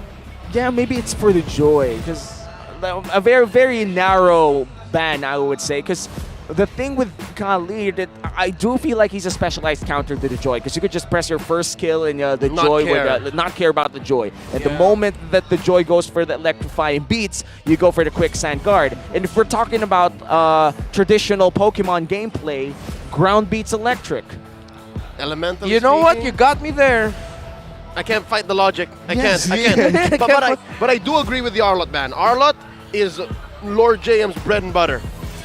Arlott is Lord JM's Thriller if he was Michael Jackson. Yeah. And his Bohemian Rhapsody is Freddie Mercury. That's right. Oh, the marksman pickup here for Innocent is... Sugar, we're going down. He's falling, bro. It's going to be difficult. Minotaur locked in for the side of TNC once again for Ben Things. A lot of AoE and crowd control. I honestly feels like this is like a last dance type of like a swan song composition for the side of TNC here.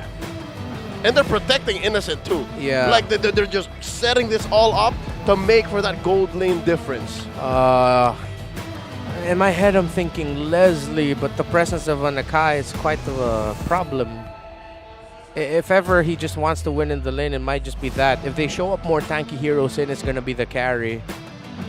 If they go like gold lane Harith here, that's way too much magic damage. I agree. Way too all in. If they go something even crazier, then, well, hopefully I'm ready to explain it. Yeah, hopefully. The Rafaela once again locked in for Spider Miles. And I can't believe this was open the entire time. The Yu Zhong.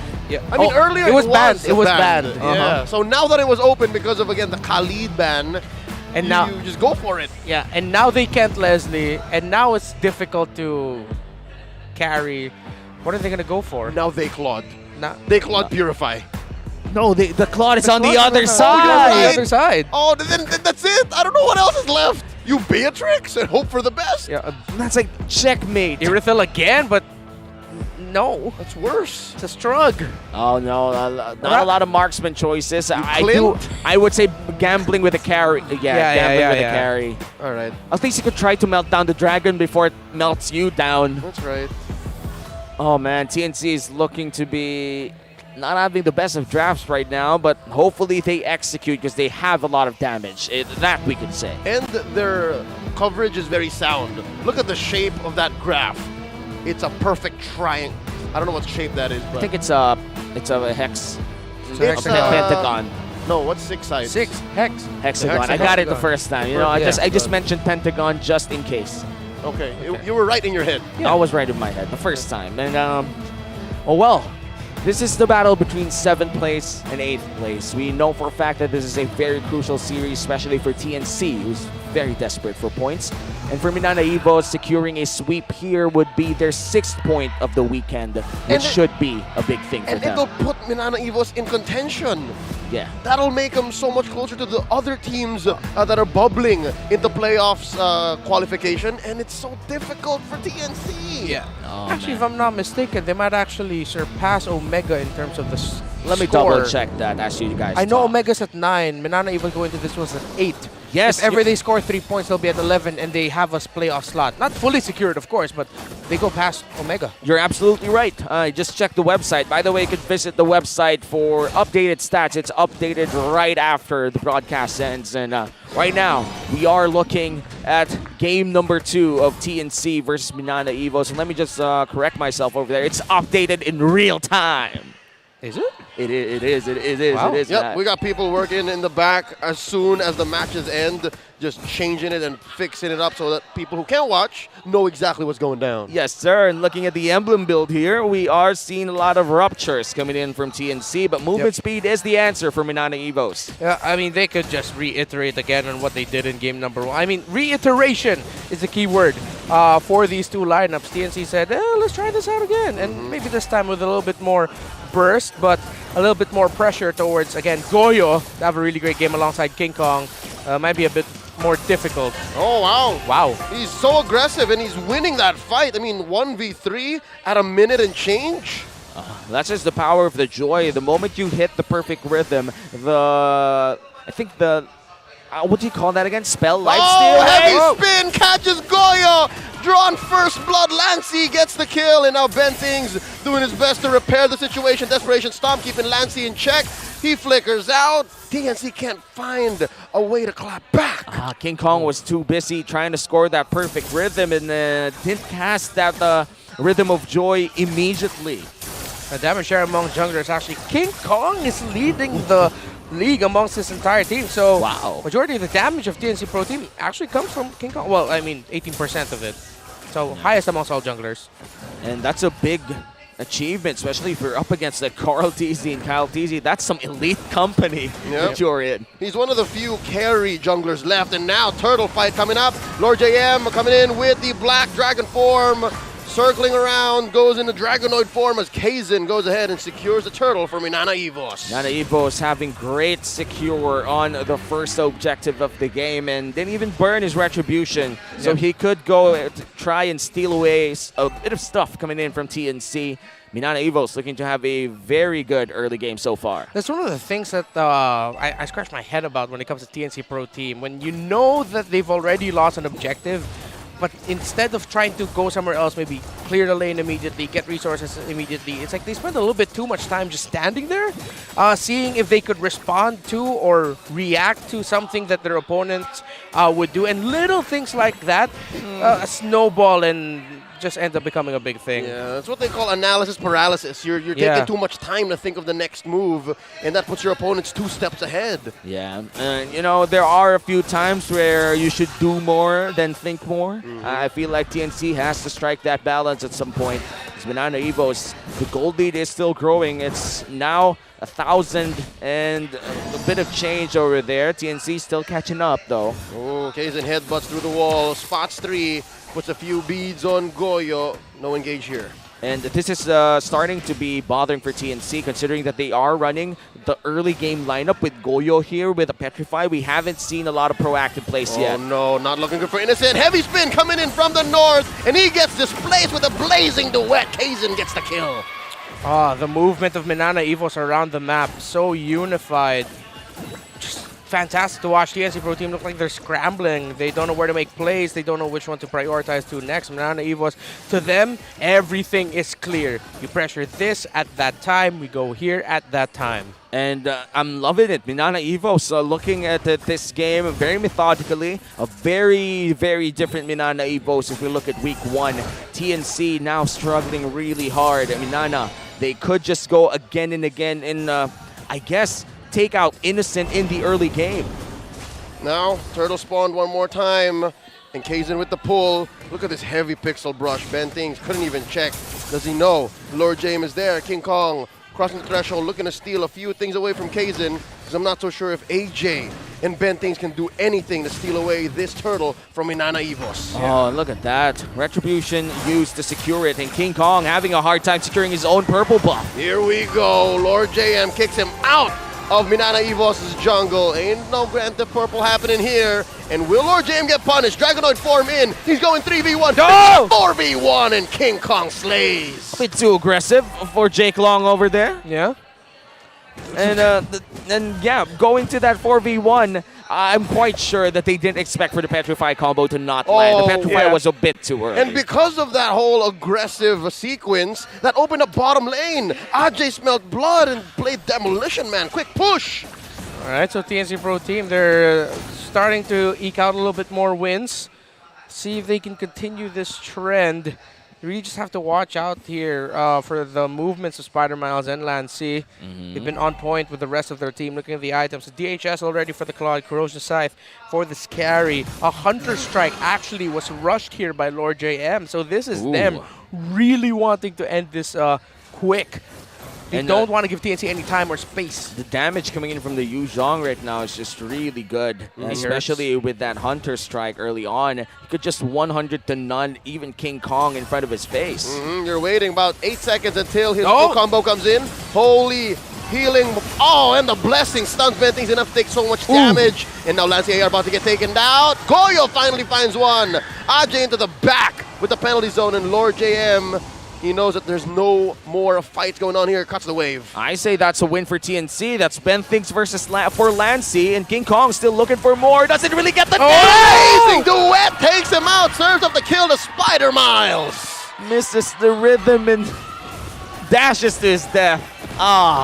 An overestimation there. It might have been lost in the loop that the Petrify was still available in Lord JM because that entire sequence before that, Lord JM didn't commit the Petrify. Yep, it was the perfect control from Minana Evos and the wrong aggression from TNC allows Minana Evos to score the last turtle of the game. That's desperation at this point. Whoa, heavy spin by Kaizen, going right out of his ult. And now Doming AR, what's 4v1 Doming. Oh, scary. Why you gotta do it like that? 4v1 inside the purple buff of TNC. No fear whatsoever. He's just dealing a lot of damage too. 3 out of 4 kills that Minana Evos has touched. Wow. He has a, what's the name of that guy? Midas? He has the Midas touch. Yeah, he has. Everything he touches turns into gold. That's true. That's like 300 times 3. Oh, wait. Assists cost like 150, depending on how much you do. So it's a lot of gold. That's still a lot of gold, and that's 110. Doming AR. Still the Doming that we know, just gets a lot of gold around the map. One of the best gold laners if you're looking at isolated play. For someone who plays a lot of AoE marksman, he does love isolation. Yeah, the head of state of the Doming Nation here showing up. This is a courtesy call for him. And right now, 2K ahead. Minana Evos, they're just shrinking the map. This is so difficult. We were talking about how Innocent should be able to recover. That's looking like a long shot. I'm still waiting. Like it's gonna take a bit of time, but hopefully TNC could buy that for Innocent to at least deal a bit of damage early on. But again, the displacement that Minana Evos has is a bit bothering, especially if you don't even have Purify. You do have the Flicker to reposition yourself, but the moment you get pinned down, you're dead. The Cloud's already on the way to the 3rd item. We're getting close to, it's a 1,300 gold lead. Oh, that's a good catch. Lancy walked right into the wrong bush, and now Minana Evos looking to repair the situation. Doming AR smells blood, trying to find Goyo, unable to engage, and TNC walks away with a sneaky kill. That's good. TNC finally finds something. 1 kill before the Lord on Lancy. Once again, Lancy looking to be the prime target this time around. That's his 2nd death in a row. Okay. Oh, Doming AR walks into that bush.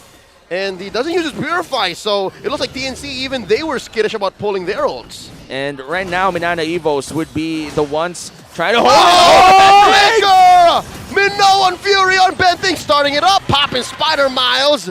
King Kong scores a kill. Kaizen AR trying to punish his jungler on the other side. Now King Kong in. And he dashes on through, dodging even a turret shot. And that allows TNC to be a man up in this Lord fight. King Kong finally online!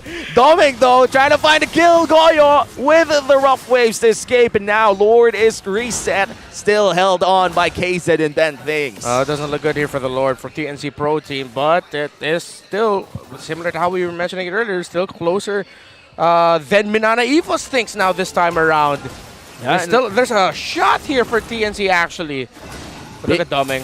Big show of skill as well coming in from King Kong. A lot of us thought that he would be dead at that moment, but he said no. Now, Dragon Form coming in from Lord JM, finds Ben Things, goes all the way to the back line. Looking for a combo. He's holding on to his Petrify, spots Innocent, bides his time, doesn't quite yet pull the trigger. Lord here at 1/3 of its health. Lord JM are holding on to the Dragonoid form. Lord gets reset. Now King Kong drawing line straight into the back. And they can't hold him down. The Joy walks away. King Kong still alive. Lord soft reset here at half health. Yeah, half health on the Lord. This is crucial for TNC. Some gold lead for Minana Evos means they hurt even further, but the Lord is taken down by Kaizen. Perfectly hit with the Retribution and Spider Miles. A declaration of dominance, saying, you know what? Good call. No. Oh, and they keep tossing her out. Ooh, okay. Thought he's going to do it again. No.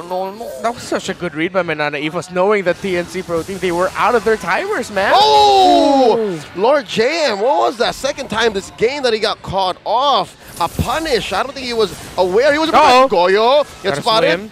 Maybe recalling wasn't the good call. Not right there. He walks away. Good pickup coming in from TNC as the Lord pushes down on their base. They could melt it down quite quickly. This is a level 1 Lord, and they do have Innocent for that. But looks like Domine are trying to find blood here. A lot of movement speed coming in from King Kong as they defend their lanes.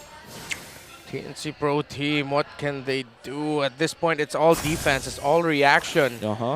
Unless King Kong finds a really, really good opportunity to try and burst either Doming or Spider Miles and then get on out of there.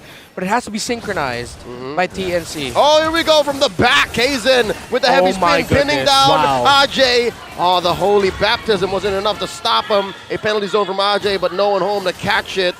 Nobody goes down. Yeah. Great scrum from TNC. Despite the ultimates being burnt in that fight, they were able to survive on both ends, and this is really good. We are waiting 1.5 minutes for the next big Lord, but King Kong, Doming, hurting each other quite well there. And I'm just excited to see the late game of both gold laners here. Who comes on top? It's like both of them have different jobs anyway, right? Yeah, right now it's so much easier for Doming to just really shine with it, with how mobile he can be, how more often he can move. Innocent's going to be able to shine with the team fight if ever TNC give him enough space.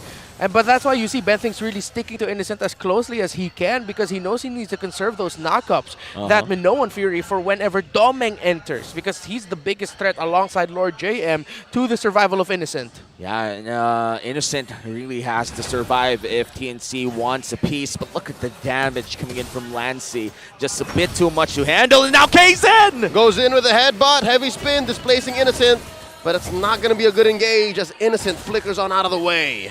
And look at the emotes coming in from Minana Evos. They've been spending, using this no emote for the entire game, the entire laning phase, trying to crawl under the skin of TNC. And hopefully it's not working because TNC has to keep their cool if they want to not crumble towards the mid game as we wait for the Luminous Lord.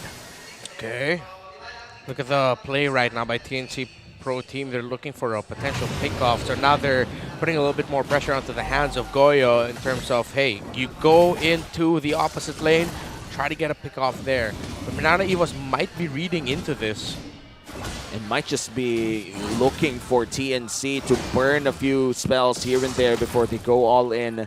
Minana Evos, they have shown a lot of mastery around the Lord Dance. We could see that the practice paid off, that they are really going all in, as Kaizen said, and the communication is evident as well. TNC will be the ones challenging this Lord away from Minana Evos. 5-man strong Benthinks will lead the charge.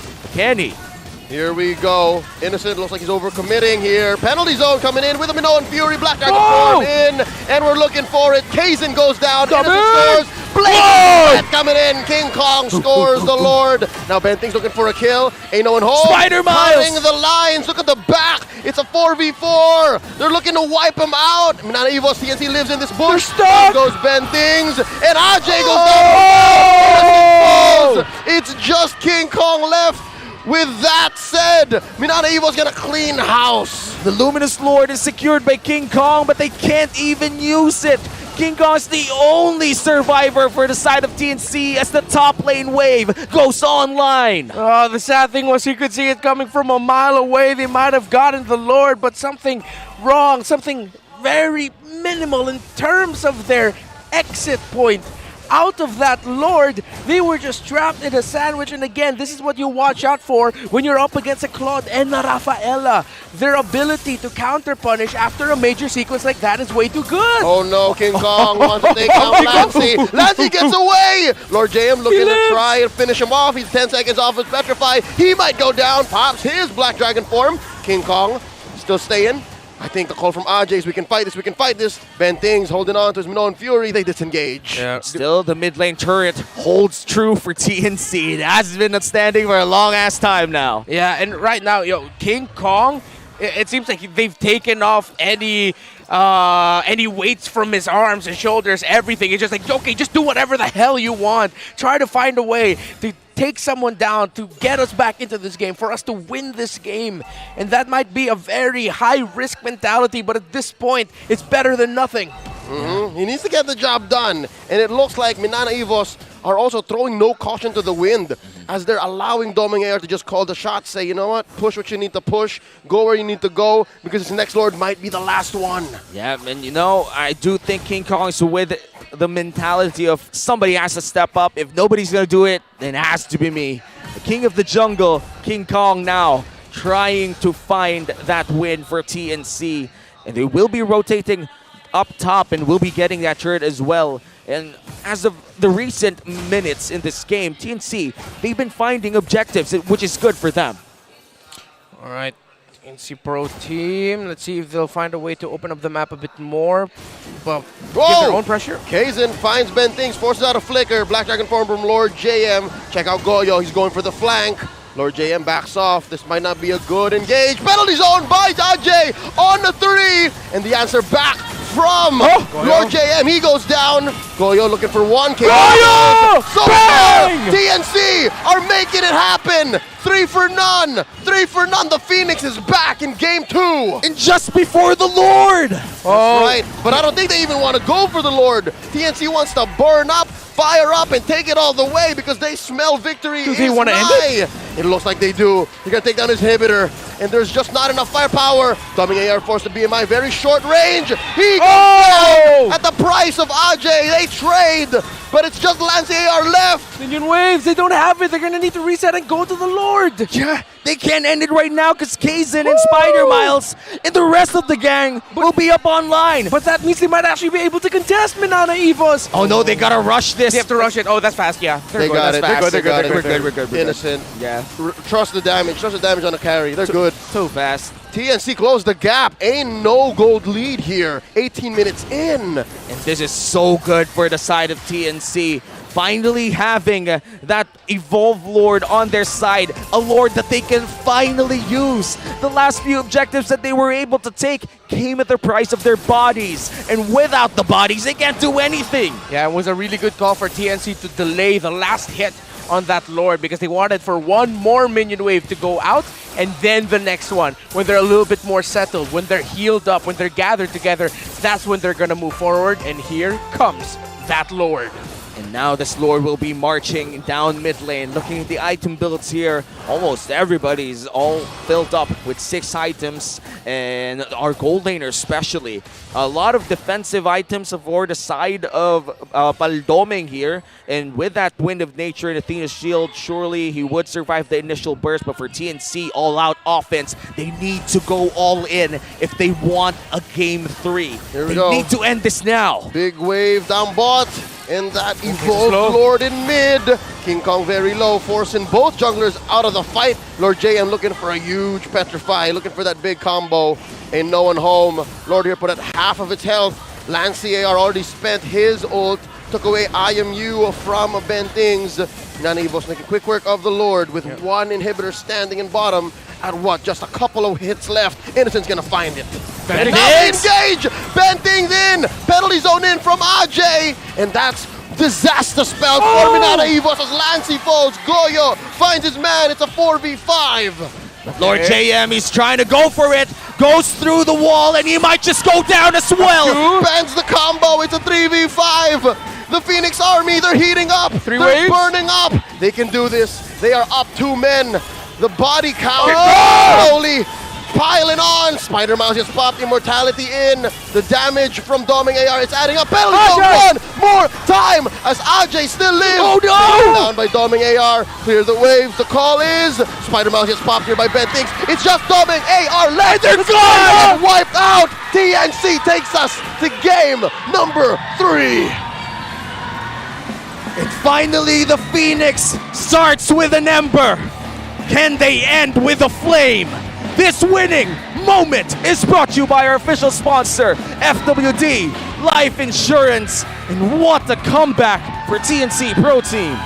But you saw the reactions, or lack thereof, from the members of TNC Pro Team. They know that the job isn't done just yet.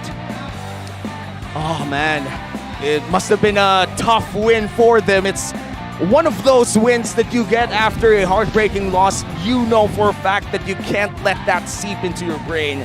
You have to finish the job, and you need to do an epic effort to go for that epic win. And you guys out there could win epic prizes that are waiting for you. Get the chance to win a gaming monitor, gaming chair, or headset. Just scan the QR code below in your screens and answer the survey brought to you by FWD, our expert wingman. Visit fwd.com.ph for more details. This is a match that we did not expect to go in game number 3, considering MNNE Evos go in at the hot streak, but TNC, they proved everyone wrong with that win in game number 2. More than just points being on the line, it's the mentality, it's the morale of one team.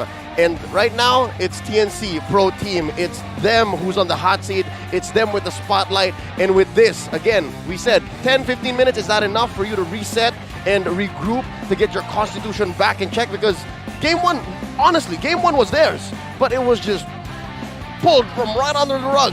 And now they have to fight back. They have to turn this into a reverse sweep. And boy, oh boy, momentum has swung. TNC is in great shape. They found a way. You were talking about it. For TNC Pro Team, they know the specific things that they need to fix. And they were able to do just that. It wasn't a quick revamp from game number 1's lineups. It was reiteration for both. And you also have to credit TNC Pro Team for forcing this situation, because they banned the way they did, they picked the way they did.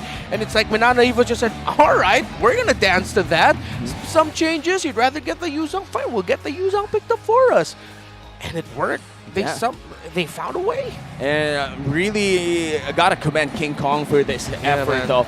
I gotta say, that was so hard. That game was so hard on him. Playing that Joy, I did not see an unperfect rhythm in the entire time. The electrifying beat is just insane for the side of Lord JM. But right now, let's go to the analyst segment of game number 2. All right, not that different a story from game number 1, but it's actually, again, reiteration is our key word for this game number 2. Some small things adjusted. Number 1, TNC Pro Team got their hands on a Joy, looks like a comfort for King Kong. They went into this with an idea that they could draft a little bit risky, but it's a comfort.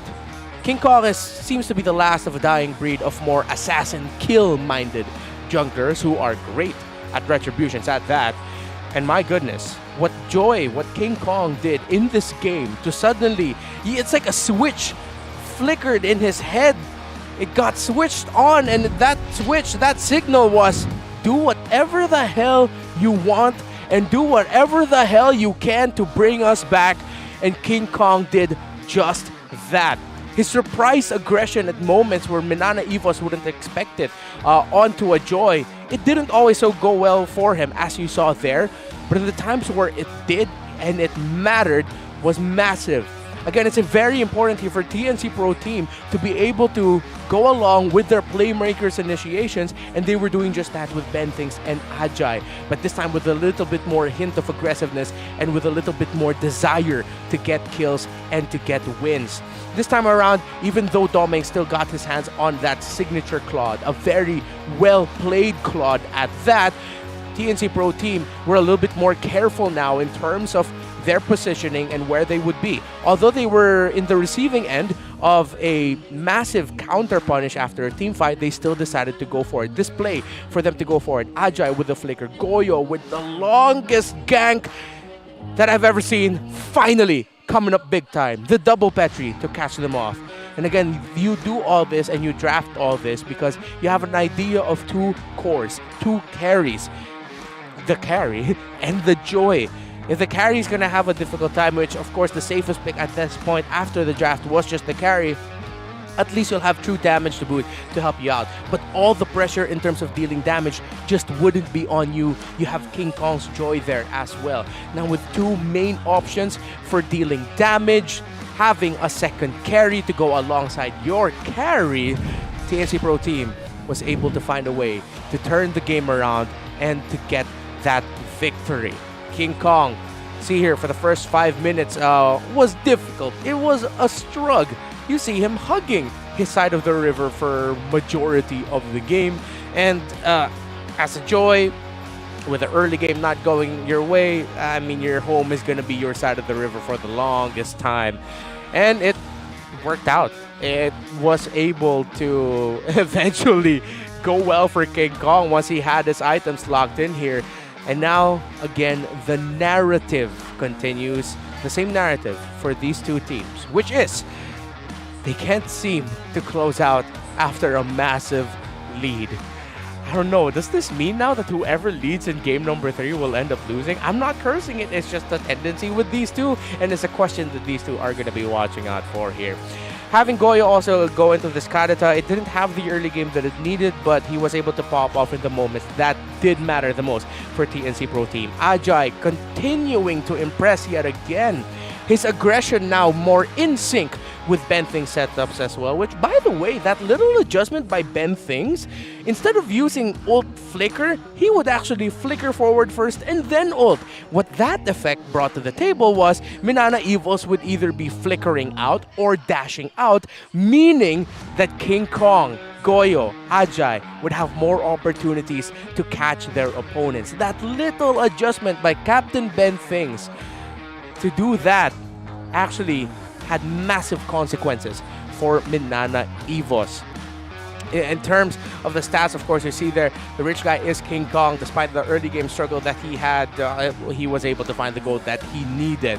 Doming AR, of course, with majority of the hero damage dealt here. No surprise. Kaizen being the Guardian with the most damage taken. Ajay with the most assists. It's a perfect way to encapsulate what these players went for and exactly what they did. Doming was left undisturbed. Kaizen was setting up like a tank even though he was a freaking roamer, a jungler. He's not a roamer. He's a jungler, but he played that like a roamer. That takes a lot of guts. And Kaizen did say in the last interview that we saw him, heard him in, he's been more vocal with the shot calling. Find creative ways to finish the game, and there was a lot of creativity from TNC with that long flank by Goyo. Ajay with a surprise flicker penalty zone that isn't very TNC-like, but TNC, sometimes you just need to show a little bit more creativity for you to finally get a win that you're looking for. Game 3, boys, and I'm not surprised. Loving the creativity from Ben Things. As you mentioned, going for the flicker first did open up a lot of stuff for the other members. It didn't look quite good for him, but he made his teammates better. And I feel like that's the better shot call all the time. Yeah, it forced reactions. Imagine, he'd flicker up like, boo! And then the members of MNNE Evos would be like, huh?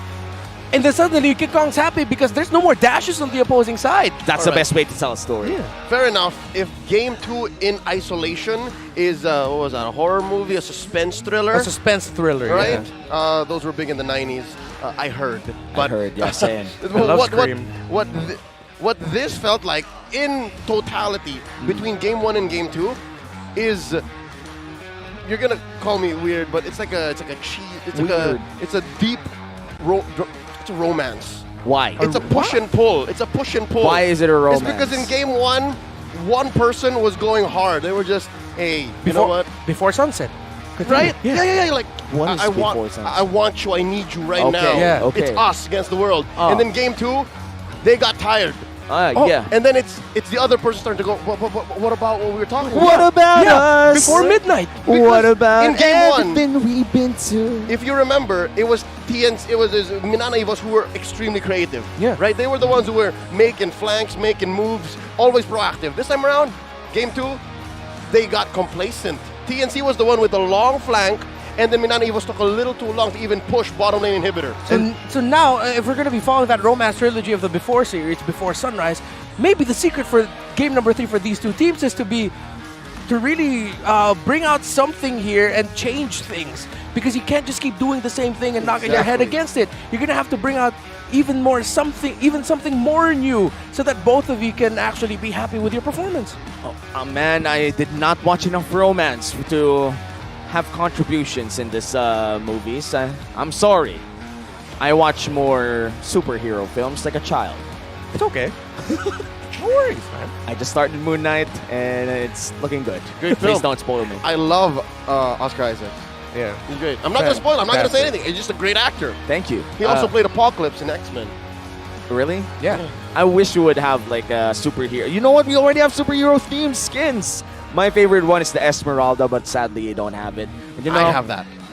thanks. This is the second time that you did this the entire cast that we had. He's always together. telling us the skins that he has, the skins that we don't have. I have don't have Well, any of the hero line. All about the flex. Now that you guys know that Leo has so many skins, you could go to his page and ask skins from him. Maybe he would give you some, but we never know. Don't do that. Going back to this game, though, we are already in a very crucial game number 3. The story goes that if they did score 3 points, if I think Minana Evos scores the next game, they'd still be ahead of Omega because they're going to be +2, which means they're going to be on 10 points. Meanwhile, Omega is still going to be at 9 points. It's going to depend on their next series, Blacklist versus Omega, if they're going to overtake Minana Evos once again. For TNC, regardless of what happens, they'd still be 8th place.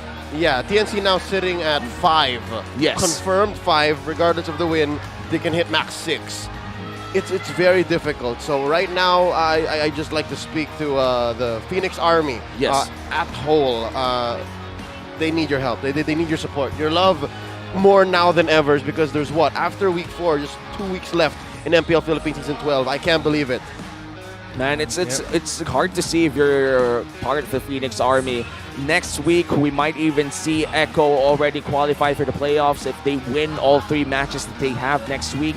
And in fact, next week, if they win all of their 3 matches, they'd be beating Blacklist's record. They would be tied with Blacklist's tied. record. 3. They have 3 matches this week. They're at 9 already. Are they at, no, yes, they are at 9. Yeah. Yes. Okay. So 9 plus 3, bro. It's 12, yes. It's 12. Sorry. My brain did not register the win last night is because I can't believe they're going that hard. I can't believe they're going that fast. It went too hard, you know, and still not yet confirmed, though. Next week would be very spicy for both Agents and Orcas. That's right. Especially, it's one of those records that I would say that the VY's Blacklist era did hold on to for quite a while. 11-0, the only team to reach that streak. Echo is 3 wins away to tie that. I mean, 2 wins to tie. 3 to breaking. Yeah, but you know, that's a conversation for tomorrow because right now it's a big game for TNC. Now let's enter the draft for game number 3. Ah, man. What can we expect here? Something different. If it's a side switch, that's one. It can't be more of the same. It has to be something different. Shock and awe. You gotta think outside the box. Get out of your comfort zone. Burn the box, fold it up. If you've never gone skydiving, do it. You know, just try everything. Here's a good start. Here's a good start. It's a good start. And looking at the good start, we are going to see blue side TNC this time around. Minana Evos would be dabbling around the red side. Hopefully, we do see another marksman away from the Claude. I do think that if TNC went out of their comfort zone in Game 2, it's high time for Doming to try out something new. Maybe bring out the Iksha, something very similar in terms of AoE damage as a marksman. That's right. As it is currently, Minana Evos with Coach Bitoy at the lead. He's going for Operation Haka King Kong. So he's playing the character that Adrian Brody played for Peter Jackson's King Kong. I did not watch that too, my guy. That's the modern King Kong. I didn't even watch that. Sorry, dude. I've been only specifically watching tearjerkers and superhero films. Tearjerkers that are not romances. Yeah, like I'm talking the Green Book. Something of you know what? I've only watched the Green Book recently. Okay, and just superhero films and the Green Book. The Man Called Otto. Okay, that one is great. I gotta watch. I love me some Tommy Hanks. I love me Tommy Hanks. I love tearjerkers, my guy, and I feel like this series is a tearjerker in itself, considering that TNC's hopes for the playoffs is getting really dim. You know, That's this right. is the part of the hero's journey where it's in the down bottom lane where it's the conflict. He is in the deepest depths, and he has to dig himself out.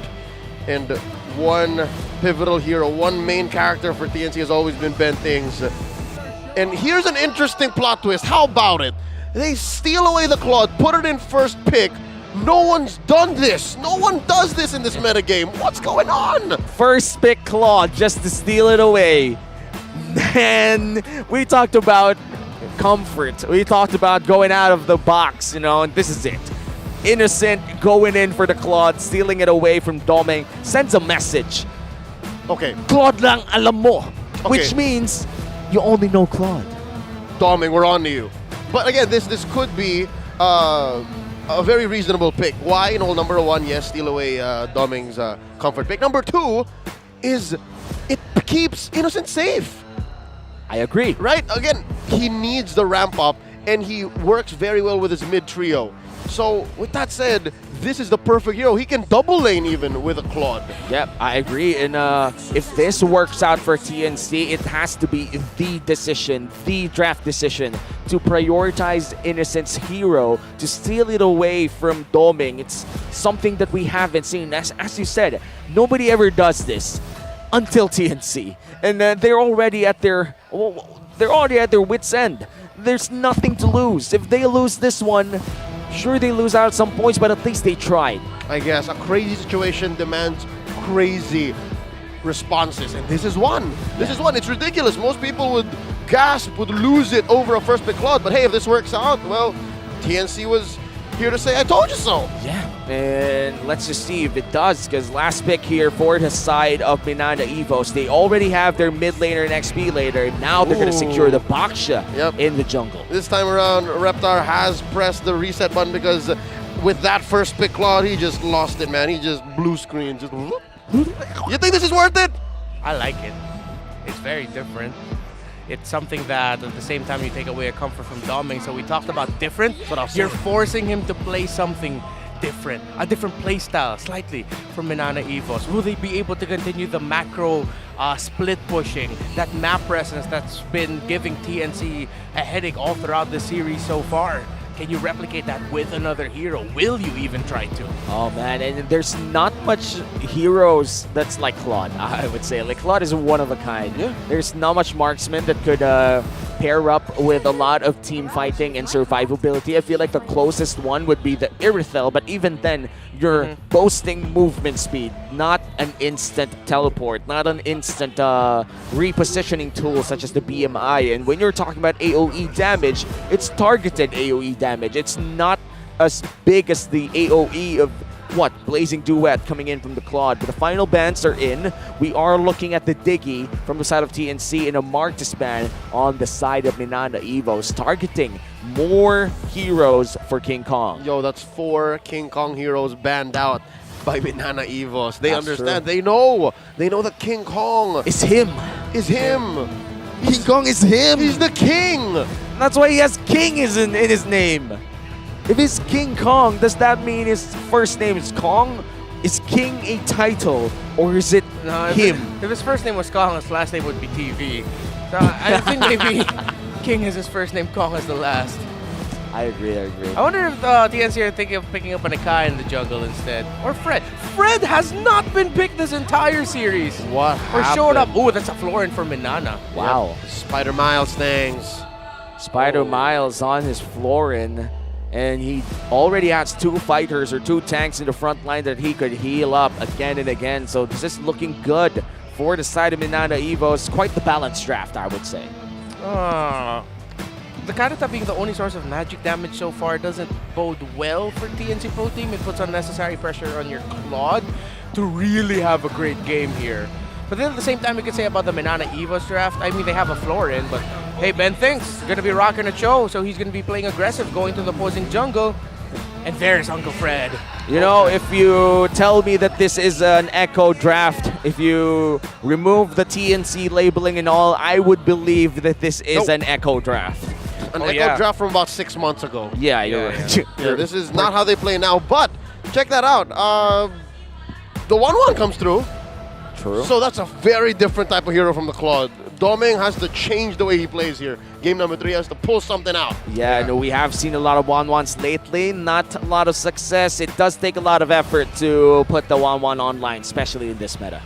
They need to focus on the 1-1 if they want to give it a hard time. And we've seen, though, that even in a relatively close game, 1-1 will have difficulty. Look at the team fighting close, early to mid, leaning a bit more towards the MNNE EVOS side, but the isolation by TNC Pro Team is way too high. MNNE Evos drafted the lineup where they need to play as a unit. This time around, TNC Pro Team drafted the lineup where they could have one or two members of their team trying to make plays on their own in another part of the map. They have switched philosophies of playstyle. Oh man, it's going to be exciting to see this crazy decision in the draft. First pick Claude, 1-1 locked in for MNNE Evos and TNC would cash in the win. This is the second series of the Sunday night special of MPL Philippines, and we are going to witness who will finally win this series. TNC, they're desperate for points, but they gotta earn it in Game 3.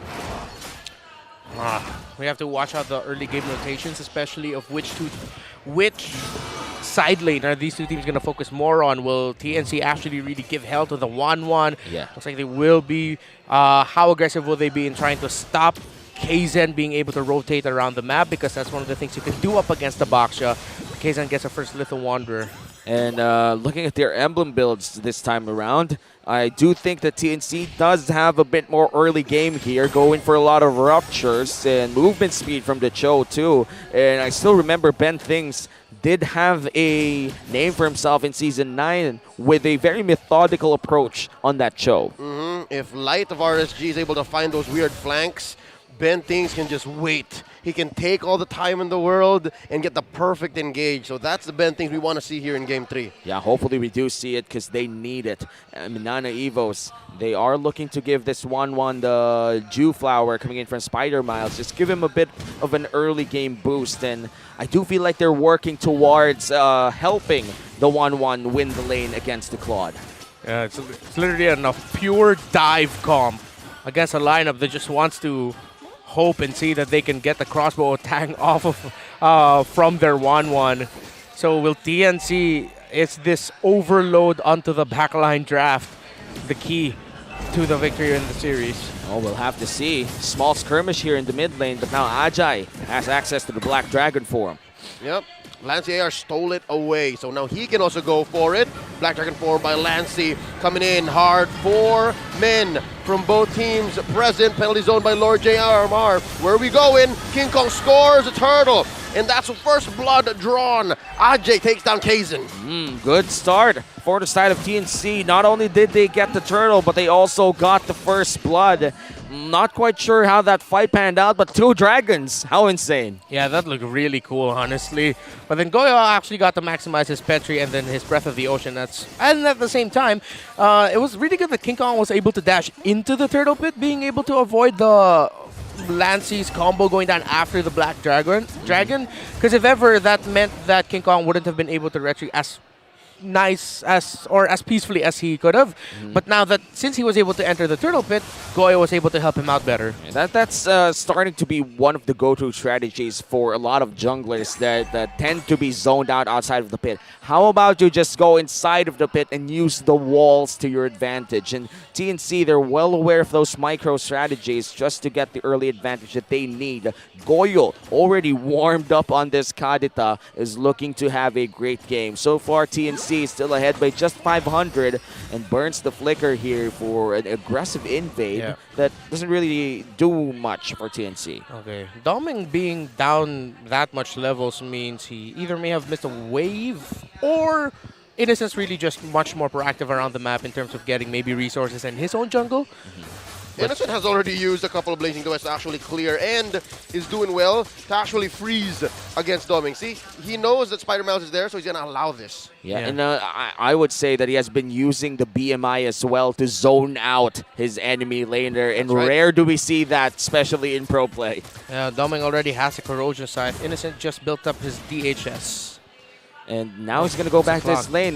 Looks like TNC's strategy here to slow it down, give more time for Innocent, and only fight for turtles. Yep, check it out. Turtle spawned already, and Doming AR takes to the skies, could not finish the job. And there you see the level difference. All of those freezing, all of the damage that Innocent put on the Doming, put him to a stop. Now Poison's coming in with a big Black Dragon. Wow! Goyo taken down. King Kong scores a turtle, though. Gets a shield for his teammates, safe for the retreat. Was it worth it? 1 body for the second turtle of the game. Well, it was just one, so yeah, it's fine. The turtle's the turtle. You have a little bit more shield now for your next sequence. If ever you still have a little bit of that shield on you, small advantage. It wasn't a massive loss. It was all right. If anything, I'd say it is worth it, is because Innocent and Ajay will be reaping the benefits. It's more for them, less for the immediate in mid. And that's really good for TNC, considering that Innocent is having more gold against his counterpart here. It's rare to see Doming with lower gold against his competing gold laners. So Innocent's doing a great job right now. No, TNC is doing a great job in giving Innocent space Here to we farm. go. Kaizen jumps right in, spots King Kong. Not the bush you want to be in, especially if TNC's up. Lancey stealing away the way of the dragon. King Kong looking for a taunt. Not engage either team wants. Fairly silent game as we enter 6 minutes in. Both teams are playing very carefully, and I do feel like this is the nature of a very crucial game number 3. Okay, pinch in the bottom lane means CNC wants this tower, but Spider-Mouse, Doming, and Kaizen are there. Here we go, rolling out. Check-in, spotted. Oh, this is a heavy presence from TNC. Not much action happening around the map, but a lot of rotation coming in from both squads. They're looking for opportunities. Bentix might just force this, but he's there to just pressure the lane. Give Innocent extra space, but it is a 2v2. Quite the risky maneuver over there. He's using that conceal. He's checking to see if Doming's going to respond, if Spider-Miles is going to respond. Sadly, they don't. 10 seconds from now, the third and last turtle of the game would be spawning, and TNC, they still hold a very little lead against MNNE EVOS. I mean, this series so far it's been like this. But knowing that it's game 3, you can feel the tension in the air. You can feel the tension in the moves with the players and their conservation with their skills, rather. So far what this is a game of inches, and now Ajay pulls the trigger. Black Dragon form in. Kaizen with a puissance. Who's going to get a penalty zone spent? And away the dragon. Back and forth and back. Kaizen scores the last turtle. And that means TNT needs to back off. King Kong pushing away Lancey, and now Ajay's gonna get it. Kaizen finishes the job. MNNE EVOS claps back. A turtle and a kill, and that equalizes the gold. Lancey with a crucial way of the dragon. Yeah, as that Joe actually disrupted the flow of King Kong, unable to retrieve that lord away, that turtle away. Bottom lane though opened up here by TNC, so even though it's not going perfectly for them in terms of the objectives, they lost the third one, at least they're clawed. Their main win condition is having a good time. Then things still trying to protect the mid lane, and as you said, Innocent is having a great time farming down bottom lane, and I feel like as the moment comes closer, cashing in on that Claude becomes a bit more pressure for TNC. And now I'd say that was worth it. Giving up that last turtle, maybe if there wasn't a kill on the clapback, pushing a turret for a turtle at that point, especially since we are talking about how Innocent is the linchpin of TNC's comeback, I think that was worth it. I'd say we're still pretty caught deadlock, 50-50 here. And now TNC going for the big collapse here for Doming, and they cancel it out. Very careful gameplay from both squads here. You could really feel the tension, Renmar. Yeah, we haven't seen a massive combo yet coming out from Koya, but then at the same time, it's because MNNE EVOS aren't giving him the opportunity to do just that. Uh-oh! He gets caught out. Oh! Anticipated penalty zone right at the landing spot. Quite the unfortunate turn of events here for TNC. MNNE EVOS, despite having the Thalassophobia active for the side of the Kadita, it just didn't come in time. Doming looks to take to the skies. Can he go do it against King Kong? Not going to be necessary, because in comes Ajay to the rescue, looking for the full combo. Going up, and there you go. Crossbow tang. Ajay gets punished. Okay, bottom lane though, TNC's doing something. That's right, it's a 2v1. Lord JM, using Body of Smith, the perfect use. He stayed alive. TNC, while the careful gameplay was working out for them, Nana just started to pull the trigger. And the full-on combo, almost enough. But Innocent finishes the job. Down goes Lord JM. And now with a push, TNC gonna go ahead, pick up the tempo. King Kong looking to salvage the situation. Concealed play by Bentings. Lord here at a tenth of its health. King Kong, can he finish? Retribution as sharp as ever. Down goes Bentings though. as Doming Wow. claps back. I'd say that's worth it. Wow, TNC, very small lead, but the objectives, they're on point. Man, King Kong, you saw him just dash past the members of MNNE, even say, I'm here, I'm ready, let's retreat, and he got it. Oh man, that conceal coming in from Ben Things came in clutch as well. It gave King Kong a little bit more movement speed. Movement speed. Yeah, you're right. Vision. Just vision as well to just go in that Lord pit, be on prime position to seal it away. And now the first Lord of the game goes to the hands of the Phoenix Army. MNNE Evos, they lost on the big objective. And TNC, they're back in this game. Yeah, third item, Wind Talker, already built up here by Doming ARs. 1-1. By the way, TNC Pro Team, again, with their shift in philosophy in their drafting, they're playing a little bit more now how like MNNE Evos played game number 1 and 2. And now MNNE Evos is playing a lot more like how TNC played in the last 2 games. So now they've both gotten out of their comfort zones, but it's still relatively familiar because they're just playing like each other now. Oh, Kaizen spots out Ben Things. Man, I'm loving Wilderness Blessing.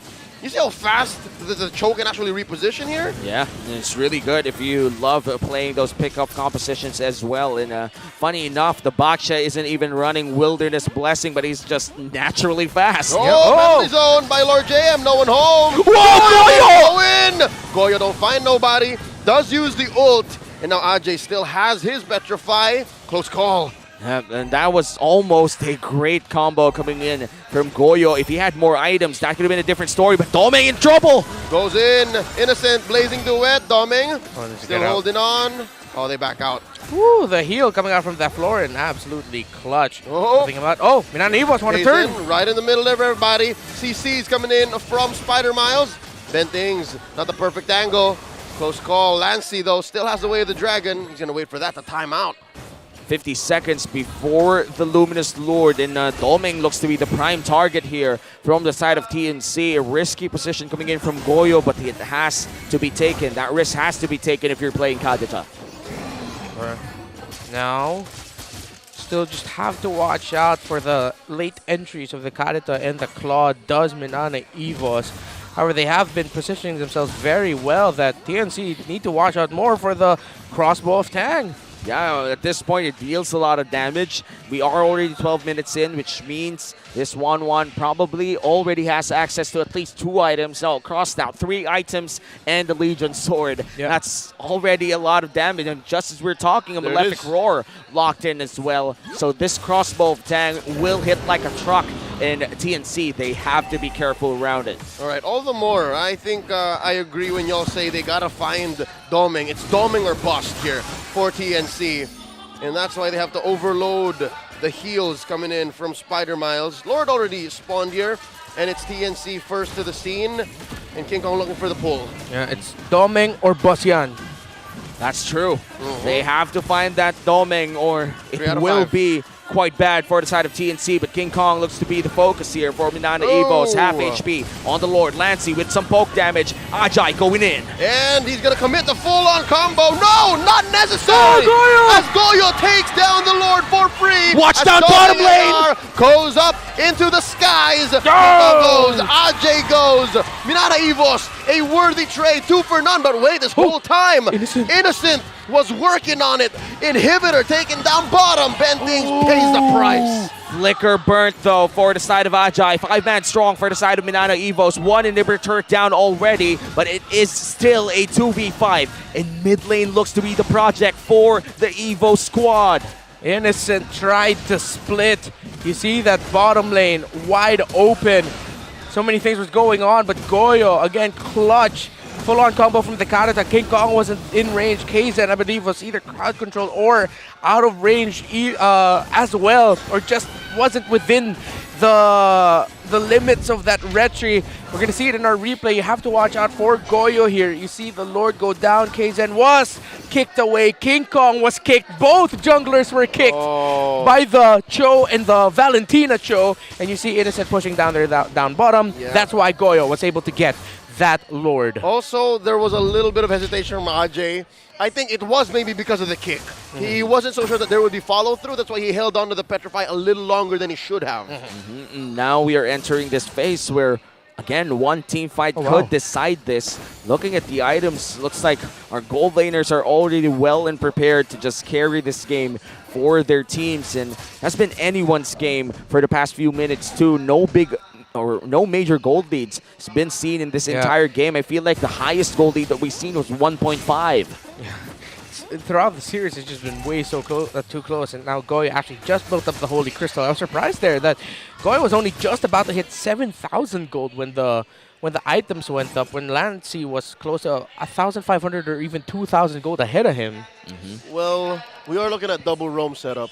Yep, it's a double roam setup for TNC. That's why it's taking a little longer. So the utility is worth more. Yeah, it's worth more than the actual pound-for-pound items. And Innocent will be receiving more gold in that case as well. So this is really good if you're TNC. You want to give Innocent the space that he needs. But again, that one team fight, we're still waiting for that one winning team fight for both squads, because that would be the thing that would tip it over to their squads. And we haven't seen that. All of the battles are always split into two, and MNNE EVOS, they're playing to the tune of TNC, but they're playing it well. Oh, Lord JM spotted here. Put down a half health. Spider Miles with a heal. And, yep, I think they're both going to be playing for this Lord. They both want to dance. And who doesn't? This is the meta right now, back in PH. Longer Lord dances because of the sustain. A lot of pressure for controlling the waves as MNNE EVOS secures the position here around Lord. One surprise show of aggression might be the X factor here. One team deciding, let's just throw everything in the wind and try our best. Lancy here bursting down. Innocent spends his ult and everything. Way the dragon to no avail. Now Bentings finds him. Bentings about to get bursted down. Kaizen rolling in. Pops the Poison. Storming AR. Slays Ben. And now Innocent might go down. Dodges. One hit. Could have been. Dodge. Now Ajay. Looking to punish Kaizen, going in too deep. King Kong 2v1. Doming and Lord JM. Oh, that's not enough. King Kong goes. And that's 2 men down. TNC not going to be able to contest this. 3v5 looks way too dire. Goyo, so close. He does escape with the Thalassophobia, but this Lord is surely going to the hands of MNNE EVOS after crucial pickoffs against TNC and early fights taken. MNNE EVOS secures the 16-minute Lord, and TNC, another defense. That's what they need if they want to extend this game. Looked like a massive miscalculation there by TNC to pull the trigger onto trying to get that kick. It looked like they all wanted to do a bunch of different things. One wanted to get a pick off here. One wanted to go for the Lord. The other one was waiting for a pick off there. A rare moment of loss of synchronicity from TNC. Yeah, no, it's clear that MNNE EVOS, they have a one-track mind. It's clear that all of them want to do one thing, and they're lineup is built for that. Now TNC, for the first time in Game 3, where did it come down to? 16 minutes? Suddenly, they became disconnected. And it's so dangerous. It's so high risk for them to fall to that folly. It's so hard because this kind of lineup needs communication. Lancy holding on to the way of the dragon once more, and King Kong holding the front lines. Lord pushing down mid lane as waves crash in inside the Phoenix Army barracks. MNNE EVOS might just want to end it all right now, but Innocent will be safe for now. King Kong up in the front lines. Ajay pops the Black Dragon form. Watch Lancy. Still has his ult. Already spent it with coming in from Lord JM. The base! King Kong is not enough. TNC just can't catch a break. MNNE EVOS takes the series. And what a game that was for Lord JM with a game-ending penalty zone. This winning moment is brought to you by our official sponsor, FWD Life Insurance. The hot streak continues for MNNE EVOS. Count on him, and he will deliver. The most consistent player of MNNE EVOS, done it again. Crucial penalty zone, 4 men catch. And once again, TNC Pro Team, heartbreak after competitive game. Rise from the dead. It looks like they burrowed too deep. Handshakes for TNC, and you could just feel it. Feel the pressure that they're holding on to this entire regular season. hopefully the boys catch a break. You know, we feel for them. This is also a revenge win for MNNE EVOS. Yes. After their grand finals loss in the tournament before MPL Philippines Season 12 and getting swept earlier this season, they got the revenge over TNC Pro Team. And let's just put our hands up for TNC right now. They're still trying their best out there as they take a bow in front of the Phoenix Army. It is still MNNE EVOS securing the victory in our second series of the day, and we could just see how much they've grown ever since they've showed up in week number 1. I would say that Kaizen has a significant improvement ever since. Yeah, no, Kaizen is so reliable, and if you're talking about reliable, there's only one more person that comes to mind, and that's Lord JM. He was the first to actually cross over the TNC and give him the fist bumps, recognize the great fight, recognize the efforts that they put into this 3-game series. And I gotta say, after that penalty zone, that was the nail in the coffin. I bet he was screaming to himself, push yan. Yeah, that's true. It's just that. A hell of a game by Lord JM, and you mentioned Kaizen as well. How he stepped up for this team. MNNE EVOS finally finding that mix that works well for them. It's great to watch for a team that has struggled, that has been inconsistent, and has been hungry to finally make it to the playoffs. It doesn't bode well for the league. The bottom portion of our table looks more competitive now. And now the next match between Omega and Blacklist, there's a lot of pressure for Omega to secure a win against Blacklist, because as of this moment, they've got overtaken by MNNE EVOS here by a point or right. 2. That's right. No, it's 10-9. Yeah. So if ever Omega doesn't score at least a game against Blacklist International later, they'd be in deep trouble. Actually, even if they scored a game, they'll be tied with MNNE EVOS, but MNNE EVOS wins in the head-to-head.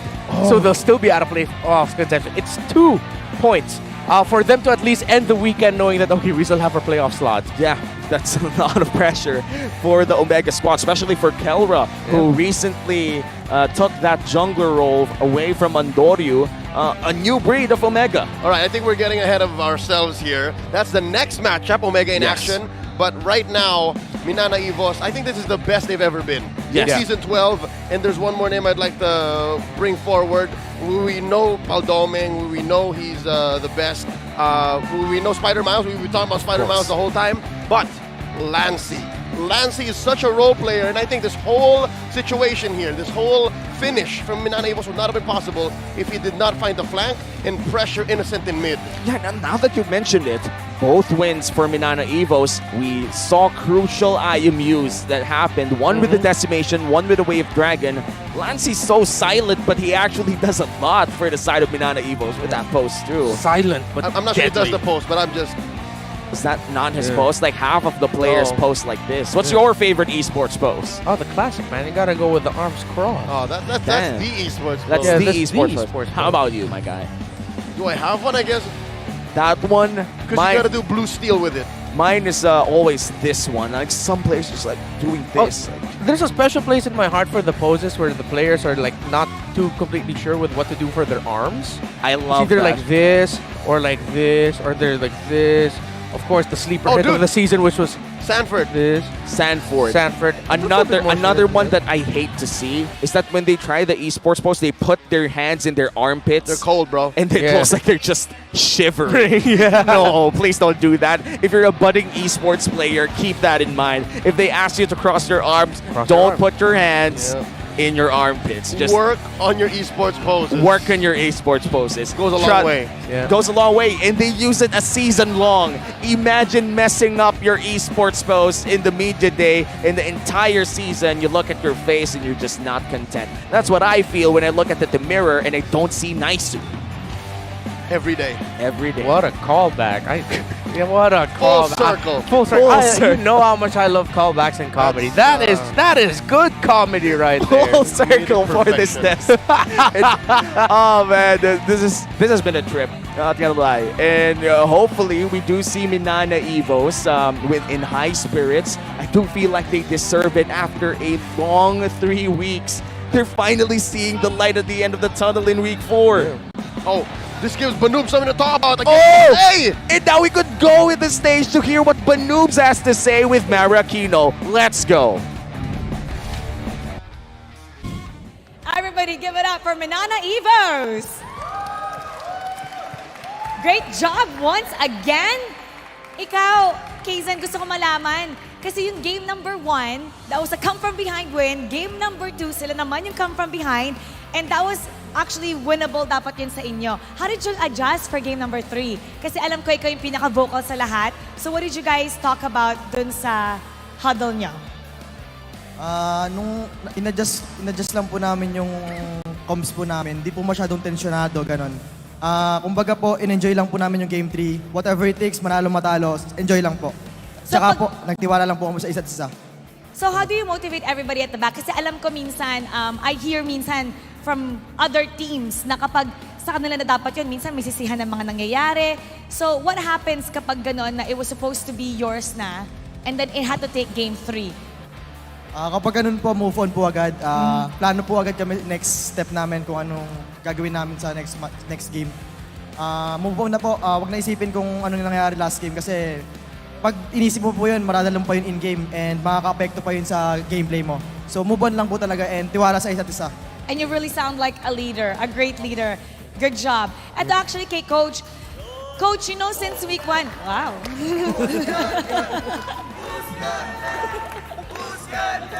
Coach, since week 1, talagang you guys were looking for the perfect match, mix and match of the 5 that you were gonna use. How long did it take for you to come up and the decision behind coming up with this lineup?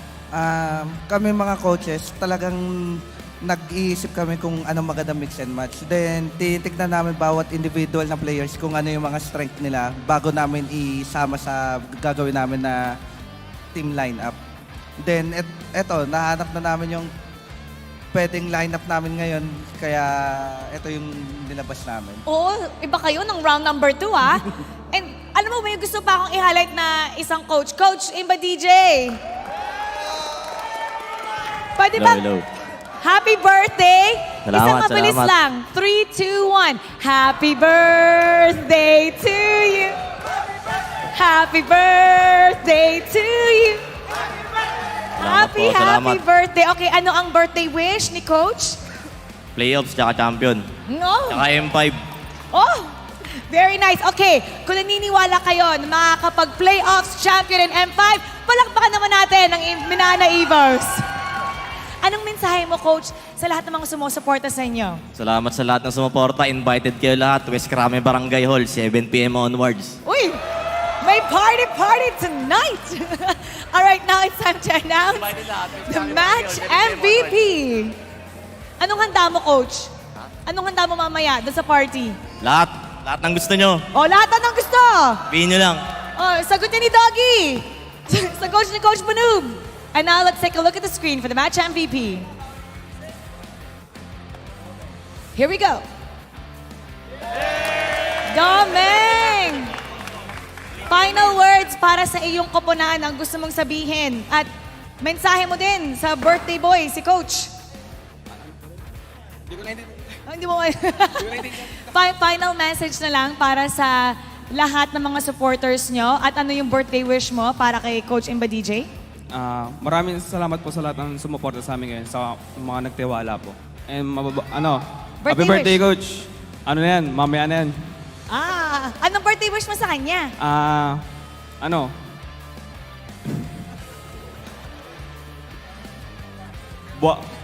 Magtira ka naman ng babae.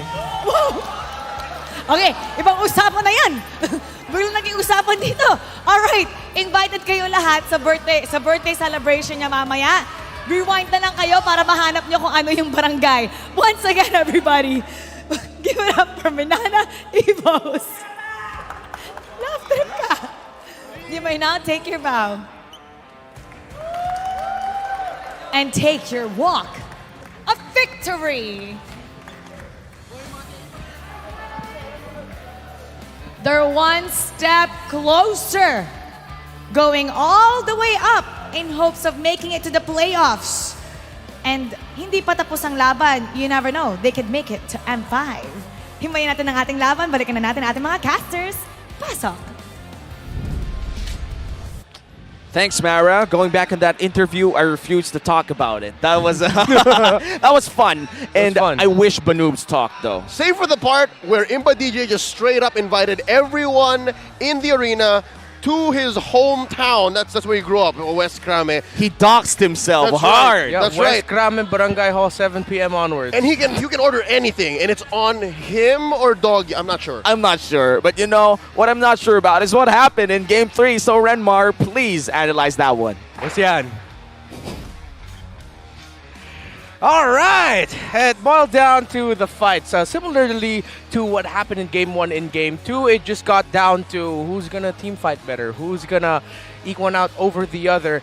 And unfortunately for TNC Pro Team, it was Minana Evos. He made this 1-1 work, Doming AR. No wonder he also got Series MVP as well. I mean, you saw the impact he brought into Game number 1. Game number 2, he was a thorn in the side. Game number 3, he made this 1-1 work, and he gave the NC Pro Team help. Now, compared to the other 1-1 game we saw last time, which was Echo versus Blacklist, this is a relatively easier 1-1 game. However, it is still difficult because you're overloaded with dive and there's so many things going after you. However, when you get to the latter portions of our game, past the turtles into the lords, you have to be a little bit craftier into the team fighting. Your position, you can't just keep throwing bodies willy-nilly. You're gonna have to find some weirder angles. You can't just go all in onto one target. It's way too obvious. The Valentina of Minana Evos will have the damage. The counterparts would be so high in favor of Minana Evos. So that's why, as naturally as the game went on, it was a little bit easier now for Domeng to find much clearer targets to hit with those marks, land those marks, or expose those weaknesses so that he could get a good crossbow of Tang. And I like how Minana Evos fought in this series and how Domeng really conserved that crossbow of Tang. One of the braver 1-1 performances I've seen, where sometimes he'd even hold on to the last possible moment to use it even though he'd be low. But then once it's up, he's free and he's able to actually make it incredibly effective. We have to talk about here though how TNC Pro Team controlled this game. This will be haunting TNC Pro Team for a while. The call, everyone was split up. They didn't know what they wanted to go for, or they all wanted to go for different things. While Minana Evo said, we'll just go for the Lord, we'll focus on it, and we'll go for the win. Again, it was a shift in philosophy for these two teams. TNC Pro Team drafted a little bit more Minana Evos. Minana Evos drafted a little bit more TNC Pro Team, and it translated to the play styles. And in terms of the emblems, again, nothing too crazy different. Although, just a note, again, the importance of movement speed for your roamer, sometimes for your XP laner, if you are willing to give up a little bit more of defense or health. Usually it's firmness, but movement speed is great too, especially since you're a Yu Zhong.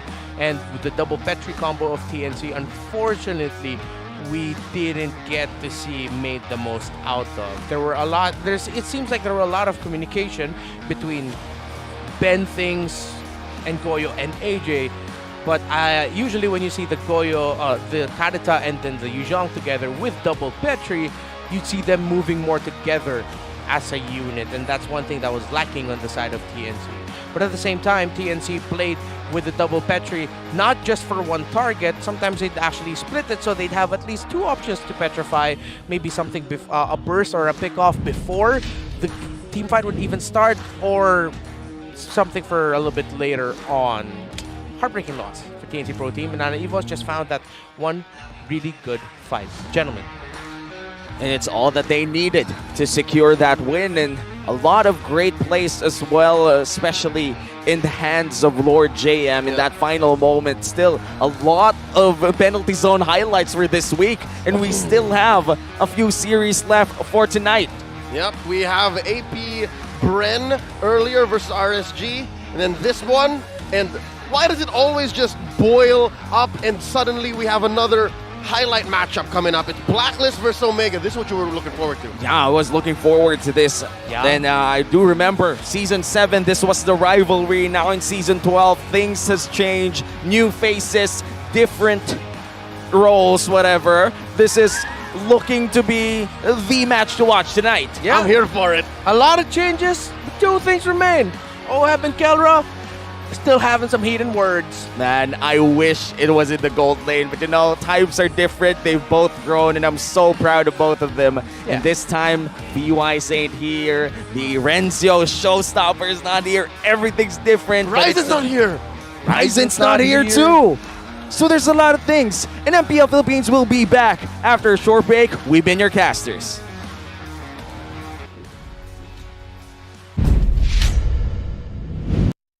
The 12th season of MPL Philippines is brought to you by the following sponsors. Smart, the official telco partner of MPL Philippines Season 12. Our official sponsor, Infinix. Infinix Note, ultra-fast gameplay. And FWD Life Insurance. In the epic adventure of life, FWD is your expert wingman. Celebrate your victories living with FWD. Our partners in esports, Maya, it's everything, and a bank. Secret Lab, the official gaming chair of MPL Philippines, and Pi Channel. Experience the MPL-PH Season 12 action live at Shooting Gallery Studios. Tickets are now available on our official ticketing partner, Slash. Don't forget to catch all of our official league content on TikTok, Facebook, Instagram, and Twitter. To ensure the equality and fairness of our games, MPL Philippines is also monitored and supervised by the Games and Amusements Board. Habang yung blacklist ay kumakapit pa, ayaw pa rin kita. Napakalakas pa rin ng Pilipinas.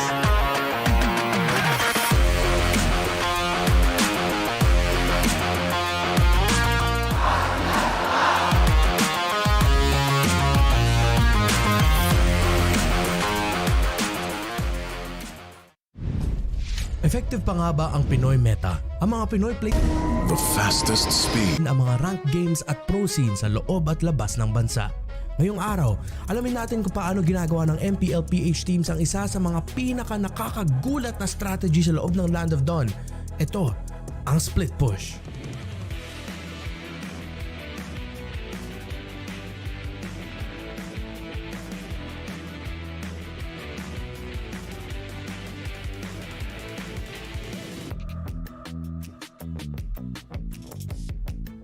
Ano nga ba ang split push strat na ito at bakit dapat natin itong matutunan? Ang split pushing strat ay isang in-game tactic kung saan ang isa o dalawang miyembro ng team ay minamaximize ang ongoing clashes o agawan ng main objectives para makasalisi sa enemy base at mabilisang tapusin ang laban.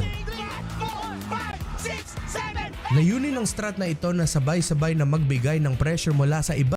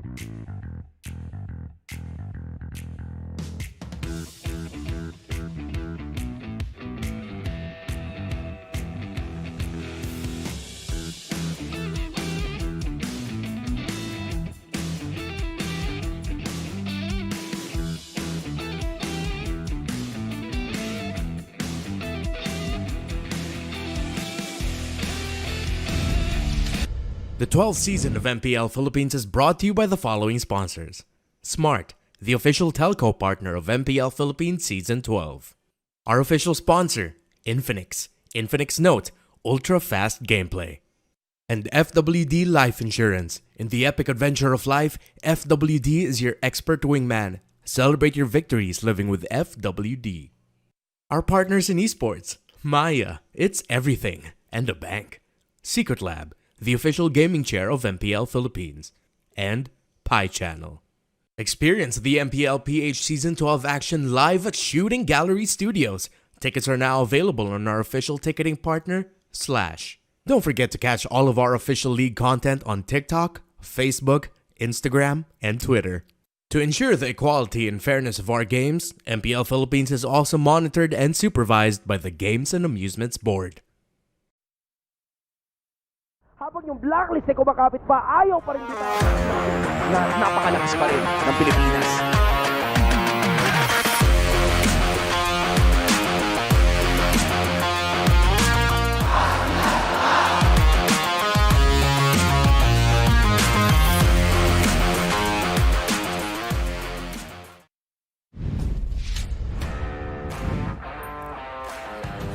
Magandang gabi, MPL Arena! And hello sa lahat ng mga nanonood sa buong mundo. Kayo ay nakatutok sa tahanan ng pinakamalalakas na MLBB players sa buong mundo. I'm Mara Aquino and you're watching MPL Philippines Season 12. And for our main event of the evening, losing will never be an option dahil siguradong may masasabi ang magwawagi. Mapatahimik kaya muli ng mga agents ang sigaw ng barangay? Or makuha na kaya ng Omega ang panalong nais nilang isigaw? This is the battle between Blacklist International and Smart Omega. Casters, pasok! It's the rivalry of a century, and it's been a while since the barangay got to clap back. Welcome to Mabuhay at your service. My name is Leo, here with Naisu and Hans. And we're about to call this matchup. Blacks International versus Smart Omega. At your service, it's us, We Bear Bros. You had to think twice about that one. But it's been, hey, it's just established now. Even when Chantel was here earlier, she's a part of it.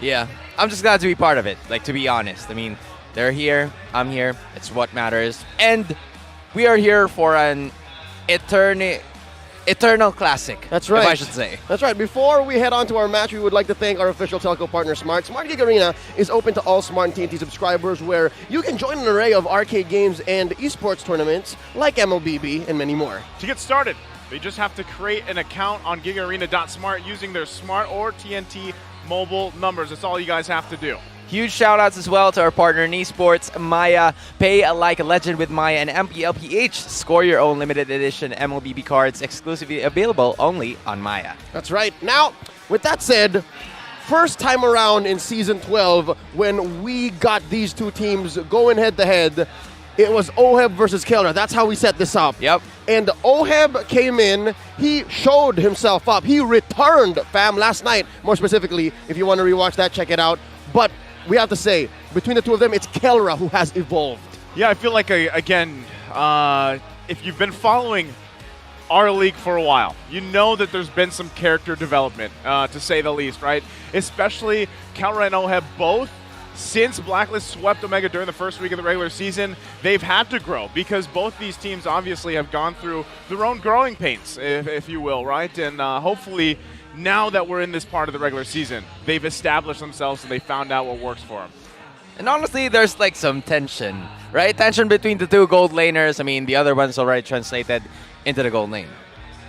But for now, it's about time we check this out, specifically in terms of like the match history that we've had, where it was Blacklist International who just showed the way in like the first week, because, oh my goodness, the horse lineup composed of Blacklist International just made sure that they would be able to run over Smart Omega. I'm honestly curious about what's gonna happen this time around, that the patch has absolutely changed. Yeah, both of these teams are coming in from, bitter losses yesterday.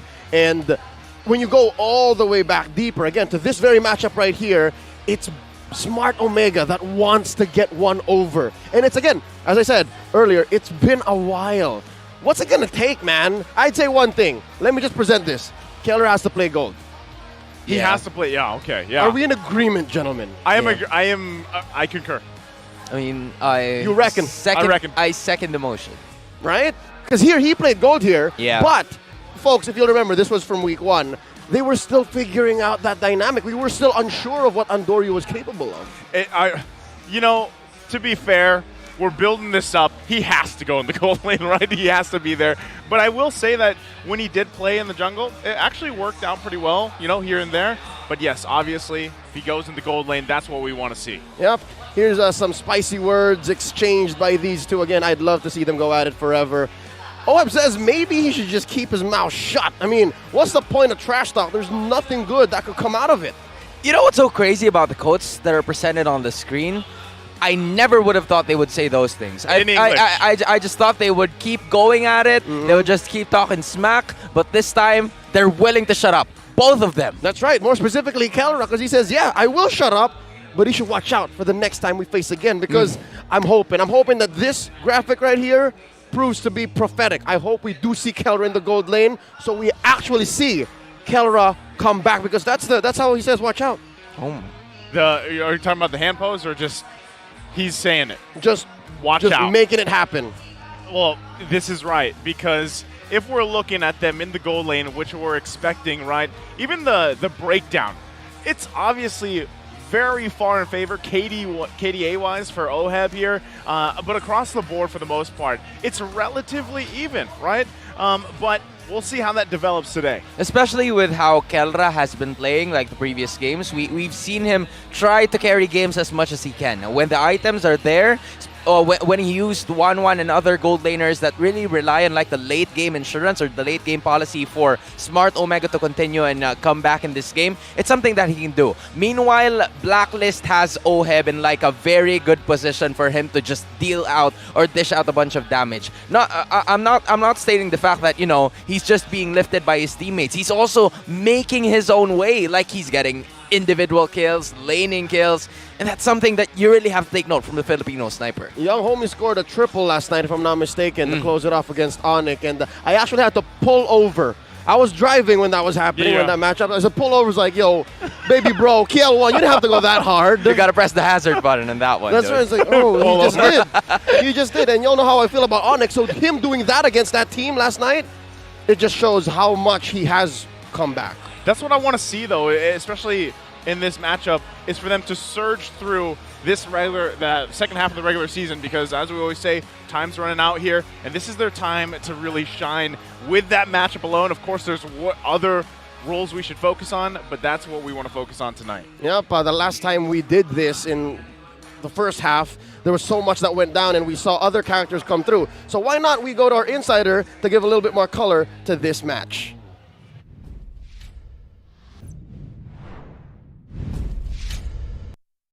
At nagbabalik na nga tayo sa Smart All Access Insider. And this time around, Athena nga pala inyong makakasama. At with me naman, syempre, a very well-known face dito sa MPL Philippines, none other than Oheb from Blacklist International. Syempre, una, kakamustahin muna kita. Kamusta naman? Okay lang.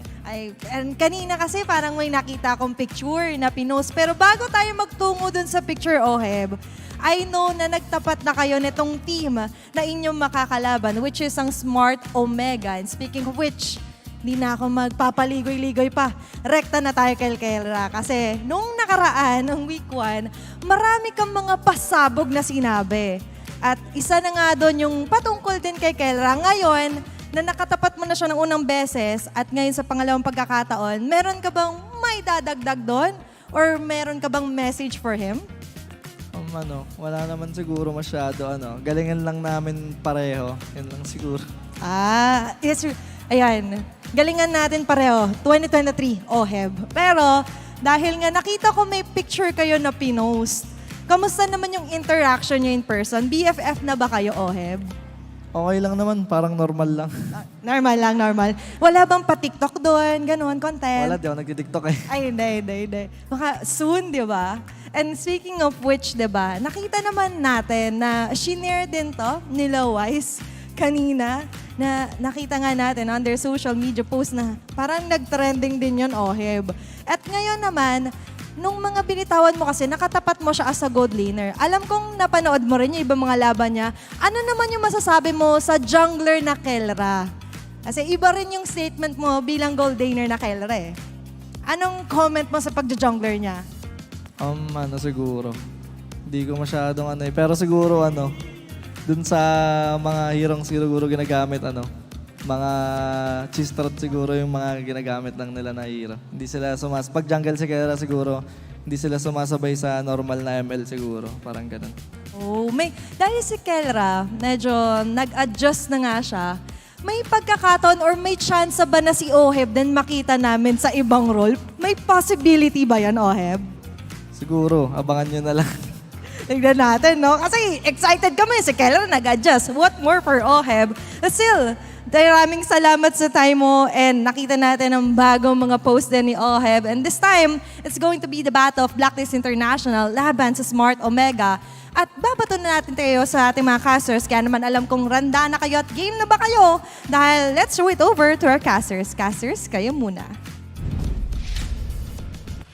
Hard same, baby brother. I too do not dance on TikTok. Neither do I. And I should say, this guy's an expert. I mean, you shouldn't call me an expert. You are an expert. Fair enough. You've been trying to get me to dance on TikTok for, I don't know, seasons now. Just two seasons. Ever since like we got here in the MPL arena. That's basically it. But it's not happening. That's right. It's not happening. Oheb did also mention and let loose a few breadcrumbs. Maybe he will also be switching lanes. But if in case that does happen, what if, gentlemen, what if? Where do we see Oheb jumping over to? Oh, I don't know, but imagine if they curveballed each other and they both ended up in the jungle somehow. I want to see it. Just to complete the storyline. Just somehow. Both of them. Yeah. Like Calro would play jungle, then Oheb ended up playing jungle. I don't know if there's a world or a multiverse that happens, but who knows? Do you agree? Is this jungle too? I want to see it. Or is this just me or I see Oheb in mid? If ever he were to shuffle. I mean, it's possible, but considering that Haji can play jungle. Right? He used to be a jungler. He used to be a jungler. So that there would be some sort of dynamic there. But if Oheb would go into the mid lane, he has a bunch of teachers. He has very good teachers in the Blacklist International side. The best of the best. Now looking at how the teams did their huddle, I'm loving the energy in both Smart Omega and Blacklist International's dugout. Can I just say, Blacklist always brings their whole entourage. So even now, even as we've talked about the whole Oheb versus Kel situation, we really don't know until we know. It might be Dorky that plays. It could be, but, and given all these speculations that we're having here, I'm going back to it. They got to make it work because they're running out of time here for this regular season. All right. We'll see exactly which lineup comes through as we welcome them on stage.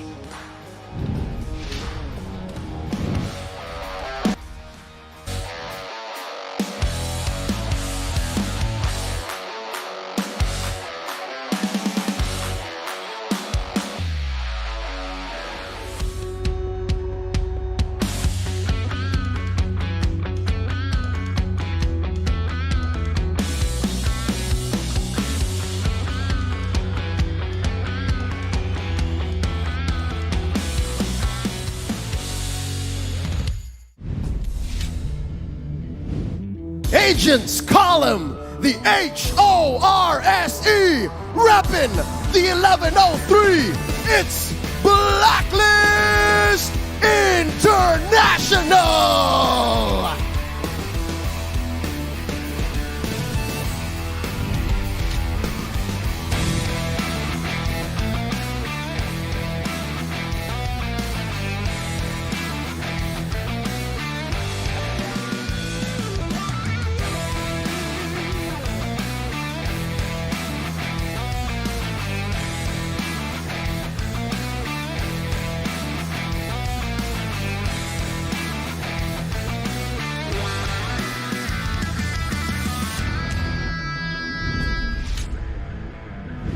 Sama-sama barangay, ang sigaw sabay-sabay. Reppin' the 1802, the green and blue. Show some love for Smart Omega!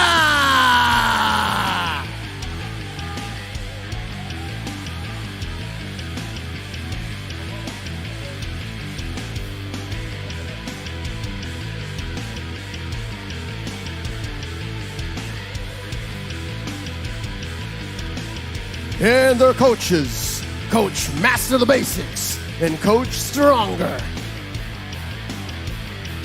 Tonight, we add another chapter to this eternal rivalry. The Barangay versus the Agents to cap off week number 4.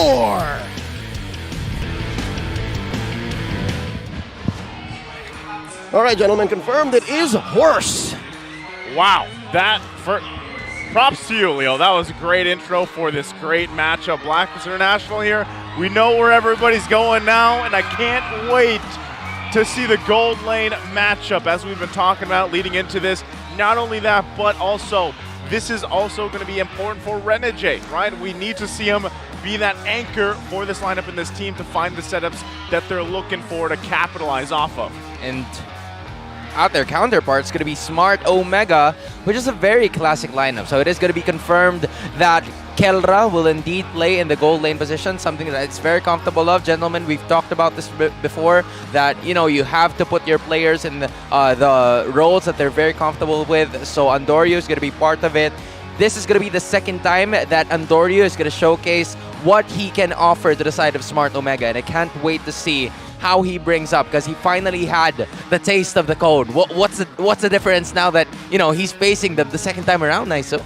Well, the second time around is where it's going to count the most, too, because we know that the standings, hey, they're pretty close, right? They've got to crawl up from here. And if it happens to be a sweep in either of their favor, great for them as they bag those 3 points. But even looking at the breakdown here, right, for the most part, again, these are two teams that are very familiar with each other, no matter who's playing, right? Who's on the field, basically.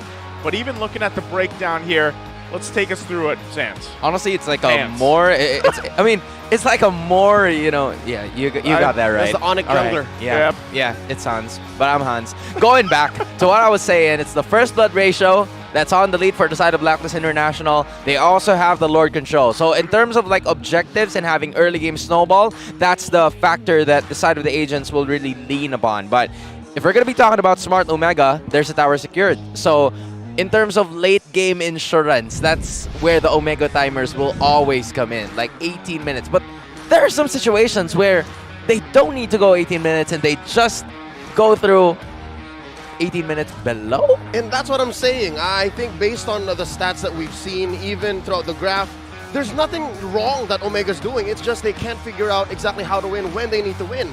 Now with that said, let's go to our keys to victory brought to us by Infinix. Another classic matchup that we will see between Blacklist International versus Smart Omega. Here are the keys to victory brought to you by Infinix Note Series with ultra-fast gameplay. Now, let's go over to the side of Blacklist International, wherein they have to overwhelm Smart Omega in terms of the lane. We know that there are some situations where Smart Omega tends to rely on the snowball factor, especially when they go ahead and try to feed Kelra more gold, more resources, not only in the jungle position, but also in the laning stage. So Renegade and the rest of the crew needs to be able to at least rotate to Kelra as early as possible, overwhelm him so that no damage will be offered by the gold laner. Now for the side of Omega, you have to play around your comfort zone. The lineup is already there, right? Both Kelra and Nandoryu will be playing. It's the comfortable roles that they have chosen, especially during the start of the season. Now, we have to see the comfort not only in the Omega timers, but we have to see the initiation, the aggressiveness, the synergy, and the teamwork that they have in terms of the team fights that they are about to execute, because that is where they kind of struggle the most in terms of the games that we're seeing. And for both of the teams, they have to be mindful of the supports rotation. Haji and Etomax, some of the best mid laners in the game, and also Renegade and Shaknu, the lead with initiation coming in from both Smart Omega and Blacklist International. It's gonna be a major and a massive start to what is about to happen right here, because I think, gentlemen, from what I've seen, especially with the matches here, with how versatile and flexible Renegade's heroes are, there's so many things that could happen. But for Chaknu, we are yet to see a little bit more flexibility from him. All right. Now that you opened up with that, I'm going to lead us into the hot seat. Hans, Joseph, I hope you're ready, because I got to ask. Okay, you'll go first. No offense to the Barangay and any MPL fans that have been following us for quite a while, but personally, have you felt like the Chak Mamba has truly been back all season long? all season long so far up to this point? Yeah. I wouldn't say fully. Right? I would say maybe Is it not just 75%? I'd say 60. I think there's more that the Mamba can bring out. 'Cause, again, week after week, we've seen Renegade go through a renaissance. The Hitman. Oh, there's so much headlines that talk about how Renegade has bought back Blacklist acclaim even without VYs. But what about the Mamba? I want to see the Mamba mentality back, man. It's something that I think is just missing from like the previous weeks, because there are going to be some moments where we see Chaknu try to at least go with initiations, make a game-changing play to turn things around for the side of Smart Omega. But now, from like the previous games that we've noticed from all of them, it's Renegade who's doing it, right? There are some moments where Renegade is stepping up, making the necessary play available, and it just goes 180 for the side of Blacklist. Stats-wise, we saw there in the head-to-head that when it matters more, Chaknu is there. He takes more damage. Yep. He's able to, again, change the flow of a game past Omega timers. But when it comes to the more consistency-based numbers, the Hitman has him trumped. And I don't know what it is, but, even with the Hitman, Renegade here, he went through his own, growth spurt. I mean, development, if you were, character development, because I feel like now, some of that recklessness, if you will, actually is very calculated. And it ends up working really well for the team. And what I think has been happening for the majority of the season, the Mamba mentality, and what we're used to seeing, the Chak Mamba surprise, hopefully this is just a personal thing that I'm hoping for. He doesn't lock in something like an Angela. Well, that's not the Mamba mentality we need here. Looks like it's not going to happen because Blacklist International have banned it out. It's Omega on the play, taking out the Edith, the Matilda, and the Kaja, while Blacklist, this homie has been missing for quite a while. Fredrin, Hans, what's going on? I mean, Fredrin, it hasn't been picked in like the first series. It was banned so much in the second. There's just some heroes or like players right now that don't usually use the Fredrin because it's not as fast in terms of rotation, especially with Wilderness Blessing as your talent in terms of like the emblem system where you get a major boost in the movement speed. And if you're Fredrin, you're going to be left behind in terms of the rotation. That's probably the reason why they don't pick it as much. And another thing that you have to take notice here is the Baksha usually gets picked up first. Jungle is always the priority if you're on the blue side. So it gives a more opportunity for the side of Blacklist International to pick both the Novaria and the Terizla for vision and initiation in terms of team fight, because that is what Terizla is doing, or that is what Terizla's role is right now. He's the initiator, the start of the riot. Whoa. These two teams are just snap picking. You see that? How quick Coach Stronger just responded like, yeah, you know what? Grok Val, go ahead for it. And now it's MTB who's kind of stalling. I mean, Valentina and the Grok. Valentina is a very good counter towards both Terizla and the Novaria, because if you copy Novaria's ultimate, you'll get vision. If you copy the Terizla's ultimate, then you'll get initiation, the same thing. So for a way for them to just, negate the initiation that will be brought about by IMU coming in from possibly Etomax at this point is going to be Sensui using the Akai heavy spin to at least secure a little bit more objectives with more space, while also, try to make a little bit more crazy plays in the process, put them out of position in this one. I like what both these teams have for the first phase, for the most part. While they get through the second phase of bans here, Novaria, it's kind of funny how in a similar fashion how Eve and Farsa have kind of been opted to not be picked up so much. Novaria also left open a lot of the times, but now it's locked in. How's the draft index looking, though, for the first phase? There's a bunch of early game scaling coming in from the side of Smart Omega. That's something that they actually lead on right now. So Blacklist International needs to secure at least a gold laner in like the second phase. So Smart Omega might just go ahead and prioritize that one on the banning stages, because Blacklist International, we know that from the start, it's going to be Oheb and Kelra over at it again, and the rotations are going to be super important. Teamfight capabilities also lean towards both of the teams, but for now, we're only seeing the carry. There's an abundance of gold laners available for both Blacklist and Omega. That's right, Hans. We've built up this rivalry, and it looks like both teams have caught onto us, and they're doing their best to protect both Oheb and Kelra. There goes the Paquito, banned out, and this one's been a, breakout star. From week 1, took a little bit of a break 2 and 3, and then now she's everybody's favorite marksman to ban in phase 2. That's the Iksha. Yeah. Bruno's taken out too. Huh. there's so much scaling from those two final bans because the Bruno's very good in terms of securing objectives. Meanwhile, Ixia, once all of the ultimates coming in from either Omega or Blacklist are gone, then that's the time for her to strike. But as of the moment, it's going to be the Irithel that's going to be picked up here by OHEB, and it's a very good counter towards what the others are packing here because, again, Baksha and Grok is not going to be easily chased. Wait. Hans, Joseph, do you smell it? If this is going to be a gourd pick, they could be bringing back the breakout draft from Week 1. I was thinking about it. Rome Novaria. I was thinking about it. It's like that double mage setup in mid lane, right? Rome, Novaria, Gord parked in the mid lane. It could work out here if they decide to go with that, especially that they have a Valentina across from them. We know that it's worked before. We'll find out here in just a second. You're going to have to do it at this point. I mean, Novaria is something that Renegade is also accustomed to using. And this is what I was talking about before the start of the draft, right? In terms of keys to victory, the flexibility of Renegade in using both roamers that are very good in terms of initiation and also the others. I mean, it's a possibility that he could go for like a very strong tank at this point if he wants to go for it as well. But yeah, it's going to be the show. You know, it's like a dark magician of the Hitman, right? Drats. Yeah, this is his Dark Magician. Drats. His Blue Eyes White Dragon if he was Seto Kaiba. Wow. His Red Eyes Black Dragon if he was Joey Wheeler. Yeah, I can go on, by the way. His Pikachu if he was Ash Ketchum. His Harpy Lady if he was My Valentine. Your contribution, your turn. I'm just going to say, it's time to duel. Right on. Here we go. Check it out. Both teams presenting well for team fights. I guess we'll see great scrums from both sides. Safe to say. But one thing I think that the Blacklist have invested more in is their support utility.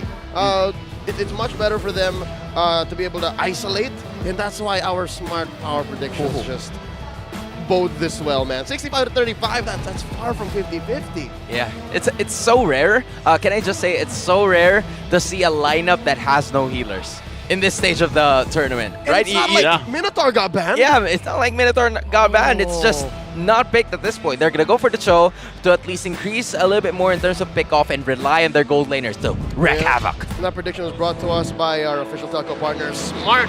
Here we go. Game number 1 in this eternal rivalry. The Barangay have yet to put anything on the board against Blacks International. Both junglers coming in not interesting. It's Andori who actually gets some leashing. Both of them also starting in like the orange buff so that they could have a start in terms of like the purple, and the others are going to be pressuring them moving forward. But Blacklist International already in the start of the position, and looking at how fast Haji is moving with that one, I think he's using the Wilderness Blessing at some point, and I believe he does. But no, he's actually using the Weapon Master to increase the magic damage, and that's something that we don't see very often. That's called Big Brain, right? What he wants to do. And a lot of times when we, I should say when we do get to see Novaria picked up, she's usually leading the damage department, right, for the most part. So that will make this even scale better for Haji especially if he's getting early kills here. Yeah, they're going to lean hard on Haji. They're going to protect him. They're going to set him up. And he in turn will do the same, even get some vision before the fight begins. About 30 seconds before the first turtle spawns, and Blacks International making rounds around here despite Omega being the one with a lot of Wilderness Blessing.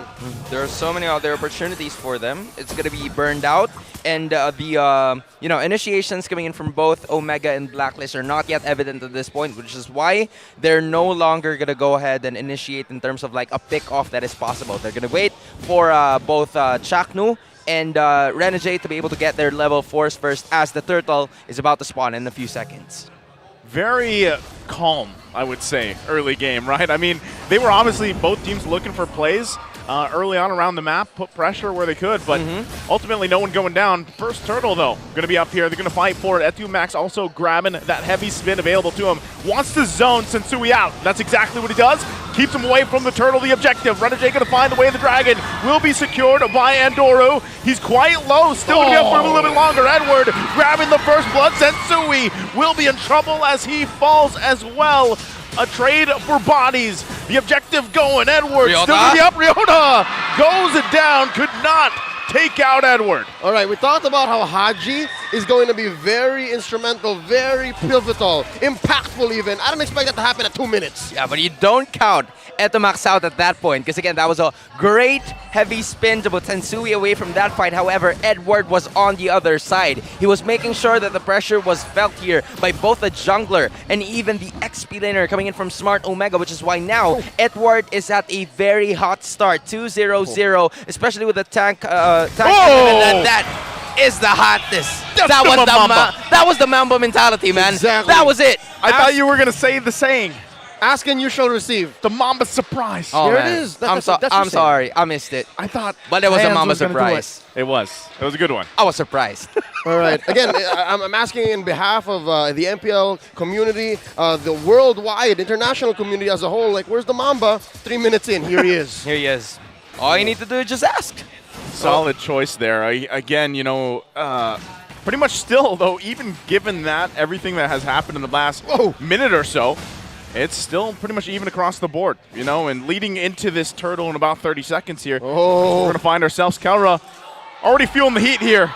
Renegade making sure he doesn't come back, so they're going to get some extra gold as well. Filipino savage things. Very few gold laners in the world can actually do what he just did and fend off 4 opponents this early on and still keep his purified. And that was an unconverted kill also going out to the side of Blacklist International. That's So right. they have to find another way to make some certain pickoffs or make another pickoff to get them more lead and widen the gap between them and Smart Omega. But because that hasn't happened, we're at a stalemate once again. That's right. Turtle's already up. Wall put up by the Mamba here. Ryota jumps in. Oh, Ryota going to jump in. That was a wild charge as well. Sensui trying to get in range for this Retribution battle. Chaknu keeping him at bay. Sensui gets it.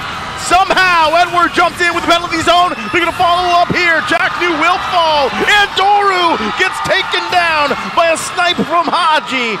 Just like that, Blacklist International finding some momentum. You see the shields and the damage buff from the turtle in full force. My goodness, Sensui with a clutch retribution take to make sure that the turtle will go to the side of the agents. And with all of the fights during like the first 5 to 10 seconds within that turtle clash, Edward hasn't even used the penalty zone just yet. That's how, that's how patient he was with using his ultimate to make sure that everybody else was in the best position possible to hit them with the penalty. And the whole problem was, in the first turtle, sure, it was Omega who was calling the shots, but when it happens to be Blacklist who pulls off with initiative, it all crumbles down. I saw how Etomax was struggling to get a stolen heavy spin in. Oh man, it's just, causing problems right now for Etomax at this point because the heavy spin was already utilized. But again, he has a heavy spin to get back in the fight. That's right, Etomax here, alongside Chaknu, coming in, Haji from the flank, always on point. It's scary how the KDA Machine has 1 death, but must be respected. He's a threat at any point. 1v1 Ryota, Edward might be in a bad situation here. 2 versus 1. Can he sustain this enough? He can't. And Doru grabbing the kill. Good rotation there from Smart Omega. But they're very much aware of it now, so conceals are going to be both used to pressure on the gold. Oh, spotted. The Hitman bumps right into Chaknu and Kelra. Oh, the map shrinking. Yeah, they just trade the turrets. Cross map.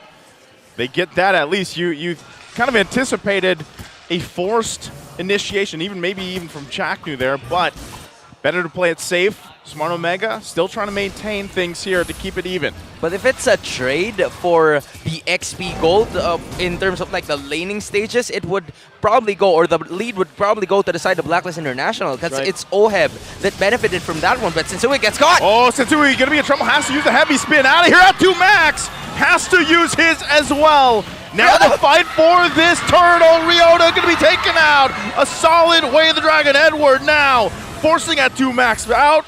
And just like that, again, Blacklist International finding these wins in these fights. At best, it's a wash, but at worst, yes, it is Blacklist winning. And Kelra that whole time had a free go down bottom. And just like that, he's more than happy to oblige. So I don't know what the game plan is here for the Barangay, for the agents, as we step into the mid-game. I mean, there's just not enough damage if we're going to be talking about it. There are some moments where Oheb is already part of the fight. Just look at it, right? He already has 1 assist. He's capable of at least dishing out a ton of damage with the side of Blacklist International, engaging on those turtle clashes. Meanwhile, we haven't seen Kelra join the fights coming in from the bottom. Oh, he's going to join this fight using the Blazing Duet on Oheb. He's back. Ryota jumps in. gets the kill. Oheb down. The rest of the team going forward. It's a double for Ryota. Shows up after that blazing duet from Kelra. The new general steps in, repping the Atoy army, and shows up. Omega back in the driver's seat. Who'd have thunk? Yes, he's bravest of the fighters, and they're going at it again. They're gonna go under the turret here. Sensui gotta be careful here. Their turret's gonna be worked on in the tier 1 in the mid lane. Push back further. Ryota jumps in. Wait again. a minute. Gets the stun. Sensui falls in the mid lane. Smart Omega finding momentum. Does this thing not have a cooldown? He hit him again with another bravest fighter. Dude, Ryota started the game with an 0-2-2. And then now he has 3 straight kills. 2 up top, and then they're also taking another mid lane turret. So this is just turning around just because of one person. Leading the Atoy army, but this time, leading the barangay with a 1k gold lead as well. And Kelra, from at some point in the game where he was very much pressured, he's now leading in the gold. Oh, they shrank that gold lead, made it moot. And with that, Kelra's up by about 500. And because of that, the map belongs to Omega. It's blue right now. And Andoryu's first to the scene, pulling the Lord over. Man, I feel like even just looking at those lists there and how much has been earned by both gold laners despite everything happening just speaks volumes on exactly that matchup, the head-to-head there in that gold lane. There's the conceal play going to come through. They're going to be fighting for this Lord. Sensui going to get locked down. Renegade looking for his own here. Heavy. Still going to be working on a heavy spin already going to be used. Renegade taking quite a bit of damage. Heavy goes and kicks Etumax out. Wait. Can he get the kill? Sensui gets the Lord, but he will be in trouble as he falls.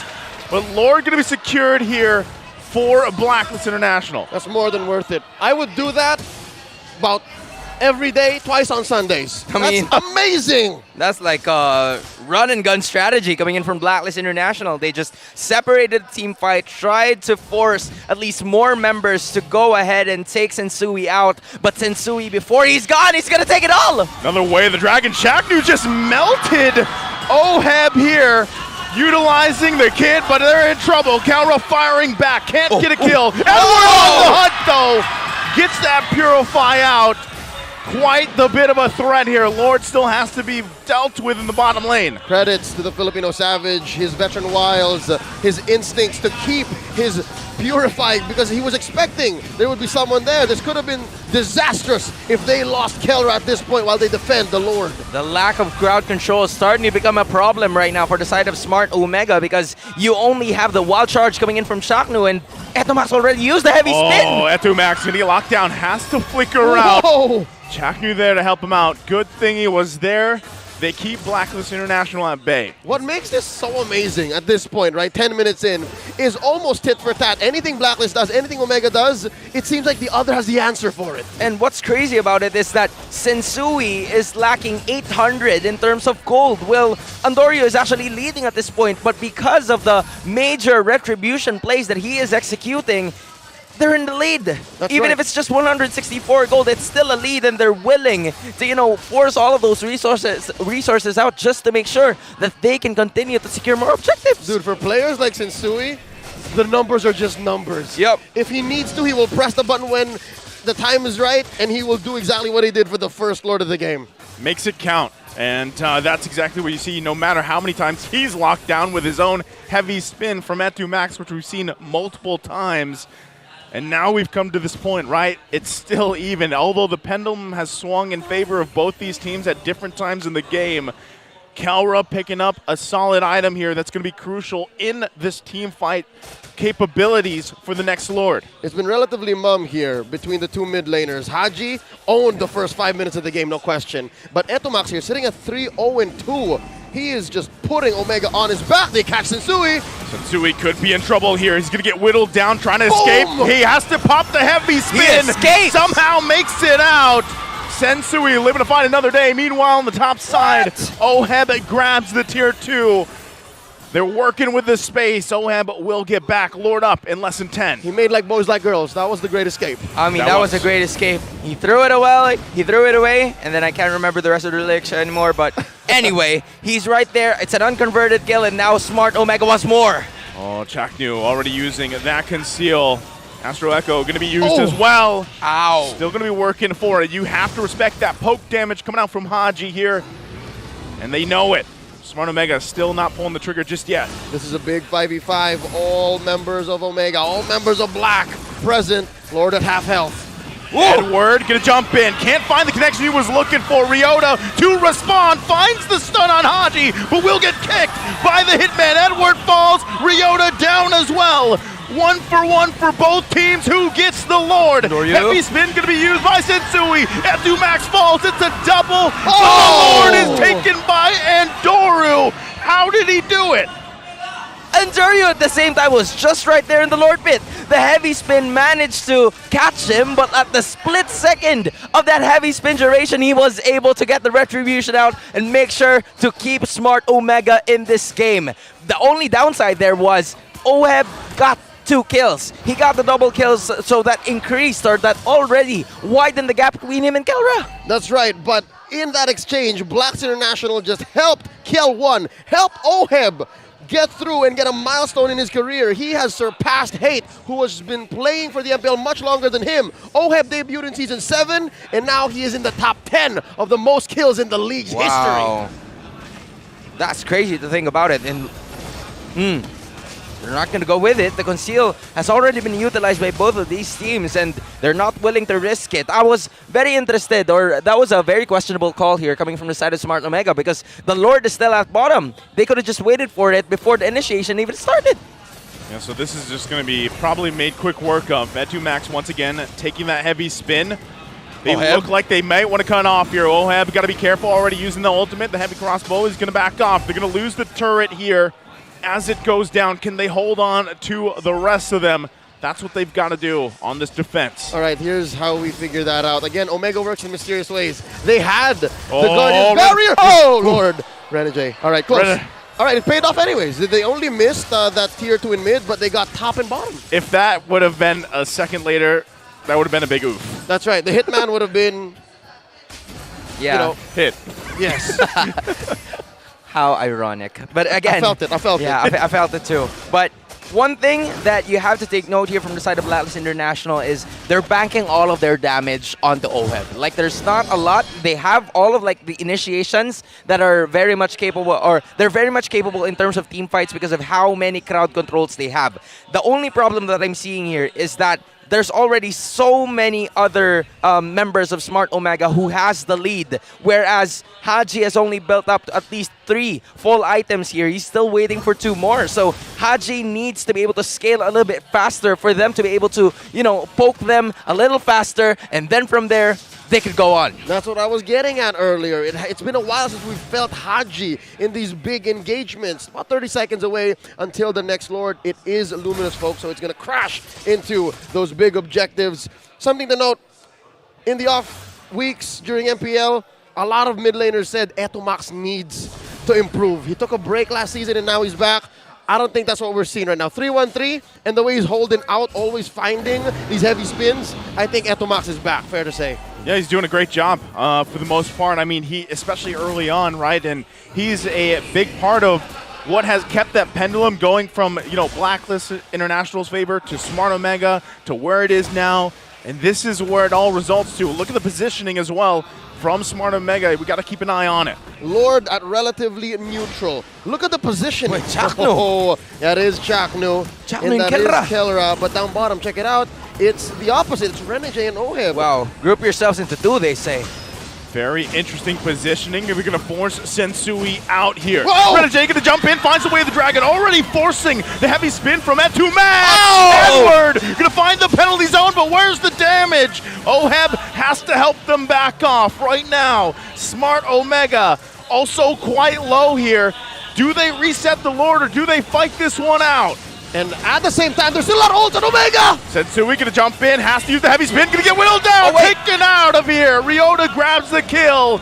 Ryota also will fall in the Lord for the Oheb, who secures the Lord for Blacklist International. Regrets! Barangay Smart Omega! They could have had the Lord! Where did it all go wrong? Oh my goodness, it was so close. He was just right there. Andoryu pressed the retribution a little too early, and Oheb was in position to be able to take that, using the second skill or the first skill right away, coming in from the Irithel to make sure that it would pierce through the Lord and get it. Just when Omega was about to make a comeback and Sitsui was gone. And Kelra was holding out the blazing duet for a rainy day. Little did they know, that was the rainy day. Oh my. That was when they exactly needed to zone out Blacklist. And now they're facing down the barrel of a big old fight. The Mama Surprise and Doru on the hunt for Oheb. He will fall the mid lane. Still going to be working for it. Renegade could be in trouble. Picks up the immortality. Going to get stunned. He still has a little bit longer. Takes the brunt of the damage. Blacklist International there trying to help him out. Kelra will get the kill.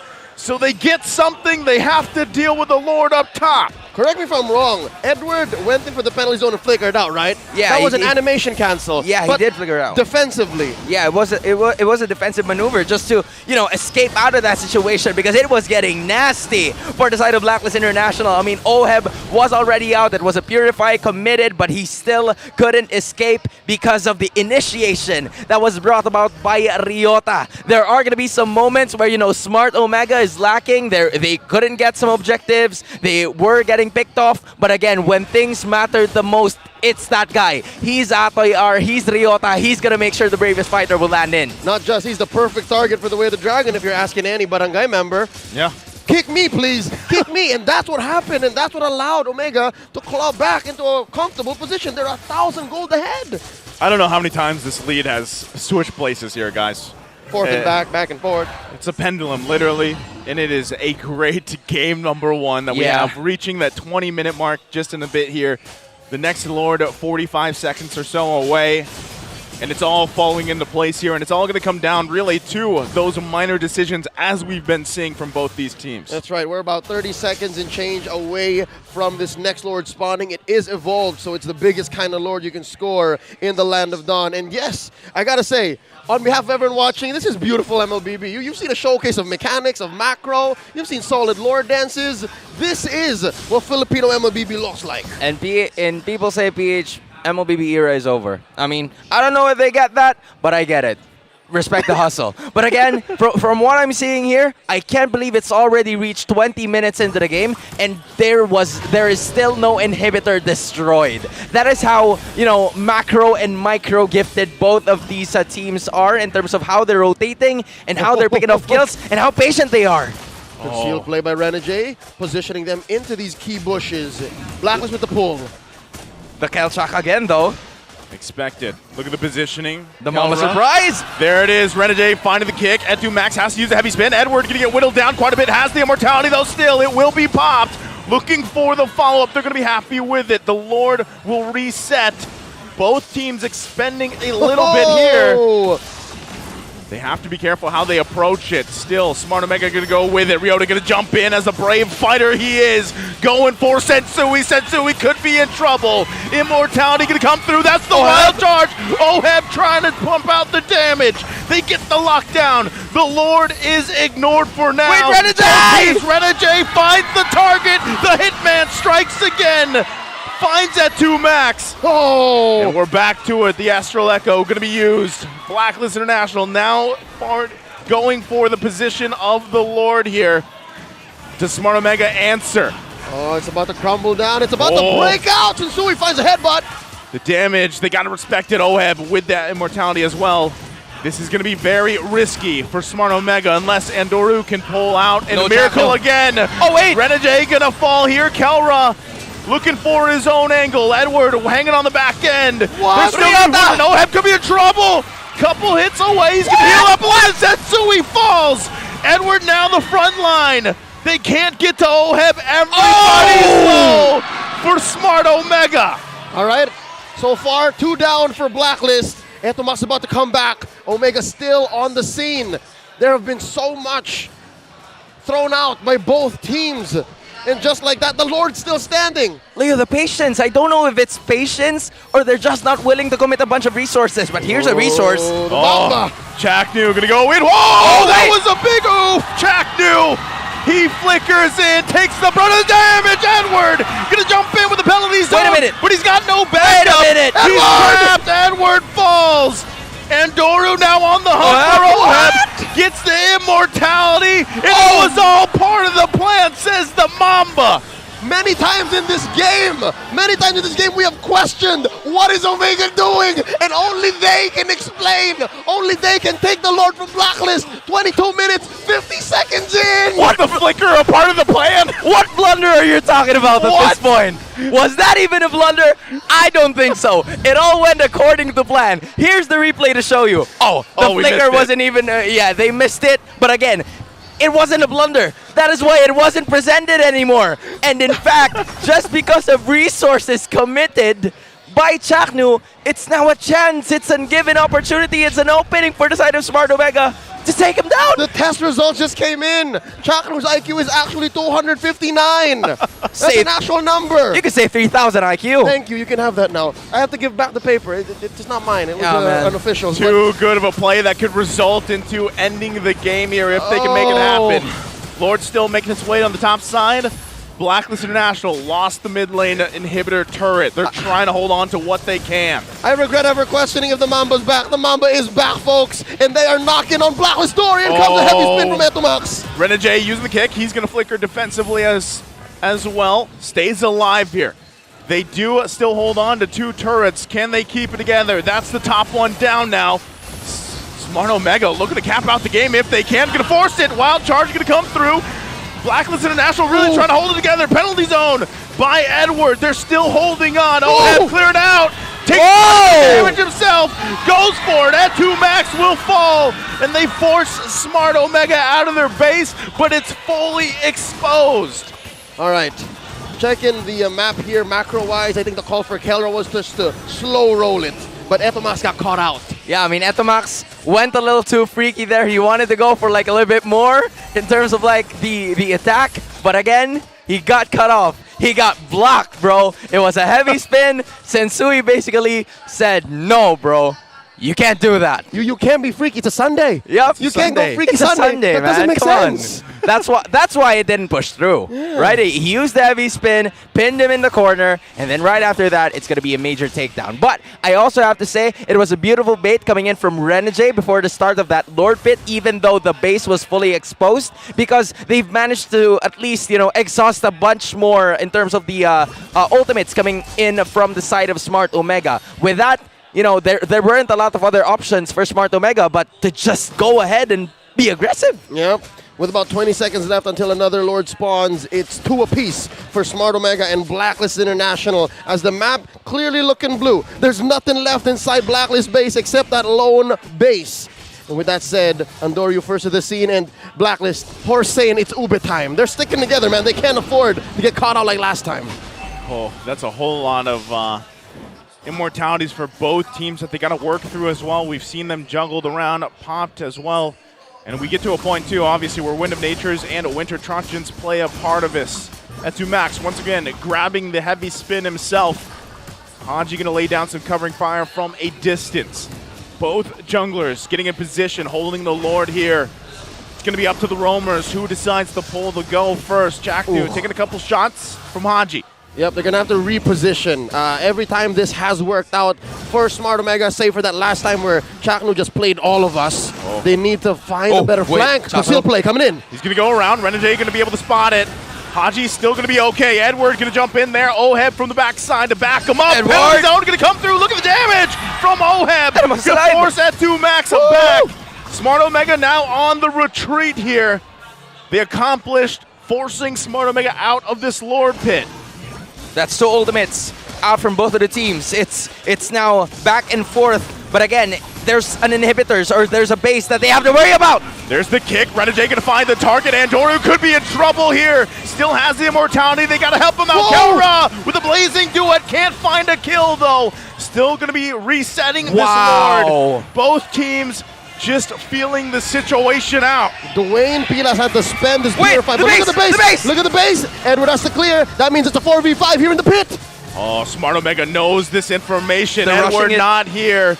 They're going to force Sensui back. They're not going to give him any space to work around with. Renegade might be taking a risk, looking for his own angle. Yeah, Oheb's going to jump in. Could be in trouble as well. Oheb will fall in a desperate move. move. It won't work out. Sensui's still going to be there, though. It all could work out. It comes down to the retribution. Sensui somehow gets the Lord. Edward's still working on the base. Haji there to back him up, and Sensui somehow lives on top of it.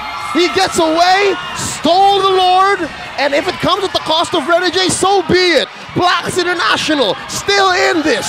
That was GTO, Grand Theft Objective. I know, Leo, that you're using it a bunch of times, but I'm going to use it at this moment. That was Renegade escaping once again. He's still alive. And again, this is another one of those moments where it was so close. You were right there. Homie straight up fugitive. Like that movie by Harrison Ford. Oh, man. He's still alive. He's still here. And with that, it's going to be Omega versus Blacklist, a 5v5 straight up, because Etomax will respawn alongside Oheb. But Blacklist has a Lord.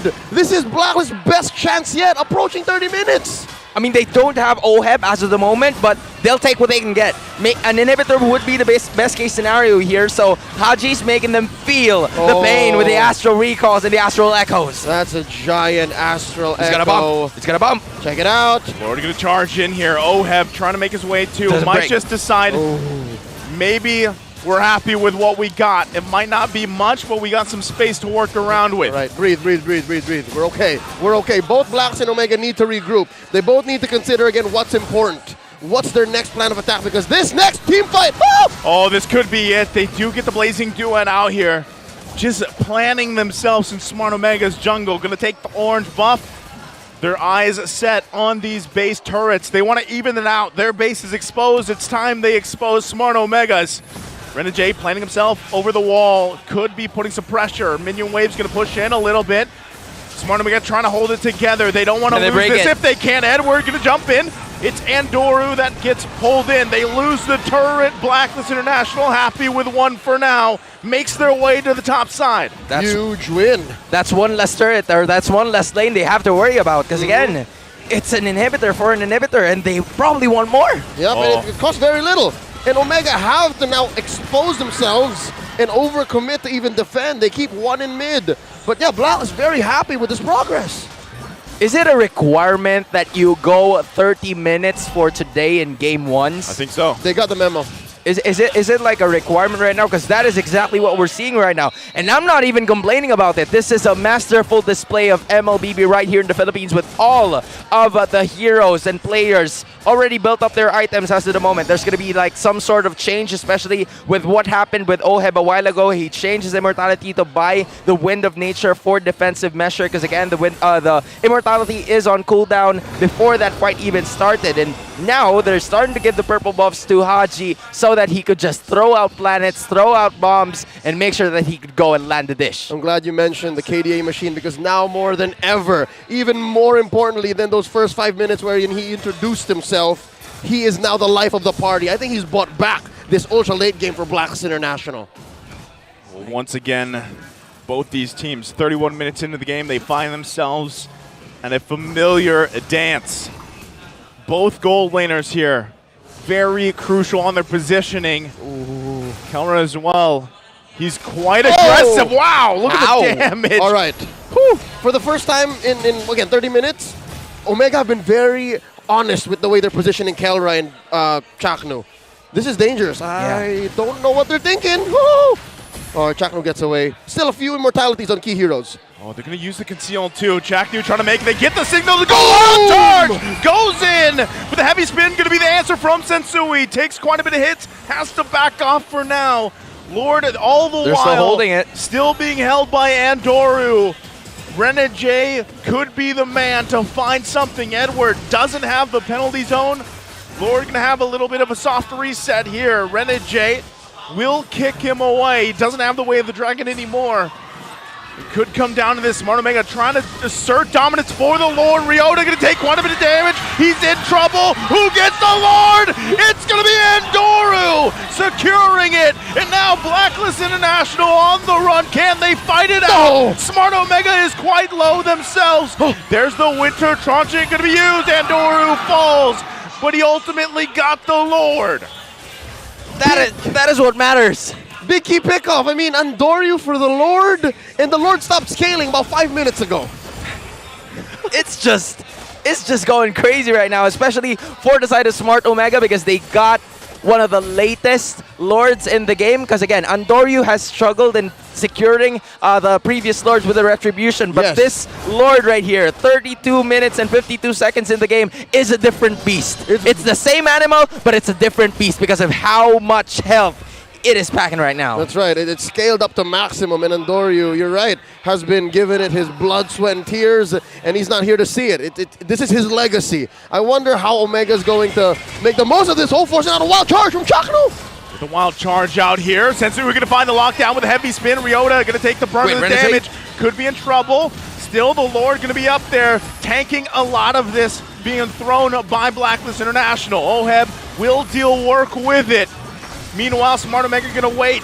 Andoryu, 10 seconds or so away, and Lord is taken care of. We're 33.5 minutes in. All right, about 99% of me thinks if Andoryu was here and they orchestrated that Lord push perfectly, we would be done. Things would have been different. That's right, but Blacklist had their priorities set, and they know how to defend. They know what to get out of these exchanges, despite it being less than ideal, and we're still here, 34 minutes in. It even reached the point wherein the base is already naked. Like there's nothing added anymore. Both of them. Both of them, right? So there's no inhibitors, not even an objective that they have to take care about. Just look at it, right? There's nothing. There's nothing. So they just have to buy a little bit more time, them to secure a bunch more objectives, or at least try to find the best case scenario in terms of the item composition before the fight even starts. Because again, it's about to go down, Naisu. And when I say it's about to go down, it will really go down. This has to be the last Lord, right? I mean, it has to be. About 40 seconds away, this has to be the last Lord. Hey, I'm not surprised if it isn't the last one. Gentlemen, we're on our way to almost getting to the longest game in the season, right? Which was, what, 38 minutes, I think it was? I called that match. That was Blacklist Echo earlier. We're on pace. Friday. We're on pace. All right, you know what? Even if this isn't the last Lord, check it out. They still have to dance. Yep. This is not a free Lord unless something disastrous happens. You know what I mean? I mean, the last dance is, upon us. I don't know if it's about to happen because of how full the items are. I mean, Chaknu is very much aggressive. It even reached a point where Oheb was already confident enough to go to the front lines and just dish out the damage to be able to defend the Lord. But this time around, they're not afraid to show things up. Haji doesn't even need to use the Echo anymore. You're going to force in, but look at the backside. They get him out. Oheb could be in trouble here. Returning fire at 2 max. One hit away. Chaknu left to himself. He has the immortality, but he will go down. Blacklist International finding a win in that team fight. They've got the numbers advantage here, and Lord is up. That's more than a minute that the Mamba is not part of the Lord dance. Omega has to buy time because Blacklist goes straight for it. They're going to blitz this Lord. Look at the HP coming in from that Lord. That's 83k that they have to worry about. But because Chaknu's not part of the equation anyway, they're going to go for it. Look at this, the Savage. Kelra, he's setting up a big old backdoor play. He's going to go for it. Lord here. Andoryu's still here. Haji finding at 2 max. Can they pull this one through? Kelra just running it down mid. Might be looking for something to force them back. Who's going to answer? It looks like Edward goes. Ryota hunting down Oheb. Oheb going to be fine. Ryota still will be there. Kelra comes through. Whoa! Oheb is down. And that is the win right there in that team fight. Andoryu will now find Haji. Haji in trouble. He falls here as well. That's 2 down. That's 2 down. That's a big old Lord scored by the Bangay. And this is going to be an almost impossible defense. Blacklist are hedging on Edward, Sensui, and Renegade. There's no clear. There's no clear. There's no damage. There's very little clear. Oh, the agents are going to have to put up their energy balls. Put your hands up. Because Blacklist needs it right now. Horse needs it right now. Oh my goodness. Is this about to end? Is this the end of the 37-minute game? The Barangay is ready. They're going to force the situation at 2 max with a heavy spin. Renegade going to get zoned out. Lord's still going to be in the midpoint of the base. That's the immortality. Minions working on it. The crystal is there. Chaknu making his way, looking for the wild charge. He'll find it. And in 37 and 25 minutes of the game, Smart Omega takes game 1. This winning moment is brought to you by our official sponsor, FWD Life Insurance. For the first time in Season 12, the Barangay clap back. They get one over Black. And in the best way possible. I don't know what better way for you to get a point. And it was a hard-earned one too. Like there were so many things going on in that matchup, but again, it's Smart Omega. It looks like Etomax and Chakno are back. There is a grocery list of things put on showcase here. Controlling the long lane, setting up a backdoor, how to do Lord fights, catching people off guard by flanking with your roamer and your gold laner. There's an infinite amount of things put on display by both these teams. And it looks like Smart Omega have figured out their end game. They know now, better than ever. That's amazing. Amazing. All right, Hans, you're going to have to do your best here and break down what happened here. Game number 1, Smart Omega, Blacks International.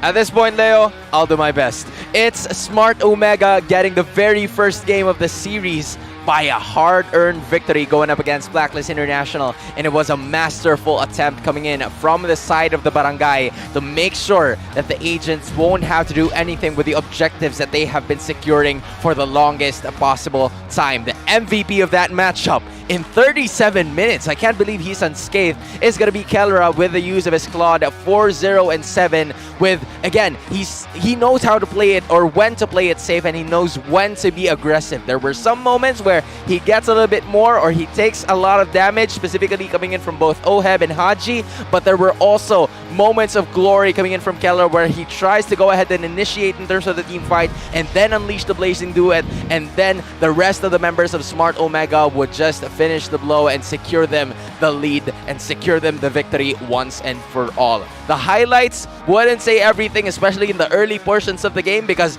it lasted for more than that. I believe it is like more than an episode of my favorite, you know, if you would say my favorite teleserie. But as of this moment, I should say that there were so many initiations that were brought about by both Blacklist International and Smart Omega. The compositions of both of these teams are very good in terms of team fight. Heavy spin brought about by Sensui, Haji to check out the vision using the Astral Echo, and you also have Oheb who does the AoE damage. And there were some instances where Andoryu had a little bit had some struggles with securing the Lord, which also gave Blacklist International an opening to make sure that they could at least get back in this game, because there was a time where Omega had a very good lead in terms of this game. The inhibitors coming in from Blacklist International was all out. It was all destroyed and burnt down by the side of Smart Omega. But even so, Blacklist found a way, or finds a way to get back in this game by just securing more and more objectives. One objective being the Lord that was secured time and time again. I believe that was twice or thrice by Sensui. And even when there were some moments that Sensui doesn't have much in terms of the gold, in terms of like the items that he has, he still got it. He made sure that he would be able to at least secure a bunch more in terms of objectives, and this is the turning point, I believe, of that matchup where Blacklist International was able to get a lot more inhibitors in return, because Etomax was down and out, and Oheb didn't stay alive as of this matchup. But again, you have to give it, as of the moment, to the final retribution take coming in from both of these junglers, because it is the most important part, or the most important portion of our matchup. You have to take control of the objectives to take control of the whole game. And there was even, you know, an opportunity for the side of Blacklist International to finish it all off, but again, the focal point of the offense, Kelra has been brought down, or Oheb rather, has been brought down by Kelra and company, locking in the base. The crystal has been exposed, and the Barangay has managed to secure this game number 1. Finally getting a point from the side of Blacklist International. As we take a look at it, Smart Omega got the victory in 37 minutes of full-on gameplay. Because, as I said a while ago, during the cast, it was, you know, a naked map, 9-9 in terms of turrets. It reached the 7th Lord for this game to even be finished, and it was a tight matchup, a stalemate in terms of orange buffs and purple buffs. There were so many other moments of victory coming in from both Blacklist International and Smart Omega, but again, a blunder coming in from the agents, just, you know, put them in not a very good perspective here, and Smart Omega maximized on that fact to secure this victory once and for all. The Monster Gold stolen went into the side of the Omega courtesy of the Retribution takes coming in from Sensu, or Andoryu rather, because of how how evident he was, how participative he was in just securing those lords. And even when there were some moments that he wasn't available to secure the lord, there was Omega Skelra, there was Ryota, who was part of the action as well to try and delay it as much as possible. And Etnomax with a 78% kill participation just shows you that he was very much willing to exhaust all of his ultimates. I mean, he was copying the heavy spin to make sure that everything else was okay. And when everything was divided, it was now the time and the chance for Smart Omega to take game 1. Joseph was pointing out how we hit 1 million damage received on both sides. I'm not used to seeing that many digits. Oh, that's true. Oh, man. Not when you're looking at ML, right? That's what I call a big damn. We'll allow it. Ladies and gentlemen, I don't even know where to begin, because I think the short 10 minutes that you were given to break it down was not enough. There was so much to talk about, put on display, and again, the world is watching. Before we continue, we would like to let y'all know that you should watch out for the weekly giveaway that will be posted on MPL Philippines Facebook page for a chance to win your own Smart Bro devices. Mechanic to join the giveaway will be posted right after this broadcast, so get on with it. I think we'll take the next few moments to actually regroup, recover, because there's another game here for sure, at least one more. Well, I'll be damned if there will be a third. I'm not sure my heart can take it. But here we go. Let's do this. You know how we do. Every weekend we got to do the Smart Game Face of the day. Fellas, you know the rules. The winner sets the face. And we just have to follow. They set the face. Okay. They've got the green background. That's it. We're With looking the for hashtag. Right now, it's in the MPL Arena. That's the how you do it. Smart Game Face of the Day winner. Reptar, you can't win. You can't win, bro. I'm Make sorry. sure you flash the hashtag with the green background on your device, and you'll be given an in-game code that you can redeem. That's your prize. All right, here we go. Few agents up front. One of them looks like Burrito, I'm not going to lie. Who's going to win? Who's it going to be? All right, this group is from our battle trips. Oh, I think we got a winner. There he is. Yeah, okay, I was going to say, which one? There's the face. I was waiting for the face. That's the one. Okay, you get a good beat on that face? You got it. Are you ready? I got it. All right. Make sure y'all use hashtag SmartPowers MPL-PH S12. We'll use the first one. We'll use the first one. This is easy. That's not fair. How will you do the first one? Wait, who called it? I know how to do it. All right, ready? I know how to do it. Hans, hit us. I don't want to lick my mic, man. You know. Put it over. Put it away. I don't want to move it. It's in the perfect location. I've spent time. Dang it. I moved it. I was baited. I did it with you. I'm glad you guys did it. I did it with you. Joseph pulled out. I'll go on with us. this one. That was the second one he did. Okay, I'll allow it. All right. You get a pass. All right. Whew. Now, let's get back into business here. Game number 2. Of course, Blacks International in their dugout right now. They've got to be wondering. They've got to be thinking, Sensu, your retribution is sharper than ever. How'd you do so much damage? I mean, everyone, roll per roll, right? Where did it all go wrong? Again, when you look at games that long, 37 minutes, it's hard. It's hard because there was always moments, right, of brilliance, and there's moments where there were some mistakes made, of course. But, you know, when you get, what was that? That was like, how many lords? That was multiple That was lords. 7 lords. 6 or 7. Tough to deal with there. All right, we'll go to our insider here to give us a little bit more on this matchup. Check it out.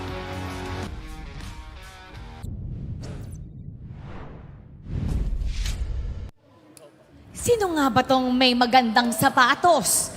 Tignan nyo naman ang nails! Walang iba, kundi ang dating CEO ng Smart Omega. Hito is in the house! Hi! Grabe, pupunta ka lang ng Malaysia. Tinan mo, puro gold, puro gold. Puro gold na siya ngayon. Yumaman ka, ah. Eh, golden boy na ako eh. Golden boy ka. O, gaano ka katagal dito sa Pilipinas? Until October 3rd lang. So, 1 week ka lang? Ilang days? One week sakto. O, talagang na-miss mo kami. Miss ko lang yung MPL vibes kasi Mas maganda yung MPL dito, di ba? turon. Oh, true! Alam mo yan! O, ba, dito ka na ulit sa amin. Maglaro ka ulit dito.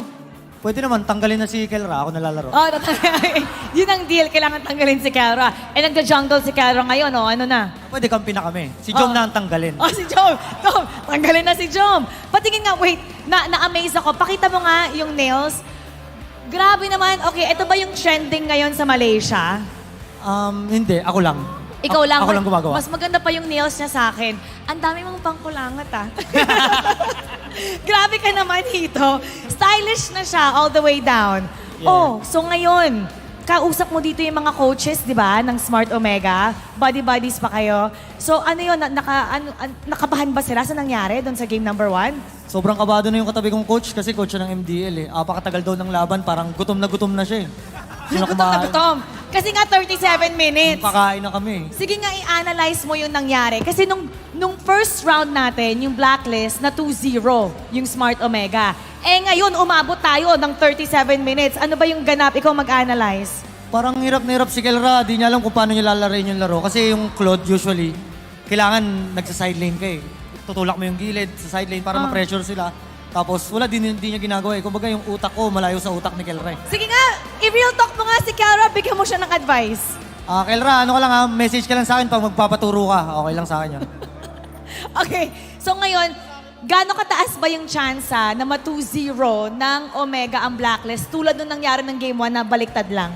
100% kasi nandito ako. Oh, wow! Ano bang meron sa isang hito? Pero nung una, bago ako pumunta dito, blacklist ako kasi 2-0 nung una eh. Pero nanalo sila, Omega na ako. Bandwagon ka? Ba't ko bandwagon?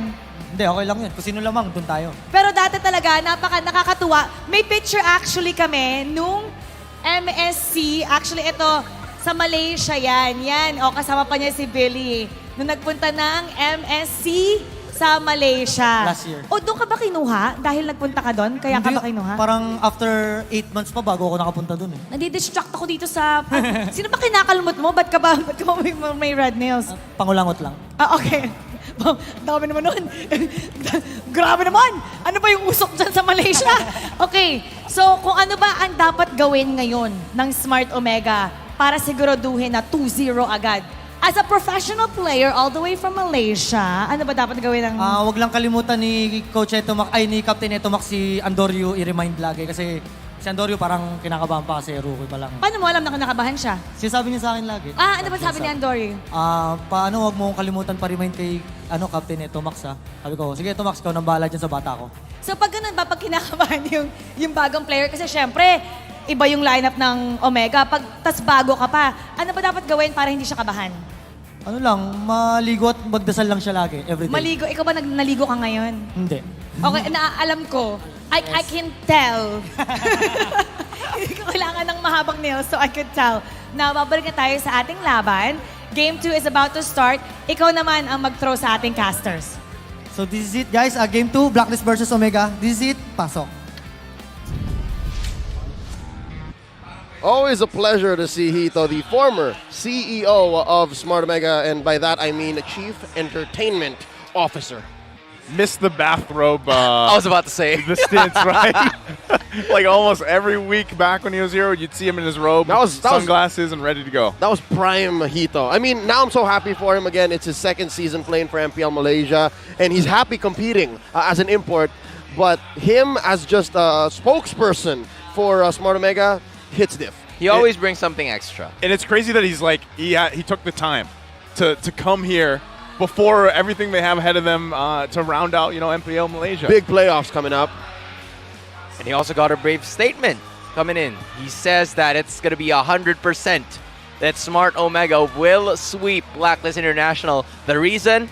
Just because he's here. Just because he's here. He did admit, though, very rarely do you see this from people who are bandwagoners. He did admit that, you know what, before I came in here, I was thinking it was black. And then he's like, you know what? No, they won game 1. It's now a sweep. Either way, again, based on what we saw from game 1, to be honest, I wouldn't be surprised if we go 3 games and they're all like 25. I don't want to say 35 plus. Too late. You said the number. That's I want to say it. 25. The universe listened. Joseph, why? Yeah. You ready to see 2 million damage received? Okay, if we ever get there, I don't know how my voice box will feel. if we get to 2 million damage. It's gonna hurt. Let me tell you how it's gonna feel. It's gonna hurt. It's okay. We're off tomorrow. MPL resumes Friday next week. You got Alright, so we can go. you got 4 days tops. You guys might. We have the road to M5 because, you know, my fellow Superman is back in the country. That's right. And we've got some more guests lined up for that podcast to really talk about the other regions. All right, well, if ever Shoot does come through and you got a record, you're just like, yeah, my voice sounds like this. Yeah. Because of Blacklist Omega. It's worth it. It is worth it because this is an eternal, what do you guys call this? An eternal? Eternal classic. The eternal rivalry, the rivalry of a century. Because as long as I remember, all right? In the midst of the Filipino dominance. It's literally the epitome of a Uranus versus Esmeralda matchup. Goku versus Vegeta. Ash versus Gary. Sasuke versus Naruto. Asta versus Yuno. Oh, you took mine. Let's get back into the draft. Here we go. Game number 2. My bad. Smart Omega on the play. And they ban out the Edith and the Matilda. Blacklist taking out the Angela. And now, suddenly, they take their time. MTB has to consider the pieces that he's going to be arm and horse with as they go into the Land of Dawn. Wondering, again, you know, ban-wise, we're probably not going to see too much of a difference. That's one thing that's very apparent, even from game 1, or anytime you guys are watching these two teams play, they obviously know themselves very well. Like, we even saw it orchestrated throughout the game, right? How the team fights went from early to all the way to the, as our dear friend Francis likes to say it, ultra late game. You know, at that point, it was just really comes down to those micro decisions, and even on the macro level, controlling a lot of that pressure that both these teams like to put out there. And they also banned out the Kaja as well, just because, you know, you don't want to have problems with your junglers in terms of the movement that they're going to have in the Land of Dawn. So one of the main or the best crowd controllers in the game is going to be the Kaja. It's going to be eliminated. And also the Fredrin. Leo's probably sad about this because he's not going to see his buddy again. But, oh well. As we say in the Philippines, oh well, papel. Oh well, papel. It's okay. At least now I understand why Fredrin doesn't see play. It's because he gets banned. Yeah. I still cannot for the life of me understand what happened in the first 2 series today. I mean, it's either he gets banned or he just can't catch up with the rotation. That's like my only sense. And speaking of which, Baksha, a god in rotation, because he Literally goes rotates. with the wheel. He rode right? He rode. Literally rotates. I didn't think of that far. Literally. But yeah, as you could say. Baksha's here. Akaya Novaria, back as well. Okay, all right. So both of these teams look like they just want to iterate. They're gonna try to do the same draft. Okay. What were you you talked about? They need to talk this through, right? Just think about it like 20 seconds or 30 seconds more. Yeah. Coach Stronger said, hell no. Forget about it. Forget about it. Do what you did. We won game 1. They picked the same heroes. Let's go ahead and pick do it ours. again. Do it better. The only difference right now is Valentina's not, you know, for play. Yeah, right? so like that's it. And that's a game changer, though. It is, though. I'd say. That's so far off. Oh. There's at least the response of that change. Will this work the same? Etomax is gonna be a little bit more aggressive because he knows he has the black shoes. Compared to the Valentina from a while ago, whereas he doesn't have an escape route. He doesn't know where else he's gonna go. So I believe the Lilia will also play the same way. Maybe more aggressive, but, you know, less participative in terms of like the fights, especially in the early portions of the game. But again, I would say the impact that Etumax had in the early part of the game, and even till later, just the fact that he was taking heavy spin and zoning Sensui out, or putting that pressure on Sensui, worked out so well. Massive. You know, for Smart Omega in multiple phases of the game. Yeah, 9 out of 10 times he would get heavy spin. Yeah. And then the other times he would get Way of the Dragon. All right, here we go. Here's the switch up. Suddenly, in the recent patch, maybe 2 weeks ago, this guy got nerfed, and now he is a prime pickup, a hot commodity in the gold lane. Claude is going to be, you know, open here in like the first phase. Usually both of these teams prioritize their gold laners the least just because of how abundant the pool is for the side of gold laners. You still have the Atrix, right? And to protect them. Because you want to, prioritize the beefy boys first, the bodyguards first, because you want to make sure that the gold laners have space for them to create it, and you see it in the index right now, right? Both having ISO, they're doing good in terms of laning, but early to mid, surprisingly. I mean, it's not surprising because Blacklist has the Claude and Smart Omega has the Lilia. That alone should tell you that the damage is already leaning towards the side of Smart Omega in the early portions of this match. Not to mention they have the Baksha. There you go. Wherever they need a little bit of assistance, Andoryu's going to be there. And I got to give it up to both junglers, even in the previous game, man. Andoryu and Sensui had amazing moments when it came down to those retributions, right? Yeah, some people might be, oh, what happened with the retribution? But really, in that pressurous situation, both of them had moments where they took the Lord under crazy instances, right? Yep. And so now it's still basically same heroes, right? They're going to be doing the same thing, but now how do you round that out? And that's what we have to see with the second phase.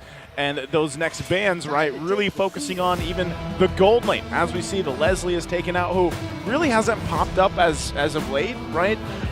Bruno, though, on the other hand, has done quite a bit in the current meta, the current state of things. So they take that out, and they kind of narrow those options here for Kelra. They're trying to force the issue for Renajay here to just pick up the show again, because they finally have a way to get out with the Lilia using the black shoes, compared to the Valentina a while ago, where it was, picked up as much, and the Kufra is also going to be part of it. So the focus is going to be on Renajay at this point. They really want to make sure, of course, the support is right there, especially from our two major Hall of Legends inductees to support their team. But again, their team is currently now trailing 0-1. And going back to what I was saying a while ago, it could be a possibility that they pick up the show, and here you go. Show is just here, just because they want to go for division check. Yep, masterful stroke here. I'm not so sure if this is Coach Stronger cornering Coach Master the Basics, but it's all reliable. I mean, this is a signature pick for the young Renajay Bacarse, and this is one of the few heroes that he picks up. The reason why he's called the Hitman. How does Omega close up, though? What other gold laners are left for Kelra? Honestly, from what I'm seeing, they could easily dominate the early game, so a Brody might be a choice here, just because it's very good in terms of the objectives, and it could also handle the early game department, or they could go for at least a carry, maybe, just so they could burn down Sensui using the Sakai, because that is going to be a problem in securing the objective. But instead, it's going to be Paquito and... oh well, it's C. None of the above. Irithel is going to be used here just to switch up between the two gold laners. I like it though. It's better burst. It's better burst from Smart Omega. They can go much faster than they did in Game 1. Gold laners just swap things around, hero-wise. Yep. Right? That's what they went for. What does Edward go for? What does Agent Zero do? Teresa's out there. Yeah, he can. Does he? Or does he? Oh, does he pick up the Zong? Does he pick up the Zong? As of this moment, I think Yuzong would play really well in this matchup, but again, it's gonna be a Joy. What?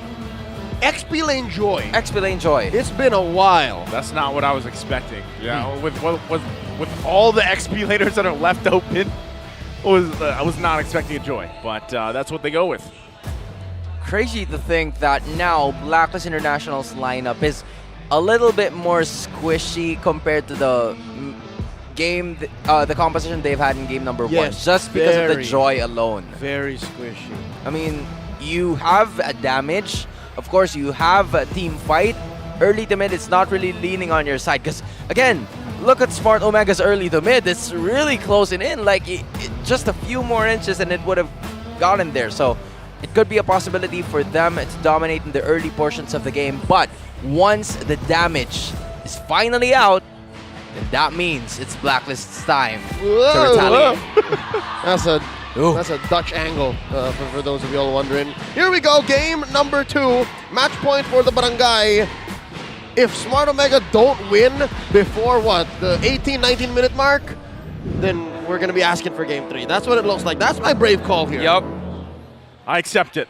We'll see if it ends up happening here. At the same time, both these junglers have their work cut out for them, just like they did in the previous game. You're going to see a lot of support also from their teams to help them out here with those early rotations.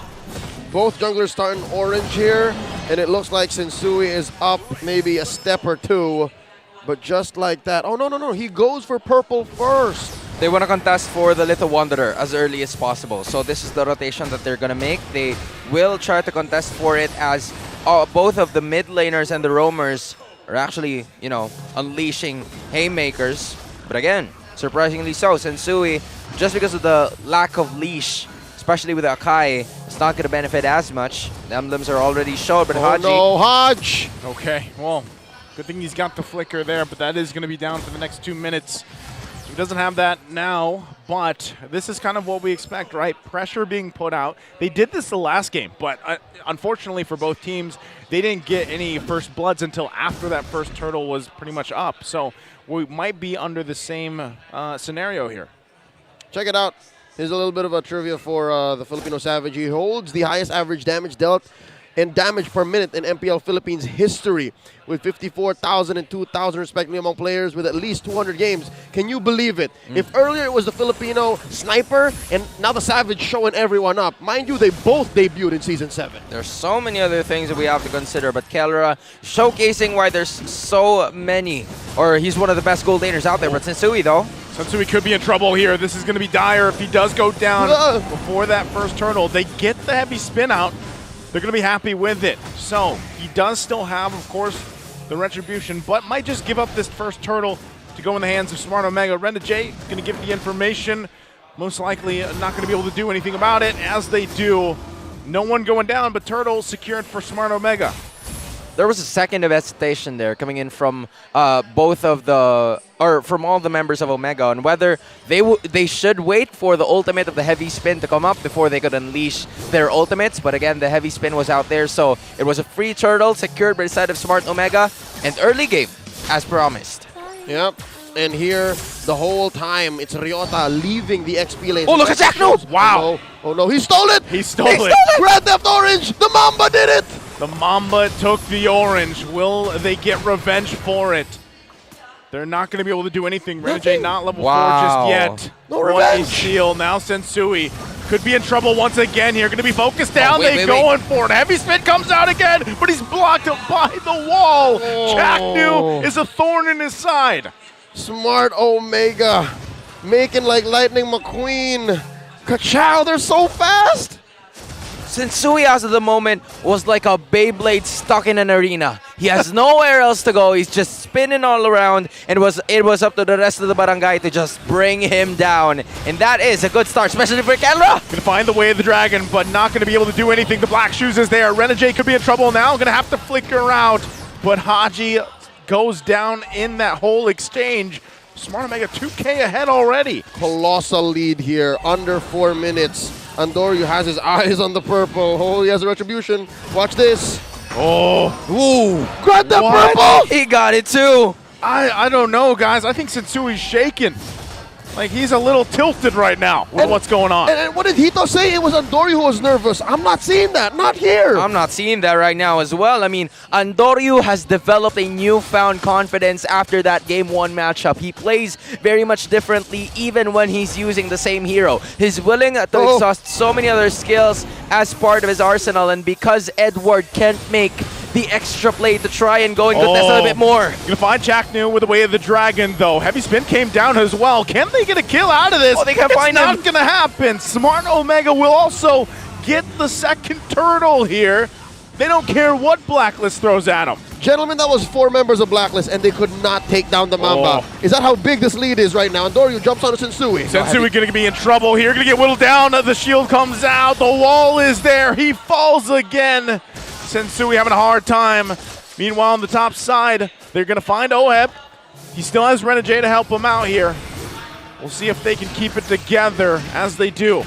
That's the pattern that they've been doing in this game. It's like, they just wait for Sensui to use the heavy spin. Once they find him again, you just make sure that you put an obstacle before him, and then he's also committed his second skill just to be able to escape. And then Chaknu with a perfect timing, perfect placement of the Guardian's barrier. He just knows when and where to put those barriers to bring Sensui down all the time. And they've now doubled their lead, ballooned it, approaching 4,000, and Andoryu has lethal intent once more. Oh, again! Sensui is starving, folks. Sensui is not getting anything. And now he's also nearly 3 levels behind Endoru. This is dire for him, and Blacklist International is going to have to pull the weight on their shoulders for a while. Oh, gentlemen, I haven't seen a Baksha do this as oppressively as Endoru is doing this now. The last time I remember was MPL-PH 2022 in the hands of Wise. He used to pull this stint. Oh my goodness. This was oppressive. It's the only word I know. Dude, the Kung Fu Panda is losing to Master Shifu's descendant. I mean, I don't know if it's a descendant, maybe an ancestor, because Baksha looks like one. Kinda. But again, you can't deny the fact that Sensui Oh, has Jack no room going to to go grow in right again now. with a surprise there. Yoda can't get the punch. Haji's still going to be alive. A sliver of health left. That could have been very bad, but Blacklist International keeps it together for now. And this whole time it was very low. Wait. Tomas in trouble. Edward with a response will find Etu. Max still going to be going. Andoro quite tanky himself. Oheb going to be in trouble. He falls to Kelra as they get another kill on the board. All right, to be honest, I was a little too playful, but if they still convert anyways with the push down bottom and the turtle, should be worth it. A mid laner for a turret and a gold laner. That's the best case scenario. You even add the turtle to the mix for the side of Omega to even widen the gap in terms of gold. Ryota buying the dominant size as well. So Edward, as much as we want him, or he got the first skill for the side of Blacklist International, he has also struggled in terms of laning. We haven't seen him roam around as much as he used to in the very first game, just because of how much damage, the damage output. Oh! Rihanna right there. That's the damage output. Going to miss the wild charge there. Oheb still going to be up. Renjay takes a lot of damage as well from Kelra. There's the lockdown from Sensui. There's no one. The rest of the team going to help him out. Edward goes in. He's taking quite a bit of damage himself. He can't help it. He falls in the jungle. What is going on? What did Smart Omega learn between yesterday and today that's allowing them to do this? Look at the lead and look at the time. 8,000 gold, under 8 minutes. No turrets, no nothing for Blacks International. Sensui barely able to see his buff, let alone take it. Oh my goodness, he sees it, but he just isn't able to take it anymore because Andorio is also putting in the work, and again, Ryota from a while ago is creating havoc. Renjay going to find the way the dragon, but Chakdu there. There's the Guardian's Bear going to hold him back. Renjay will stay alive with a flicker though, but they're still going to lose the space they want to keep together. Tier 2 turret going to be worked on. 8.5 minutes in, and Smart Omega is not letting go. Sensui going to go. He finds Kelra with the heavy spin. Kelra still going to be alive for now. It was Astro Echo being dropped down, but Haji cannot find the mark. All right, that's a combo of the heavy crossbow into the GDS trigger. Kelra has the great Dragon Spear, so he's able to zip one out of there and then lifesteal away from the orange buff, which is again dual purpose, stealing away another buff from Sensui. It's so hard to think of what Blacklist can do, but to be fair, I see moments. There may be moments here where Omega gets a little too playful and surrenders a few key kills. This is a 1k gold lead per minute. Yep. We're talking about that right now, and it seems like there's the best scaling coming in from Kelra, using this Irithel who's currently riding the Night Fury from How to Train Your Dragon as we speak. And this is just massive. They're just playing it very well right now. They're not giving Blacklist International anything. No scaling for Oheb, no retribution for Sensui, and no team fight for Blacklist. This is going to be tough. Again, this is only the first Lord, but there's a massive deficit here. All right, Smart Omega taking it slow this time around, popping the holy shields, top and bottom, mid still withstanding. This is what you get. Again, you're going too fast. As soon as you see the inhibitors, they still have that feature. Under 12 minutes. Now they're looking to penetrate. Where is it going to happen first? Smart Omega does not want to make a mistake here. Again, even with this lead, we've seen things turn around before throughout the season multiple times. We have to keep it together. So Smart Omega, the Brungai, looking for any moment they can. But it wouldn't surprise me, too, if Chaknu just pulls the trigger. He decides to go for the Mamba surprise as these waves and that Lord pushes in. Oh. They might go for it here. Lord going down the bottom side. They're going to force Blacklist International back a little bit further. Still working for it. Edward can jump through, trying to maintain these turrets. And they still keep it together. Couple hits away on the bottom and top. It'll be whittled down. They lose the top inhibitor turret. They hold on to the other two for now. Mid lane up next. Chakan with half health. Wild charge in. There's the wild charge. Ryota goes in with 1-2 punch. Kelra gets the kill. Sensui using the heavy spin. Couple hits away. He will stay alive for now. They lose their turret. Kelra just jumping in there. Oh my goodness.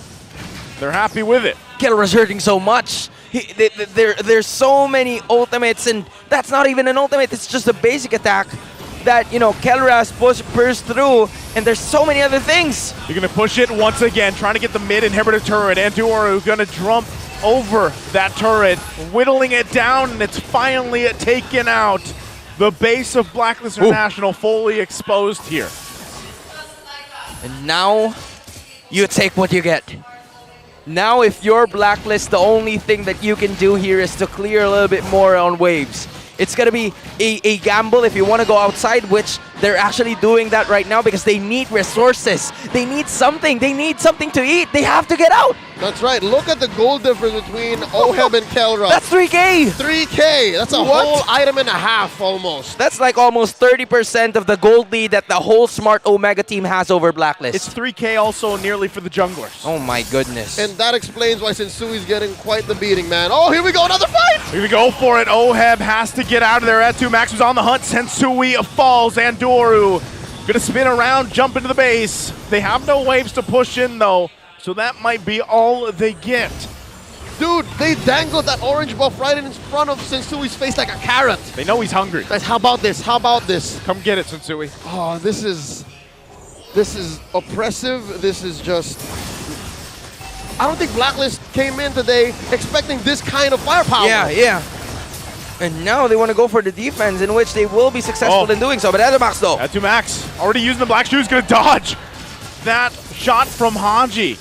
But meanwhile, all this time, Lord gonna be worked on by Andoru. So Smart Omega, just with 4 members, able to keep them at their base. Is that not a scary thought? That whole time, Omega was going 4v5, and they were threatening a base finish. And the whole time, Blacklist was just defending.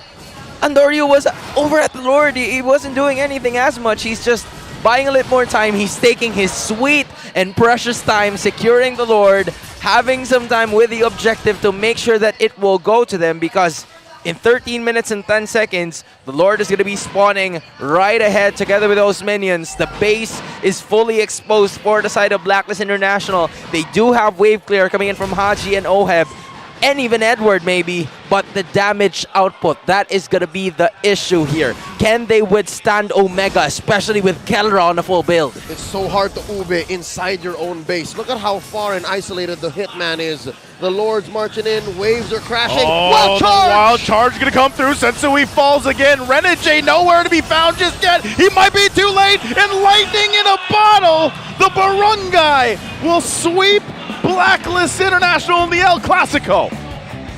This winning moment is brought to you by our official sponsor, FWD Life Insurance. How poetic! The first time around, Blacklist taking it to Smart Omega, and now the Barangay stand tall. That was a wake-up call. Look at that! Just another day in the office for Keller. Look, you see. He's just cold. He's just, yep, nope, that's just. Yeah, that is, I don't know, man. I don't know. Was not expecting game 2 to be like that. Wow. That was just domination. Oh, look at that. Look at that. It's good to see. But man, what happened there? I mean, that's completely different from game 1 and game 2. Not only did, you know, the relationship between Oheb and Kelra has completely changed over the course of the year, but there was so much. I think there's like a little bit more weight from like the very first game, wherein it took so long and they were unable to bounce back mentally. But it's also with the draft, right? There was so much early game benefits coming in from the side of Smart Omega that Blacklist just didn't have answers to. Blacklist International's horse here taking their final bow for the night, ending that series in a 0-2 sweep. I don't know what Smart Omega ate this morning. I don't know what kind of sleep they got. I don't know what kind of words Coach Stronger shared with them. But you're right, from the draft to the execution to the clutch moments from game 1 all the way until this very moment, This is a different Smart Omega we're looking at. Only thing that I have to do, I mean, I probably know what they ate. I probably know how they slept. Oh wait, that's weird. One, they're doing the normal things. Two, Hito is just here. Oh, we is forgot. Is that the difference? I think it is. It's the Hito buff. I think it is. It's the CEO buff. Okay, you know what? We're gonna put a pin on that, and then I'm gonna put this on the table. This is for free. Smart Omega, listen. Once MPL Malaysia's playoffs are done, book Hito. Lock yourselves into the playoffs, and then make magic. You're welcome. And just keep him there. And put him on a robe. I don't know if he needs a robe. Dust off the robe. Give him the nails, man. Yeah, give him more nails. Give him the option to wear the robe. And the nails. And you know what? Now, since it might be Smart Omega asking, he might demand for a new one. It could. Hey, who knows? To be honest, at that point with Hito in the conversation, anything could happen. Okay, you know what, folks? The reason why we're going to these lengths is because we even don't understand why and how Smart Omega came out to be this dominant in Game 2. Game 1 makes sense. Game 1 was just neck and neck. But you know what makes it weirder and why, again, we're kind of scratching our heads here is like the draft-wise, it wasn't that much different. I mean, there was some minor changes, but for the most part, it was relatively the same, right? And I don't know what happened. Smart Omega, they just completely shut down Sensui. Yeah. It started there. That was the story of that game. Because again, Sensui, you know, if we're talking about the Kung Fu Panda, he didn't have his rice balls.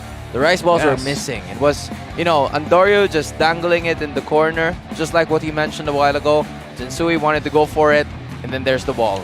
Chak Mamba, no. All right, now that we are in this reality, we're in Smart Omega 02's Blacklist International. This allows for Blacklist management and coaching staff to actually look back and say, you know what, Horse has been doing great. Week 1 up until today. Maybe not so much week 4. But this allows for them to actually reset, look back at the drawing board and say, you know what, maybe we need better finishing power. Maybe we need better regrouping and resetting and better drafts going into Game 2 onwards. Not only that, too, but again, you know, with this happening here in a situation where the standings are so close at this, you know, aside from Echo, Echo's just up there. Yeah. Something else. Like this sweep, garnering them the 3 points for Smart Omega is obviously great for the Barangay and all the fans out there because, let's be honest, they are a team that has been struggling themselves, right? Now, this is even to be said of previous seasons, and it always, for some reason, takes them some time to figure something out. But this is promising. This looks really good with what they showed tonight. All right. Hans would understand. He's been a fan of the MPL even before jumping in as a part of the broadcast. This is very Omega of them. To go up and down, Yeah. and then play with fire and go like, you know what, maybe we'll go under Minana before we fight, and then we'll jump back up. Back when we were in 8 weeks, they start week 5 onwards. That's the real Omega. That's the real Omega. But now, since we're congested up until 6 weeks, condensed to 6 weeks, right? Then maybe now's the time. Maybe now's the time. Hey, I'm not surprised if they're playing this well just because of time constraints. But again, we're talking about Smart Omega here. It lives in their blood. The comeback potential is there. That's right. Let's throw over to Mara Aquino. She's with Smart Omega for their victory interview. Thank you, casters. Give it up for Smart Omega. Pwede ba natin, okay, kailangan natin i-comment si Kelra. Kasi dun sa dalawang game, hindi siya namatay. In 37 minutes, sa game number 1 actually, hindi ka namatay. That's such an achievement. Paano mo nagawa yan? Kasi ano mo, Kelra, this season, ikaw ay the disciplined Kelra. Maingat, pero matapang. How did you manage to do that both games? But in game number 1 specifically, you stood out 37 minutes. Siguro po kaya hindi ako namamatay. Parang tinitignan ko lahat ng mga kayang pumatay sa akin bago ako gumawa ng play. Bago ako mang-poke ng kalaban, titignan ko muna kung sino yung kayang pumatay sa akin. Pero pag wala siya doon, parang doon ako magpo-poke. Ganun na pala yung tingin mo, no? So, balikan action natin yung game number 1 because meron kang ginawang winning play doon. It was such a smart move na usually, nag-fake ka ng split push. Usually, yung ibang mga players, itutuloy nila yon. Pero, hinabol mo yung mga nag-aatrasang blacklist players. So, ano yung plano mo daw? What was going through the communication sa team? Bakit yun ang ginawa mo? Dapat talaga mag-split ako nun. Pero nung, okay. nakita ko si Edward. parang sabi ko, ay nakita ko si Edward, tapos nakita ko rin low HP yung mga kalaban. Tapos parang nag-win chant na si Oeb. Doon ako nag-decide na sumama sa kanila, hindi mag-split. Doon ako nag-decide na sumama. Sobrang mature, sobrang disciplined. Can we just give him a round of applause? Ibang klase talaga yung pinakita mo today. Very impressive, Kelra. Eto Max, ikaw naman, every time na natatalo kayo, nakikita kita. Kitang-kita sa mukha mo yung frustration mo, yung disappointment mo. May time nga sa likod, you are blaming yourself for the loss. Pero coming into this game, na 2-0 nyo ang Blacklist, which is totally different sa Smart Omega nung first round number 1. And the past 4 games, meron kayong problema in closing the game. Whether it's communication, di namin alam what was happening with Omega at ano yung nagbago kasi today is a different Omega. Ngayon, pagpunta kasi namin ng venue, lalo nung nanalo yung next play, bumaba yung rank namin sa 7K. So, parang binus ko yung team. Sabi ko nga, parang sobrang init ko maglaro ngayon. Sabi ko, sabayan nila yung init ng laro ko. Parang inaano ko, kumbaga, itatatak ko sa utak nila na mababa na tayo, kailangan natin umangat. Kumbaga, kailangan natin ilabas yung talagang laro natin. Hindi pwede yung ganito lang na parang paiba-iba yung mood. So, yun, parang mindset lang. Paiba-iba yung mood. So, how difficult is it na palaging nandito kayo ngayon? How difficult is it to motivate the players na para magising na? Yung kasi, parang sa tagal ko na silang kasama, yung sa ugali kasi minsan may pagka hindi mo inaayos yung mindset nila, parang hindi focus, hindi sila 100% na binibigay yung utak sa game. So, kailangan ayusin mo talaga. Kailangan i-push talaga. Kasi may mga bata rin may pag-aisip bata rin sila minsan. But you being a veteran, I'm sure that you were able to do that effectively. Anong kwento dyan? Sali nga. Anong kwento dito? Anong kwento? Nagtatawanan kayo, Ryota. Ano yung tawanan dito? Ikaw nga mag-summarize. Ano yung kwento dito? Ano yung kwento? Ikaw naman. Anong meron? Anong meron dyan? Wala. Nagkikintuhan lang kami. Masaya kami, nanalo kami. Ano pa? Nagtatawanan kayo Kwento. Yun lang. Yun lang. Secret. Sabi ko sinihibaw mo. Huwag mo sabihin. Okay, now it's time to announce our match MVP. Who do you think it is first? Let me hear some names. Pati yung kalaban, sinasabi si Kelra. Sino? Okay, now let's take a look at the screen for the match MVP. Kelra! Na naman, ikaw palagi. Uy, may sasabihin ako sa'yo. Sabi ni Hito kanina, kailangan ka daw tanggalin para makapasok siya. Ayan Anong gusto mo sabihin kay Hito? Ayan Kahit atatanggalin ako, hindi siya makakapasok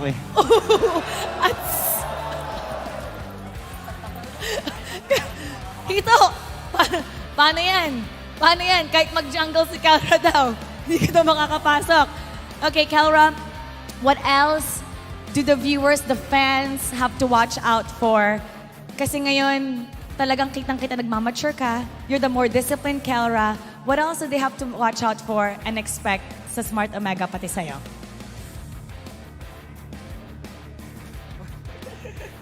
Thank you sa lahat na sumusuporta sa amin. Tsaka, sa walang sawa suporta. Tsaka sa shoutout sa family ko and kay Grayson Slick. Tsaka sa girlfriend ko.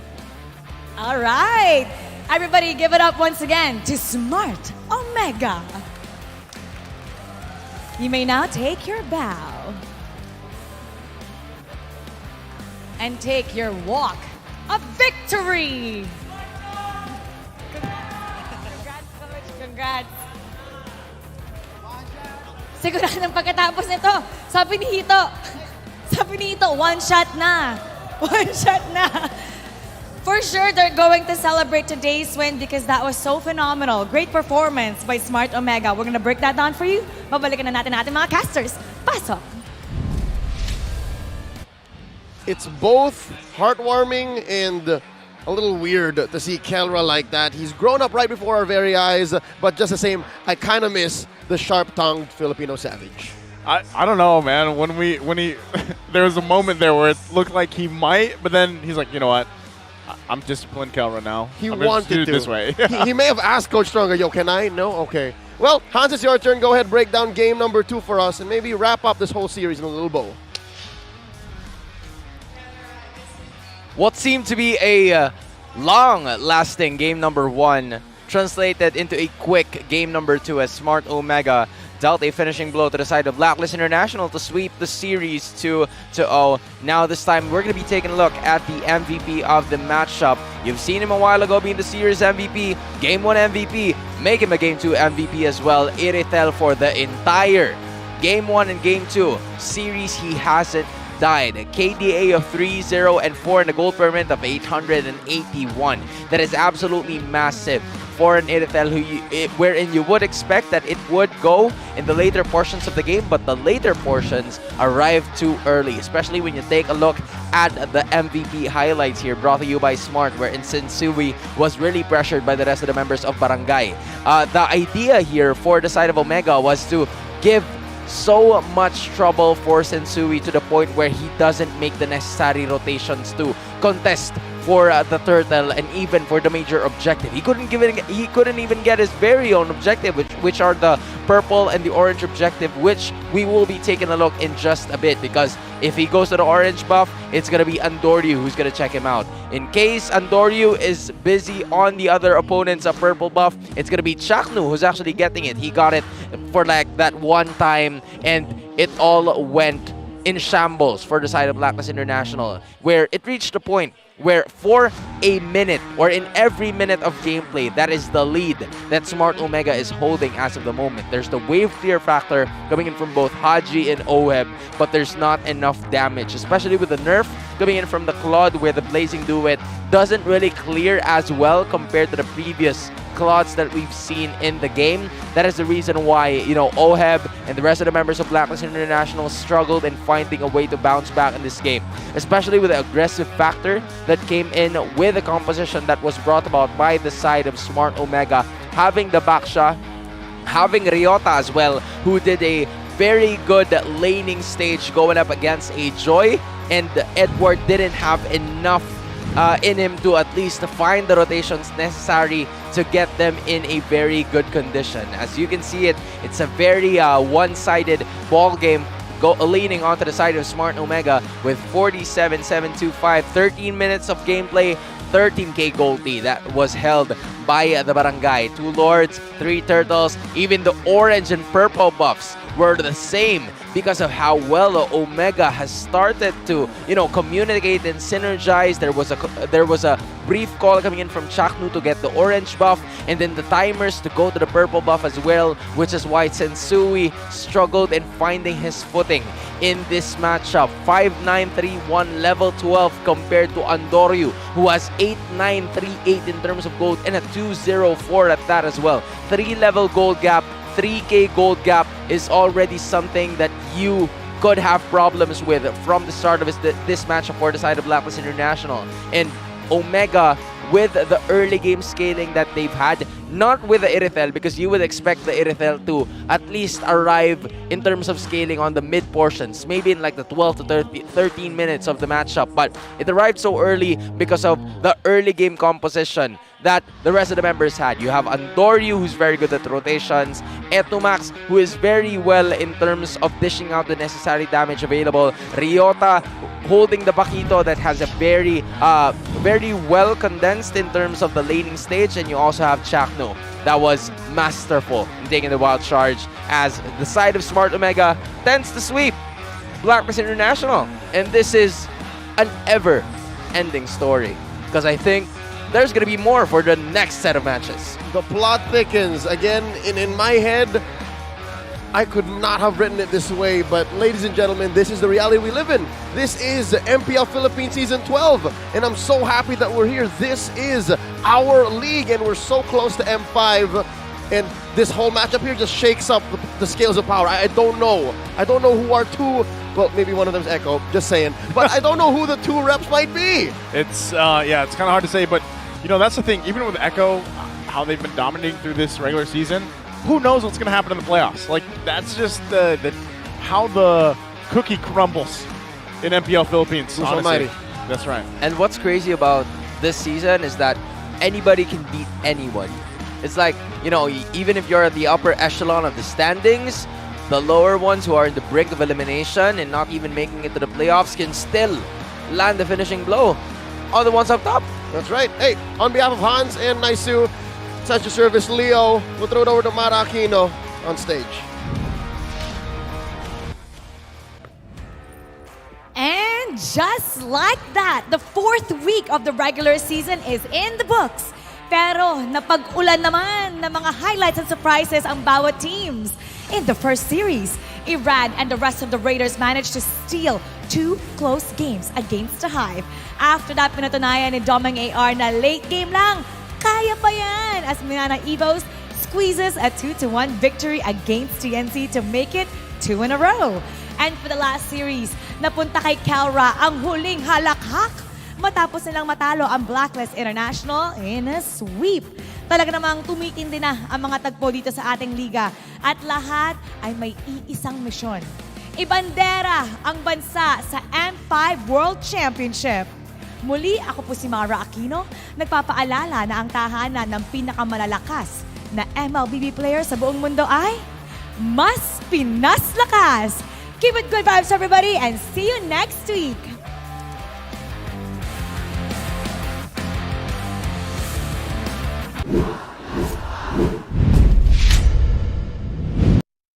The 12th season of MPL Philippines is brought to you by the following sponsors.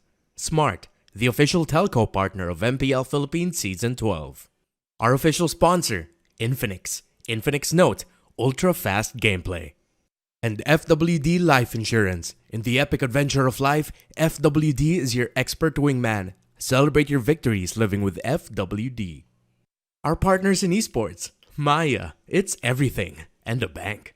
Secret Lab, the official gaming chair of MPL Philippines. And Pi Channel.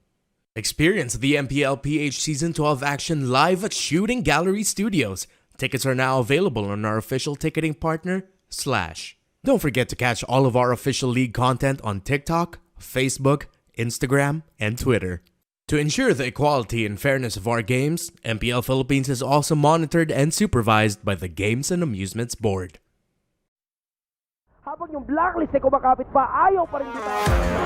Napakalakas pa rin ng Pilipinas.